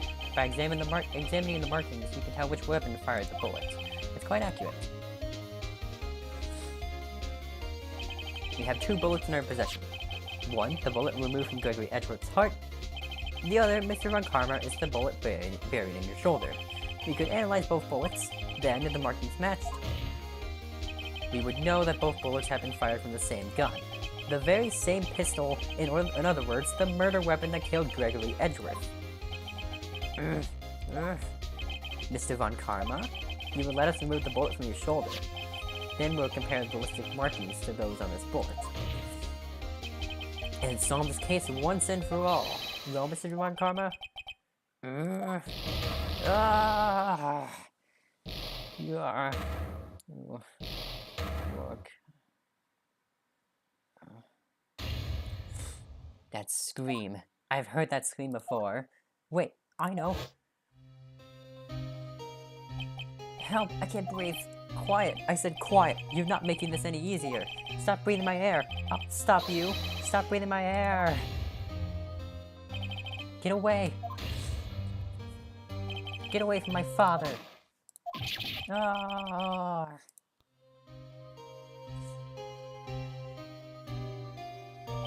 It's that scream I heard in the elevator 15 years ago.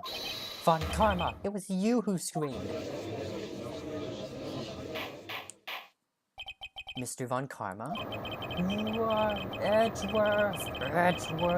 Only you would dare defy me. So it was you. You and your father are my curse.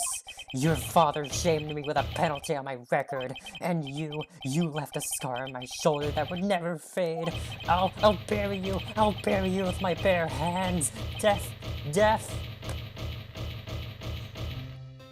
15 years earlier. Chief Prosecutor, I'm sorry. Von Karma, it's not like you to make this kind of error. I never would have thought that Edgeworth would be the one to catch you. I was careless. I'm sorry, but you have to be penalized. I've covered you for you in the past, but not this time. Edgeworth! It was a shock like none I've ever known. Me? Penalized? It took hours for me to regain my composure. Suddenly, I found myself in the darkness. I was in the court records room. I must have wandered in there without thinking where I was going. The room was pitch black. The light must have gone out. I went into the hall and felt my way to the elevator. I pressed the button, but nothing happened. Then, there was a noise. I was in pain, a horrible burning pain in my shoulder. Just then, the lights came back on. The elevator door opened before my very eyes. I saw 3 people inside, all lying unconscious from oxygen deprivation. Much to my surprise, a pistol lay at my feet. I knew then it was destiny.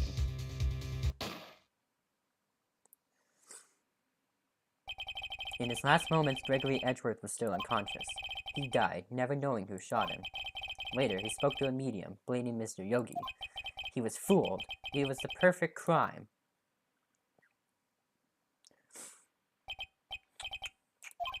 Who would have thought another man would come to open that elevator door? Judge. What? What are you doing? Do your job. Bring an end to this miserable charade. Now, end it. Very well. It appears that we have come to a very long way to the end of this maze. 15 years later, Mr. Miles Edgeworth? Yes, Your Honor? You were innocent. You were innocent. As you said, it was all a nightmare. Yes, Your Honor. This court finds the defendant, Mr. Miles Edgeworth, not guilty. Frick, yeah. Let's go, chat. That is all. This court is adjourned. Sorry for shivering. It's very cold in my room. It's cold in my room. December 28th, 5:38 p.m. District Court, Defendant Lobby Number 2. Nick, we did it! Did you see his face? Von Karma looked even paler than usual. He's pretending to be all cool, but inside he crushed him, Nick. Crushed. I gotta say, I'm impressed. It was pretty close, though. I was sure we'd had it. I know, I was on the verge of tears on that whole time myself. But now it's all just a good memory. So, it's finally over, Edgeworth. Right. Yeah? I'm not sure how to say this. I know. Try thank you. I see. Thank you, Wright. You're welcome.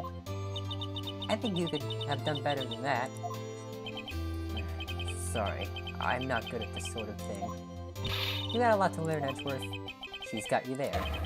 Whoop. Amazing, pal. You pulled through just like I thought you would. I would never forget this. I owe you one, pal. And tonight, let's party. Dinner's on me. Yeah, my salary went down a bit this month. But who cares? See, Mr. Edgeworth, you should take a lesson from Detective Gumshoe. That's how you say thank you. I see. Whoop. I feel foolish. Don't worry, take it a little at a time. You'll get used to it. It's been 15 years since I've seen Edgeworth this unguarded. Hey, y'all. Smarter. Y'all were great in there. Thank you. Yo, Edgeworth, congrats. Thank you all very much. I knew you weren't innocent from the start, of course. Just look at you. You wouldn't stick your hand in the cookie jar even if no one was there. You were the witness on the first day of the trial, weren't you? Yeah, well, let bygones be bygones, eh? Speaking of which, what are you doing now, Lotta? Who, me? Oh, I went back to college. I gave up. I gave up trying to be an investigative photographer pretty quick. Really? That's too bad. Huh? Isn't that the hot dog guy from the park? Huh? It's over, Nick. My life is over. Why the sad face, Mary? What happened now? Oh, Nick, I'm not long for this world. You don't look sick. It's Kianse. She's going to live in Paris. Paris, Nick. She's leaving me behind. Should have seen that coming. Yo, Edgy, there you are. Yes, here I am. That's Edgy. Here, a little gift from me in celebration. Celebration? That's unusual for you. Harry Butts, you come along tonight too. My treat, pal. Huh? Thanks. Looking forward to it. Yo, Nick. That's the suit that questioned me. When he says treat, that's not police talk for prison food, right? Right? Alright, I think it'll be fine, Mary. Right. Yeah? What's up? That envelope that Mary gave me, it's got money in it. Well, yeah, that's not that strange. People give money away to celebrate sometimes. It's $38. Hold on.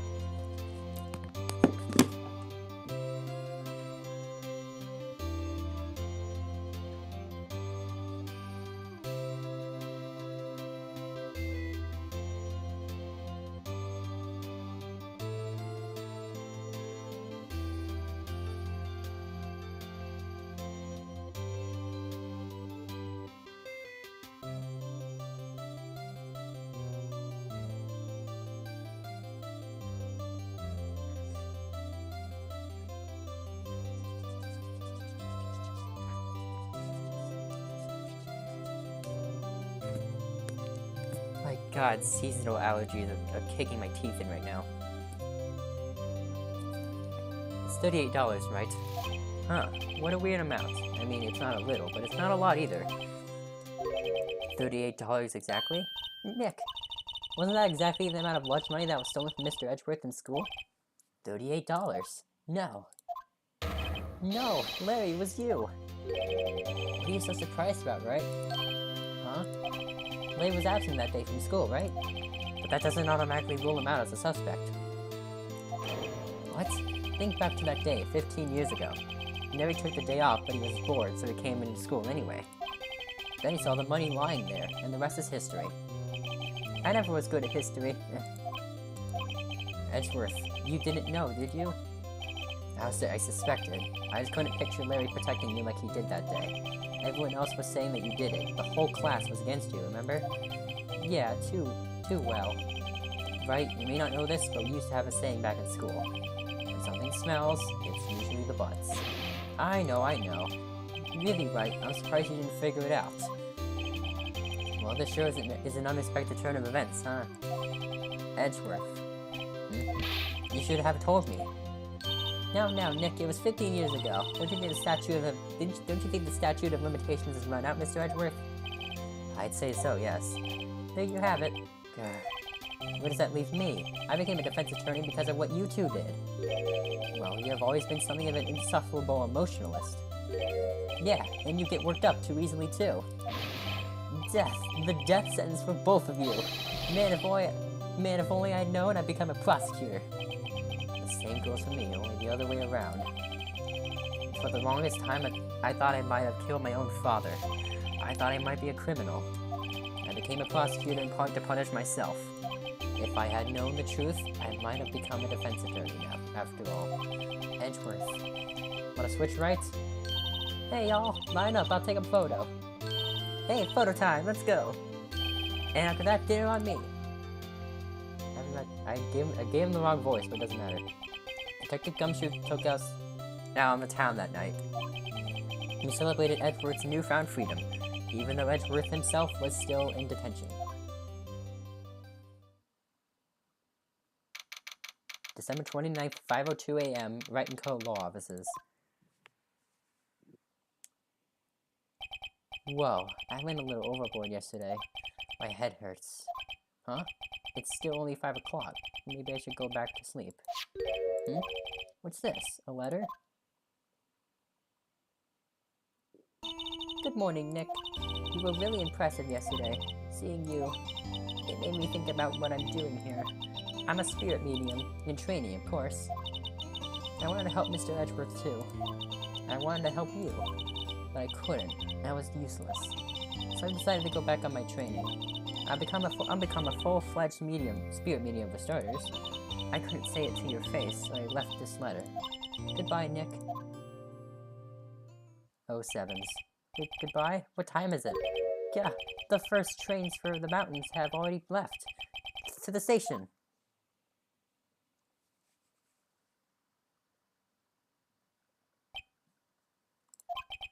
I guess I'm too late. Hey, Nick. Maya. So, you're leaving? Yeah. It's hard being a spirit medium who can't talk to spirits. And I think you'll do fine without me, Nick. Be good, okay?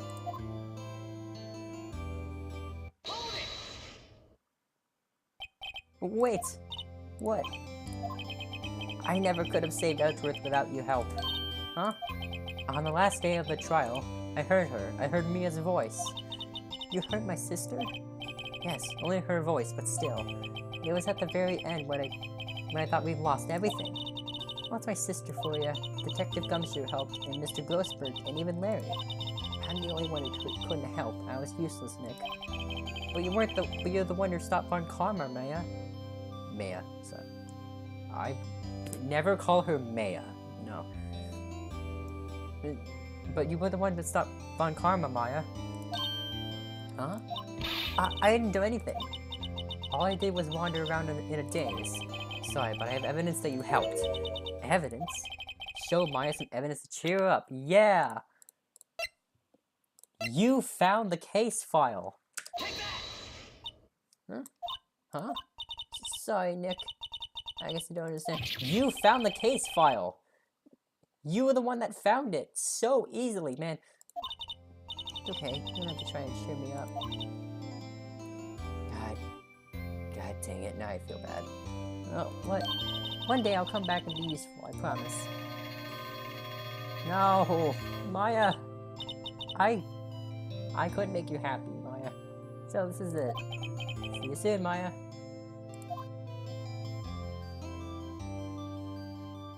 And there she goes. Thanks, Nick. Aw, man. And so my story ends. Time to turn a new page. And say goodbye to the novice defense attorney that I once was. Now a new story begins. With the same old crazy cast of characters.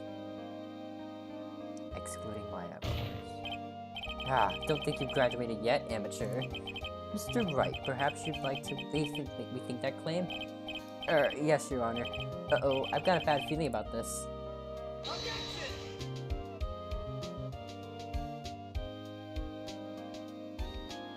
Heck yeah. But, remember, hey pal, Mr. Edgeworth came down to the precinct to wish me a happy new year. Talk about a pleasant surprise. Whoop, Detective Gumshoe! Then he hung his head low and went right back outside. Kind of like he was embarrassed or something. Strange, huh? But I remind you, chat, this is only the first game in this trilogy. I'm gonna be playing the second game next stream. Huh, Nick? No, I haven't seen him lately. Who, me? I've been working at a cheese shop. That Missy's a nice lady, but she's not exactly what you call a cheap date. Huh? Oh, she's in Hawaii right now, yeah.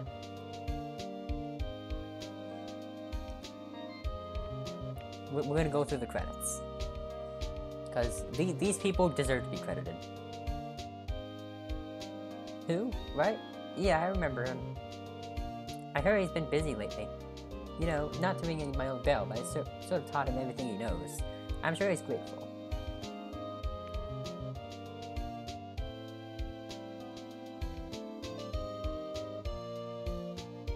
Winston Payne is irrelevant. Phoenix Wright? The defense attorney for whom I wrote that affidavit for, yes. Oh, you should know, I've taken over management of Gatewater Hotel recently. Should you be in the area, please stop by.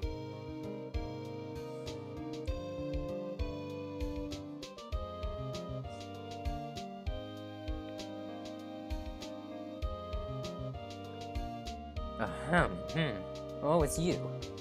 Phoenix Wright? Yes, Mia's understudy, was he not?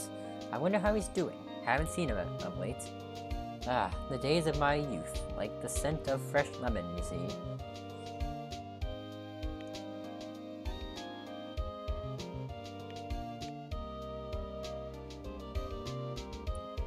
Good job to all these guys, they did really good. Phoenix Wright? Isn't he an actor? Well, I'm not buying it. You can't be a star with a name like Phoenix. Do another... I'm not gonna read that. I can't read that.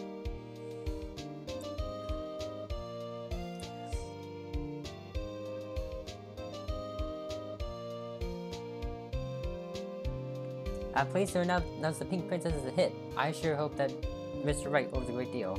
Oh, I'm keeping my face out of the public eye till the show's over. I wouldn't want to ruin any kids' dreams, you know. Sorry, I was looking at stream chat. Sorry, I was looking at my stream. Oh, I got a letter from Maya the other day. It sounds like she caught a cold standing up under a waterfall. I wanted to visit, but didn't have time, so I sent her some Pink Princess trading cards. She says she can't buy them where she is. What kind of a place is she living at anyway?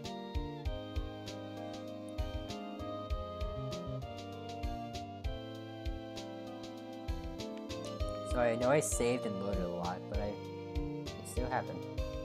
Right? Who's that? You want to talk? Let's talk Pink Princess, alright. But, you know, I snuck near the studio the other day, and I saw her, the one inside the Pink Princess suit. What a dog. It was kind of a shock for a boy my tender age.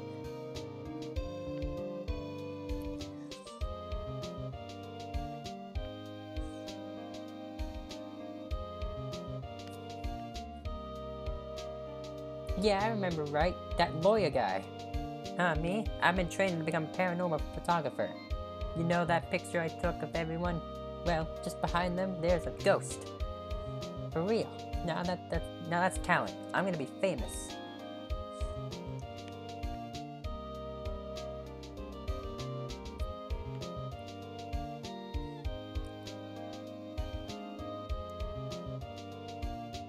Yay! And there's Mia right there.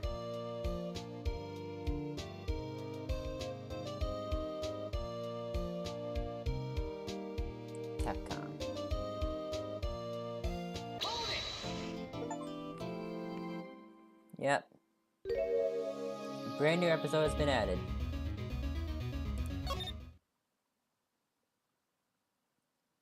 And we are gonna play that next stream. Rise from the Ashes coming soon. Right, thank you all so much for watching the stream. If you liked it, press. If you enjoyed, hope you enjoyed. If you did, press the like button. Comment down below if you want more Ace Attorney, and of course subscribe if you're new. I would greatly appreciate it. Well, that'll be it for me. Thank you all so much for watching this stream, and I'll see ya.